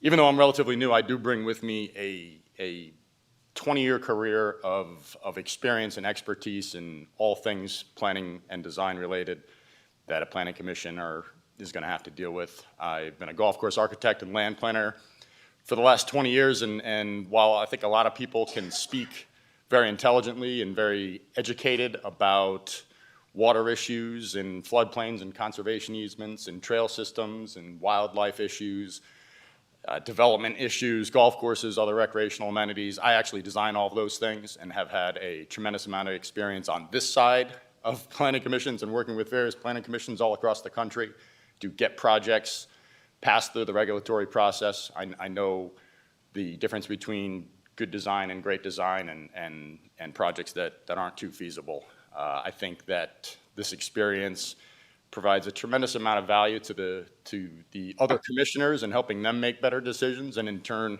helping you make your decisions better, and which obviously in turn provides a lot of value to the community. I don't pretend to understand all the nuances of the particular water issues here and things that related to historical significance of ranches and things of that nature, but I think I can be brought up to speed pretty quick. I deal with historical issues and landmarks and water issues on a daily basis with my job. So I think I've got the hard part in place and offer a tremendous amount of value. Be more than happy to answer any questions. Where'd you come from in the east? Northern Virginia, pretty much Washington, D.C., so Arlington, not too far from the Pentagon and the airport. They've been in the news a lot lately. True. Thank you very much for your comments and your presentation. Chairman, Commissioner Nosad? question for you, sir. You've been here a year and a half, Yes. and what do you think? I think you like our county, but what's your vision for the county's future? I think a lot of that vision is outlined in the approved master plan. I think that master plan, and I've worked on other community master plans on the East Coast. I'm very familiar with a lot of them, and some are better than others, and this is definitely a higher quality one. What I would say is, even though I think the analysis is pretty spot on and the objectives in terms of what we're trying to do for the community looking forward is very accurate. What I think it lacks, the weaknesses of it, are how we're going to achieve all of these things. And I think that's an important part of any master plan, is that it has to get to that point where you're making recommendations and determining who's going to fulfill those recommendations and see them through. I see a lot of great ideas in there, but they don't have solutions or strategies for implementation to back those up. So I think that we need to certainly, there's always going to be a lot of talk about how many building permits you issue every year and that kind of thing, and managing population growth. And I think those are all inherent issues that we can all find a lot of common ground on. What concerns me is when I see phrases like maintaining quality of life.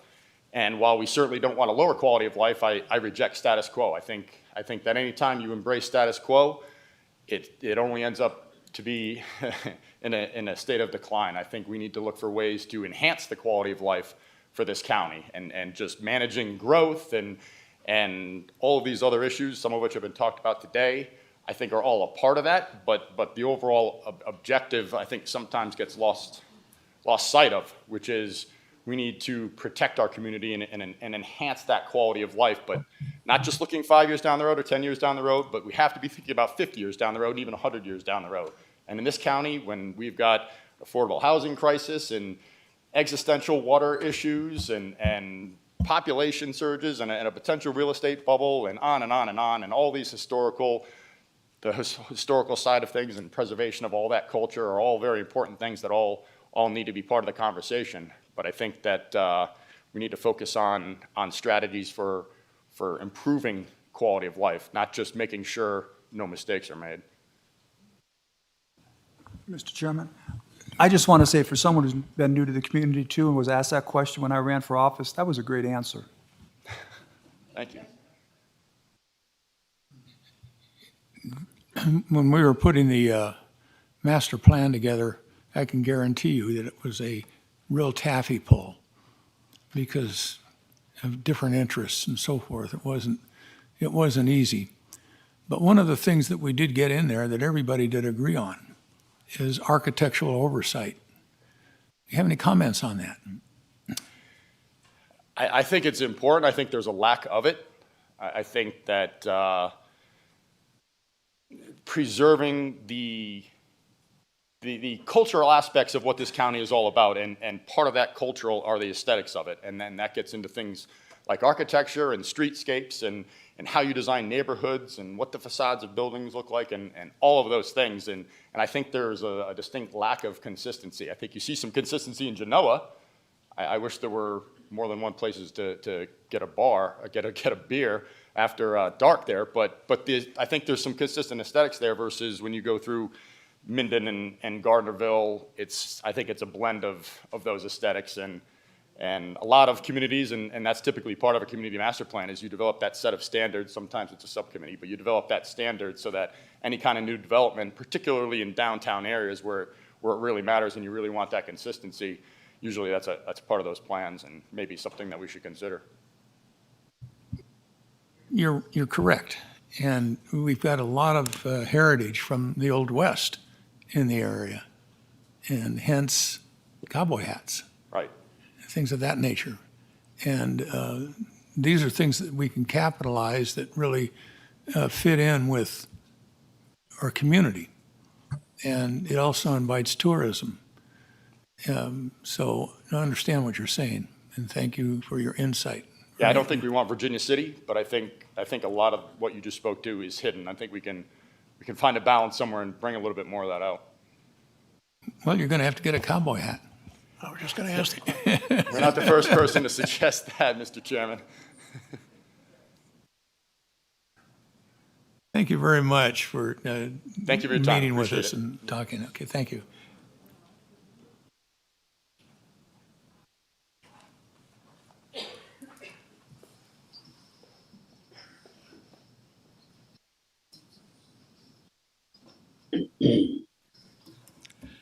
Good afternoon, gentlemen.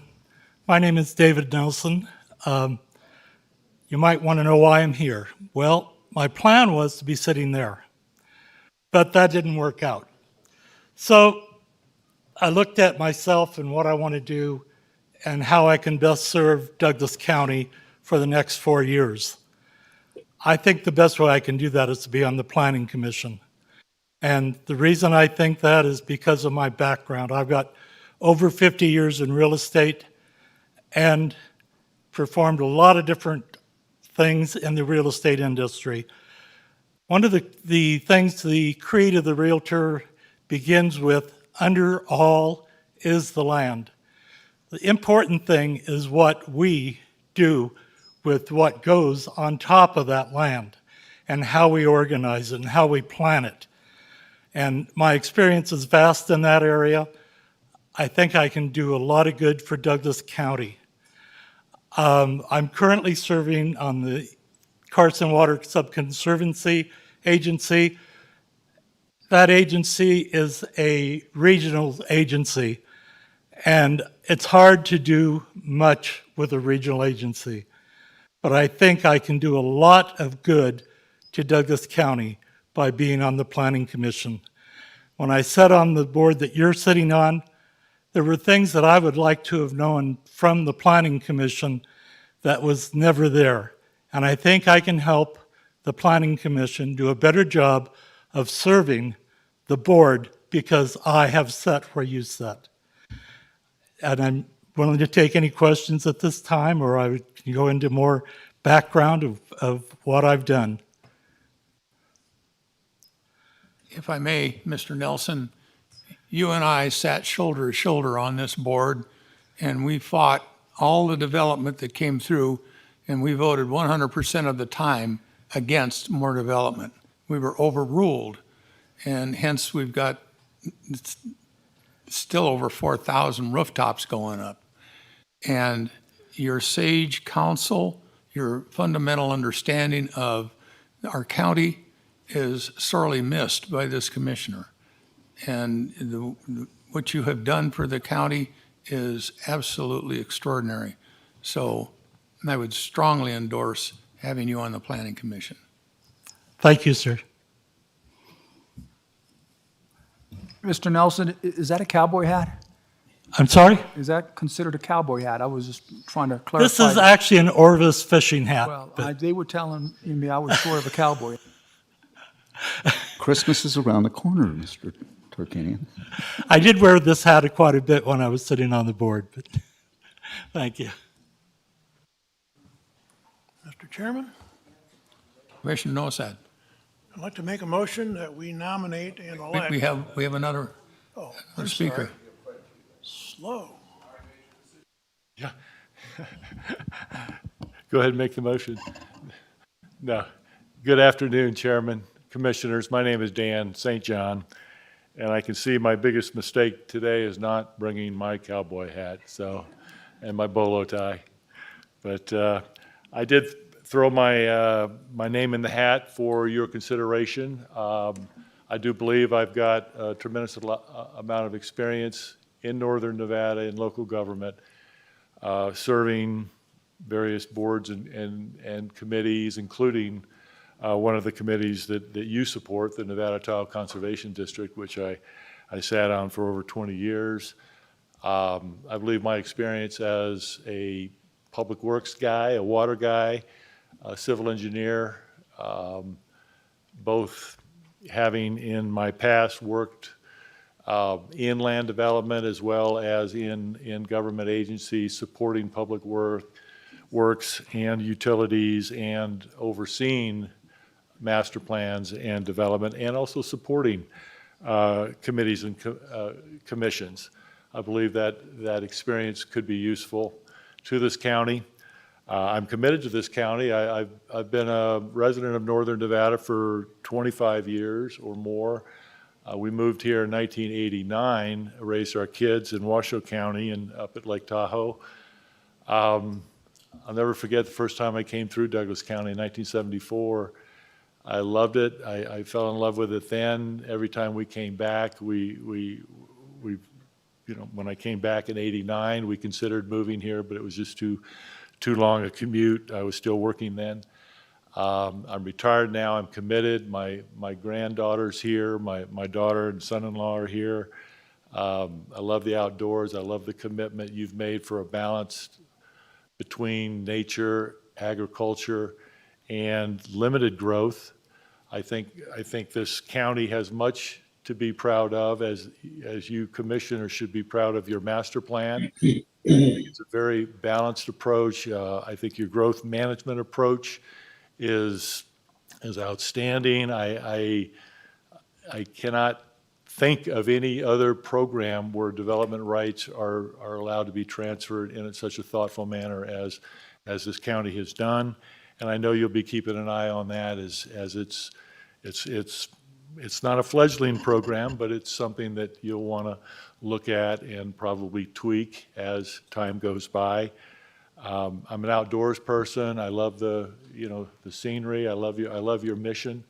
We want a county that meets our scenery. I think that is just so superb. Anyways, I'm here to offer myself as a potential planning commissioner. I know you've got a hard decision. As I've watched the proceedings all afternoon, it seems like this is the one commission that seems to be the most popular in terms of the number of applicants. And I am one of those applicants, and I'd be very, very pleased and honored to serve the county in any way that you see fit. Thank you very much.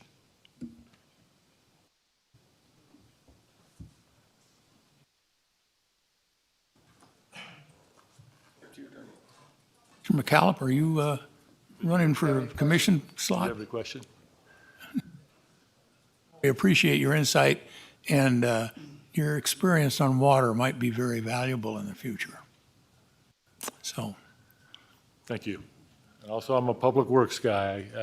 I'm all about roads and infrastructure and drainage too. So. Well, if you can create rain, you're really going to be useful. No, I can't do that.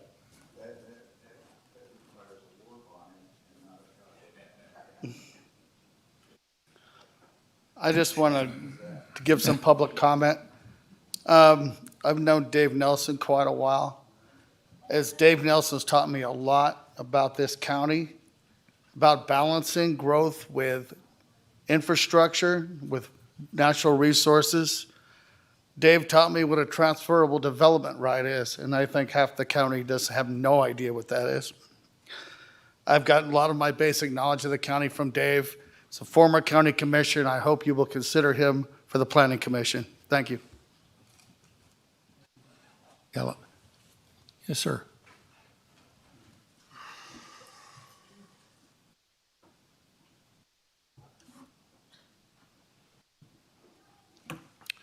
Commissioners, my name is Brian Oland.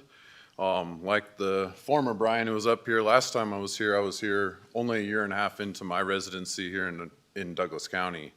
I came from Reno, having been a transient for many years in the minor leagues playing baseball. Unlike Mr. Kington, I did not have the knowledge that he has today regarding planning, master planning, but what I did have is a public job where I spend all day, every day, speaking with public whether they be contractors, real estate, restaurants, what name you, most of the businesses that we have in this community, I have some sort of contact with and speak with them on many different occasions. In the past 4 years, I did learn a heck of a lot about the zoning and the planning portion that I did not have. During this past year, 2020, we spent, I can't remember how many hours it was, probably 40 or more hours debating that master plan, and I took a major part in changing many of the things that Wood Rogers pushed in there as things that did not belong in this community. They used goals from other communities saying that these are things that everyone does, and I recognized that they did not belong here in Douglas County. So during that long and painstaking process, fires at one person's house, wind blew a trampoline in my house one of those nights. So it was a heck of a process, and I was happy to see that it culminated with you guys approving that plan. The interesting thing is, last time I was appointed, none of you members were up here, so I'm making a completely new presentation. What I said last time still applies. I spend 24 hours a day dedicated to whatever it takes to do my job. And my current job on this planning commission is to make sure that all of the people that come before us are put through the same ringer. I don't allow any decisions in my own head, being a CPA, before I've ever read the material, heard the applicant, heard the county, and then weighed my decision. I was the sole person to go against the Rancho Sierra development in its initial presentation, and did talk to the developers and helped in making them realize that we need 200 homes versus 360 homes, which they had originally proposed. So I take almost a personal role in this, in that this is my community, and I do work with a lot of the public and get their opinions so that I can help formulate what I believe to be the best opinion possible. Mr. Kirk Walder, who's going to speak after me, has led this board amazingly over the last 2 years. He was vital in making sure this planning commission got that master plan through in its timely fashion. So I can appreciate any comments or questions that you guys may have. Any comments or questions from the audience? Anything on Zoom? Thank you, Mr. Chair. Marcia Johnson for the record. If you'd like to provide comments for this applicant, please raise your hand at this time.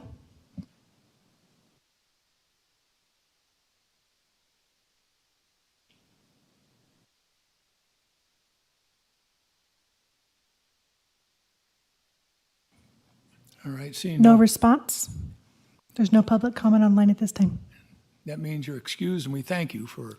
Well, let me say one more thing. The Certainly. architectural point that you just made, we supported the town of Gardnerville just this week in allowing them to make sure that they get to make the decision within their town borders of what it should look like. I think it was an important decision to allow these towns the autonomy to decide how the buildings look in their own towns. Thank you. Thank you very much. Kirk? Thank you, Mr. Chairman and members of the board. My name is Kirk Walder. I live in Zephyr Cove, and I currently chair the Planning Commission. I'm asking for your reappointment for another term to serve Douglas County. 4 reasons in my support. Number one, since the first meeting in 2018, I've had 100% attendance. I dedicate my entire effort to the Planning Commission and have no other service on county boards. And I will not run for any elected office, ever, period. Second, I have no conflicts of interest. I do not have any financial interest or business affiliations with any Douglas County entity. Third, I believe it's essential that the Tahoe community have representation on the Planning Commission. Next year, we need to make important updates to Tahoe master plans. Your board and several others that were appointed here today have specified Tahoe representation, and so should the Planning Commission. Fourth, I'm proud of the work I've done over the last 4 years. I'm always well prepared and know the details of our planning process. As chair, we produced a master plan that received a unanimous vote on the Planning Commission and recognition by the Nevada Planning Association as Outstanding Rural Plan of the Year. I'm pleased to report that in 2011, there were 0 master plan amendments even brought to the Planning Commission, let alone approved. and we approved only 2 variances. One for a reduction in parking on a commercial building, which will save water, and one for a deck expansion in a Tahoe home, which I voted against. None of our actions were reversed by your board. Thank you very much for your attention and hopefully for your support. Thank you, Kirk. Any questions for Mr. Walter? Anybody on Zoom? Thank you, Mr. Chair. Marcia Johnson for the record. If you have any questions for this applicant, please raise your hand.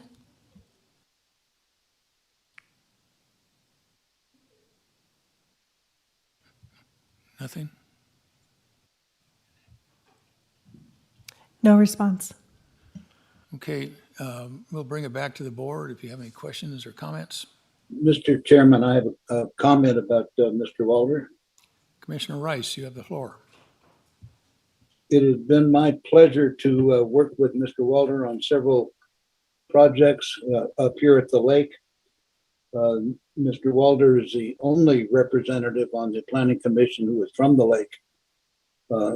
I have found his insight to be very helpful, very useful, and he has my full support for reappointment. And I want to thank him for what he has done.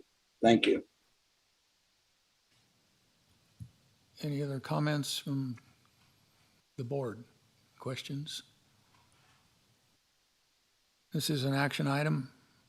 Anybody care to make a motion?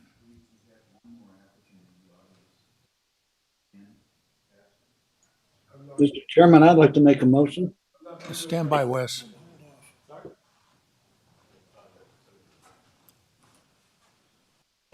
Yes. He was talking to Ken. He was talking to Ken Paxton. Mark was trying to see Ken Paxton wanted to make a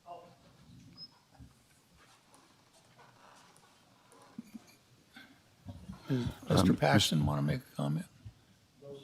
Okay. All right, thank you. Mr. Chair, Commissioner Gardner? I would encourage us to make each of these appointments individually rather than as a group.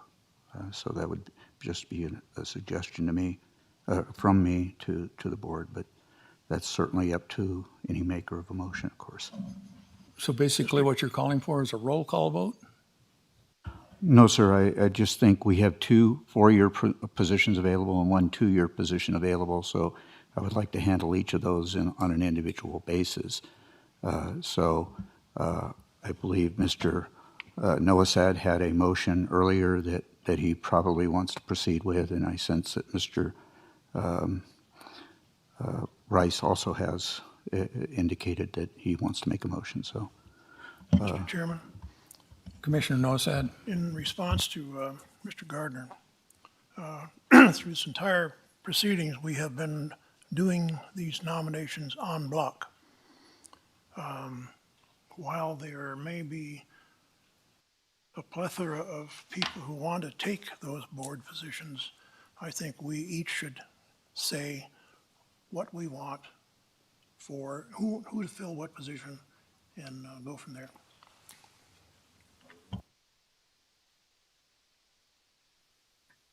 So do you want to make a motion?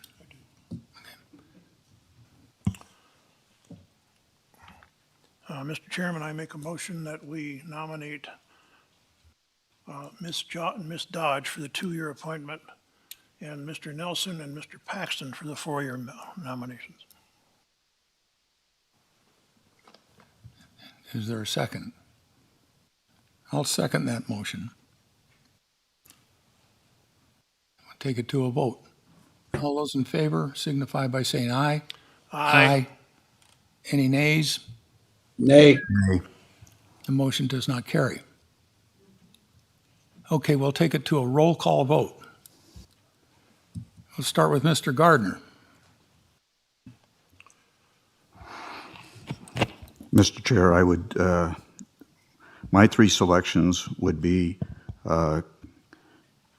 Nelson for a 4-year term, Mr. Walter for a 4-year term, and Mr. Paxton for a 2-year term.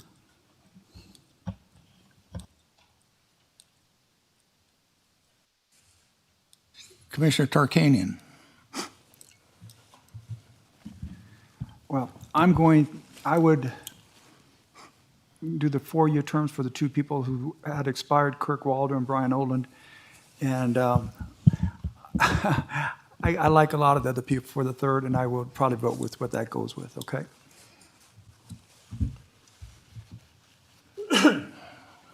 I missed that third one. I left it open because I could go a number of ways, so. But I think the two people that have been on the board should be reappointed. Commissioner Rice? Thank you, sir. I concur that the two members of the existing board should be reappointed for the 4-year terms. That would be Mr. Walder and Mr. Olin. And I would like to nominate Mr. St. John for the 2-year term. Commissioner Nosad? My nominations stay the same. Ms. Dodge for the 2-year term, Mr. Nelson for a 4-year, and Mr. Paxton for a 4-year.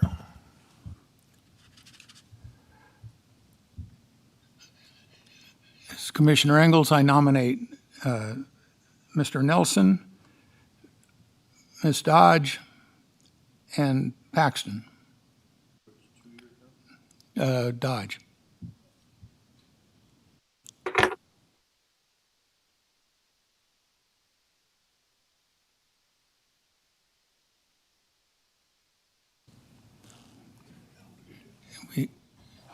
Mr. Chair. Stand by. Do we have a count? All right, Mr. Nelson? How many?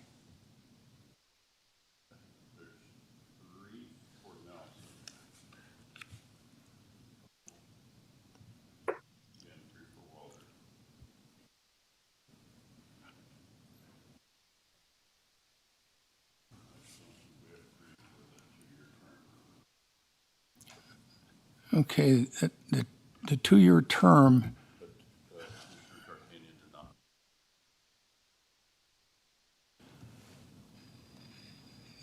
What do you have? We narrowed it down, so I could have went with a number of people, so now 2 of them are gone, so we'll just vote on the 2-year term vote. Dodge? Ms. Dodge. Can we have a new vote on the 2-year term? Is there number 2, a separate number with 2 votes, is that what you're saying? Well, no, we've already made our vote, so. So the 2-year term, we had one back.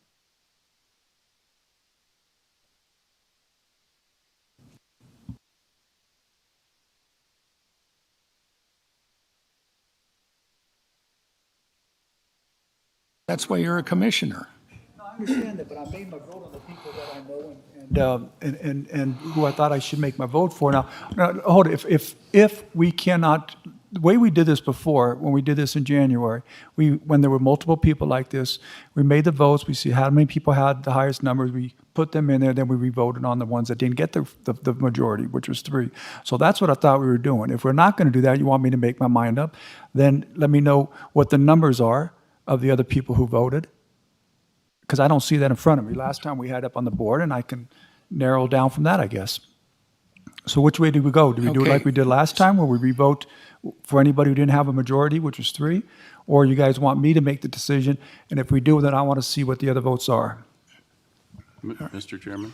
Mr. Case. The recommended motions are broke out in the way Commissioner Tarkanian described. So we have 3 votes for Nelson and Walder for the 4-year term. Okay. That's the first motion. So if you want to just ask for a separate motion Can for you the tell me the 2-year numbers? term. Okay. I got those 2. So. But who had 2? Would a motion to approve the 2 4-year appointments be appropriate at this time, and then we can further discuss the 2-year appointment? Yes. Okay. So then, therefore, based on the current voting of or selections of the Board of Commissioners, I would move for the appointment to 4-year terms of Mr. Nelson and Mr. Walder. Do we have a second on that? I'll second it. Okay, we have a motion by Commissioner Gardner, a second by Commissioner Tarkanian for a 4-year term for Nelson and Walter. All those in favor signify by saying aye. Aye. Aye. Now, I would like to say, I was asking. Permission to talk, please. Mr. Chairman. Do it. Don't point at me. All right, Mr. Tarkanian, you Mr. have the Chairman, may floor. I ask a question, a follow-up, what was you brought to me originally? The question you asked me originally was who would be my third, and I asked, could I see the numbers of the other people? Now that we've narrowed those other two down, one of my two that I voted for wasn't on there, so obviously my third would be the other person that I voted for. That's very simple, Mr. Norsad. Mr. Orland would have been, I think it was my first choice. The choice that was not approved would be my third choice then. Mr. Chairman? Yeah, Mr. Cates. Other than the two who were just selected, Oland and Dodge both received 2. So what would be my third?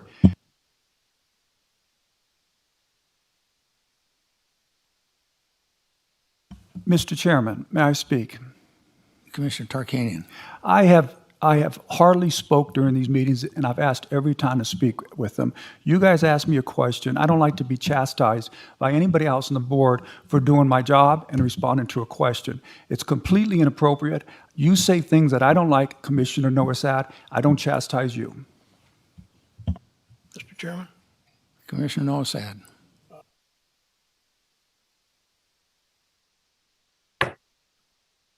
I was just trying to get you to understand, Mr. Tarkanian, that we operate as a board under certain rules. Right now, we're supposed to be doing something similar to Robert's rules.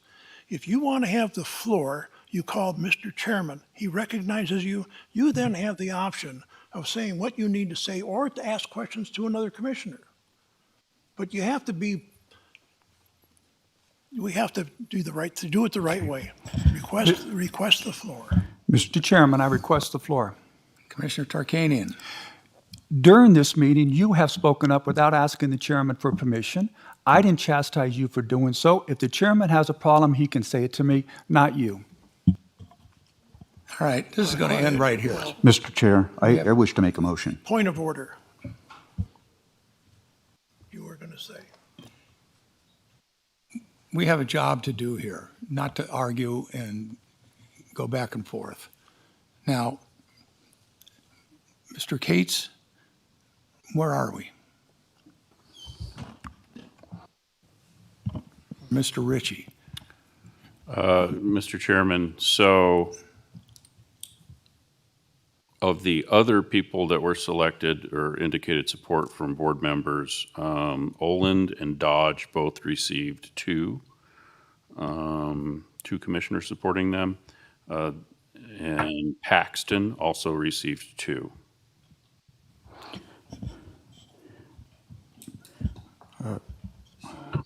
Point of Commissioner Gardner. Thank you, Mr. Chair. As I was watching this and keeping count, it appeared to me that Mr. Paxton got either 1 vote for the 4-year term or multiple votes for the 2-year term. So therefore, I think either a 4-year term or a 2-year term, he got a combination of multiple, of at least 3 commissioners in one of those categories. And since we've already selected our 2 4-year appointments in Mr. Walter and in Mr. Nelson, it would be my motion to then, therefore, respecting the other votes of the commissioners, to appoint Ken Paxton to the 2-year term, because he got a 3 combinations of votes. Correct, I misspoke. 3. Okay, thank you. So that's my motion, is to appoint Ken Paxton to the 2-year term. Okay, that's a motion. We have a motion by Commissioner Gardner. Do I hear a second? Second. We have a motion by Commissioner Gardner, and a second by Commissioner Nosad. All those in favor signify by voting aye. Aye. Any nays? Nay. The motion carries 4-1.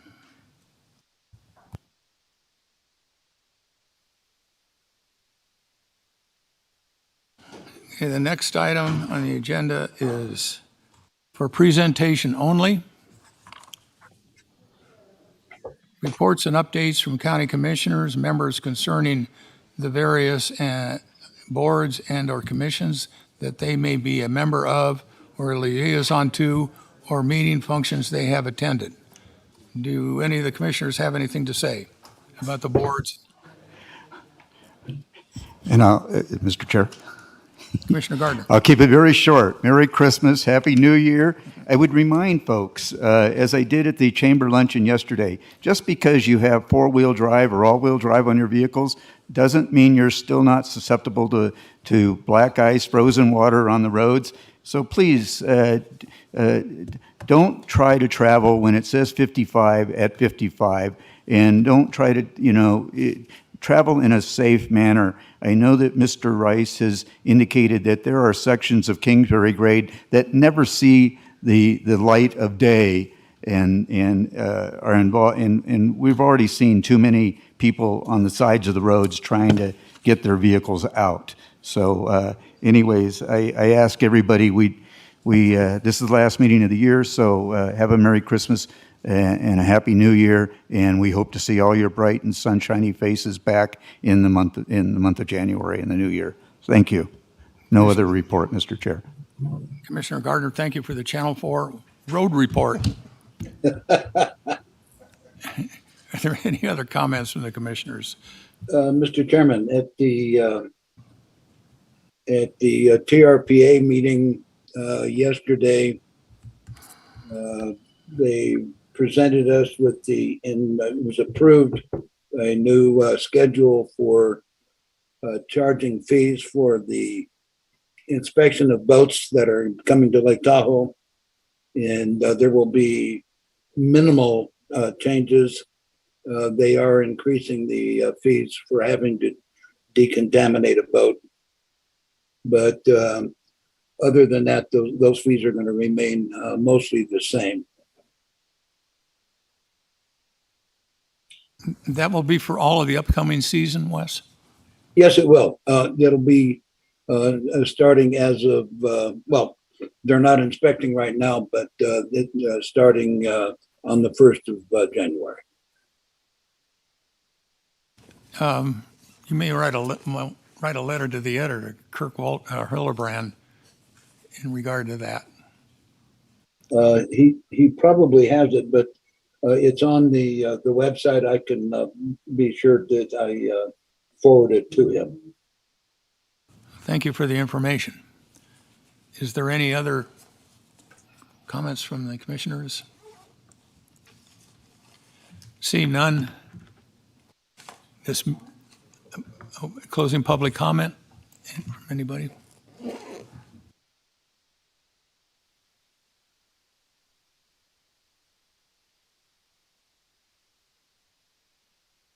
But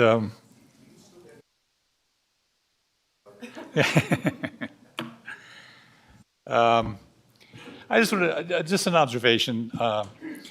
When I was first onto the airport commission, I believe the county has, correct me if I'm wrong, 27 advisory committees and boards as such. Is there 27? I think what you're thinking of are GIDs. Something like that. Because I remember when I was here for that, there was a list of, I believe it was 27.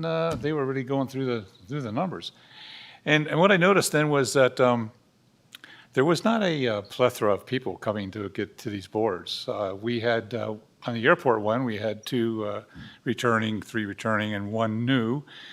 This last one was quite a venture, but I was just wondering, is there a publication? Is there a way the county can communicate the activities of these boards? Can we advertise these boards? We have a lot of experience out there, and do these people have access? Do they know what these boards do?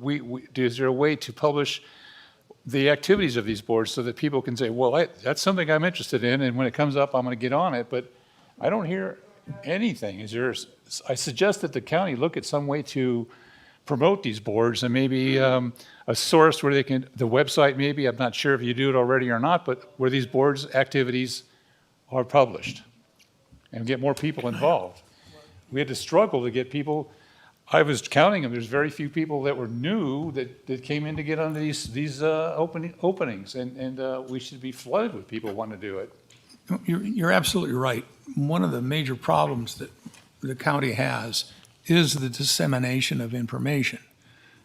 We've got the Record Courier with a press run of about 3,000, which isn't very big. Yeah. We have the website and the emails from the Public Information Office.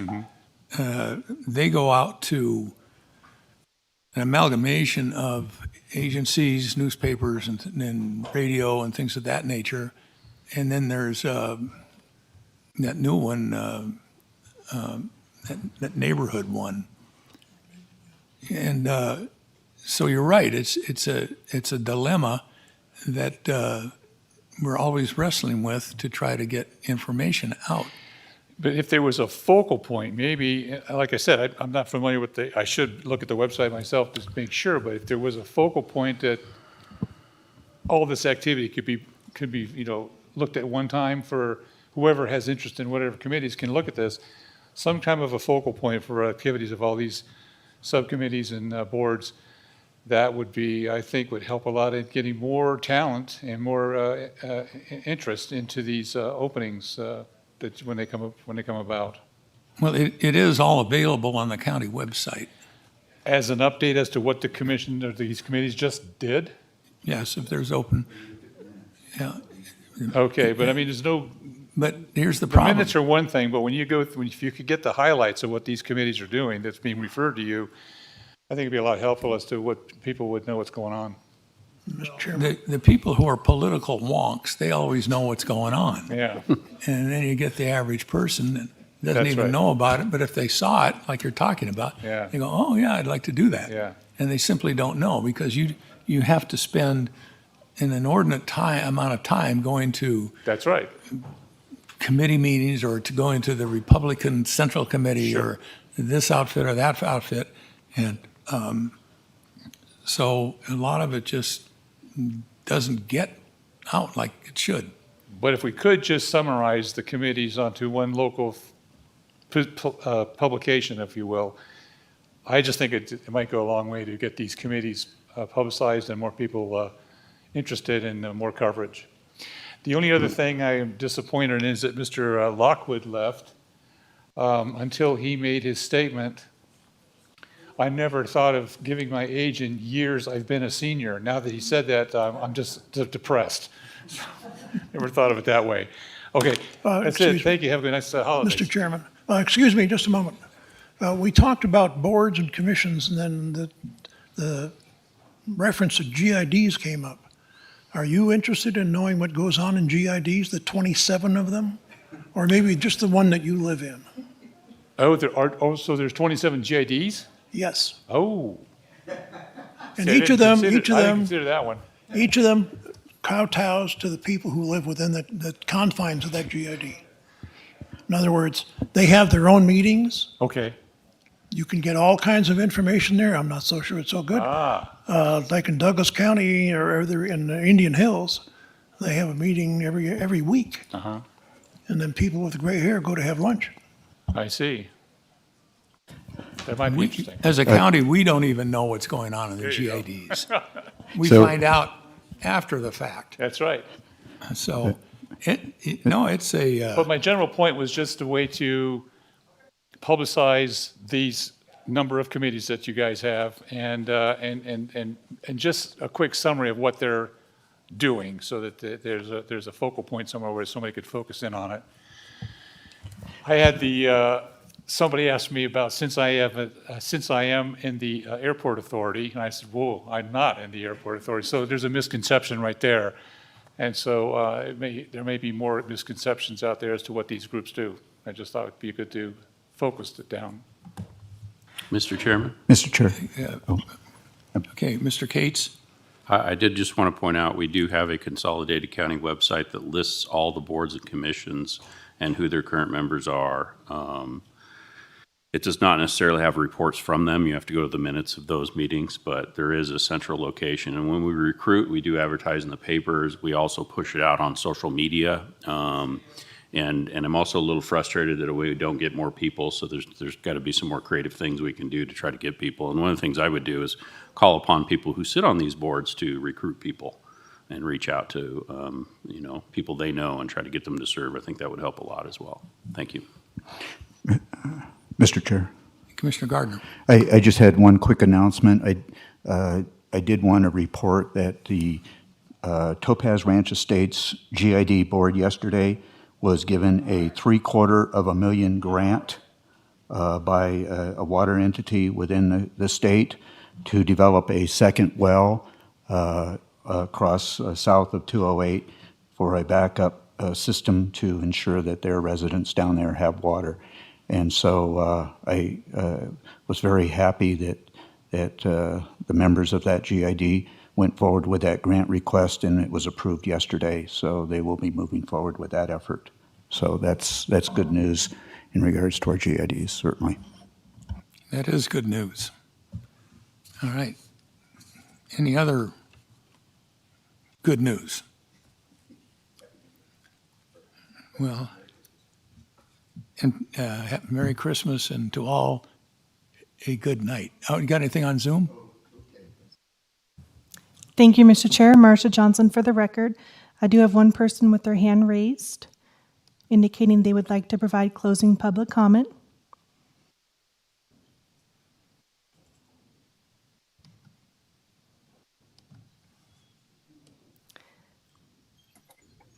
Ellie, please state your name for the record and we'll start your time.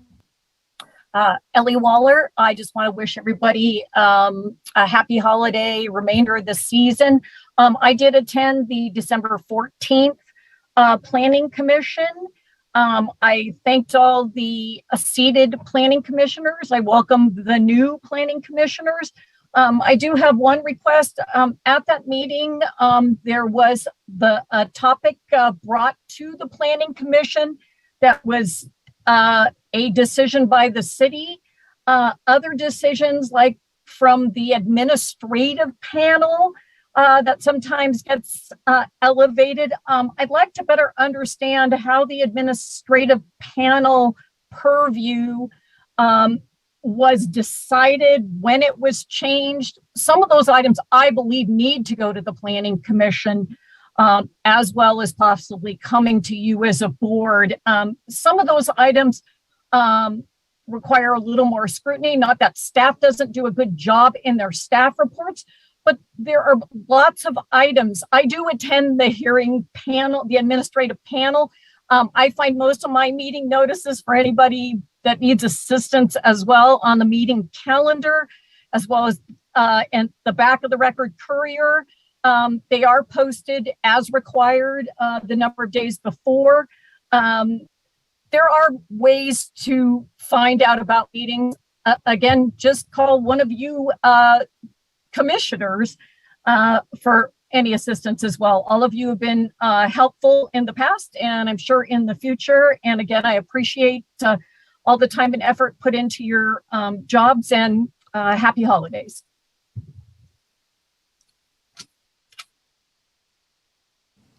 Thank you, Mr. Chair. Marcia Johnson for the record. There's no further public comment online at this time. I can't even keep up with all these meetings. No, it's not easy. Well, if there's no more public comment, everybody have an eggnog for Christmas, and looks like we're going to get snowed on, so that means water, which is really good. Merry Christmas and Happy New Year to all of you. Thank you, sir.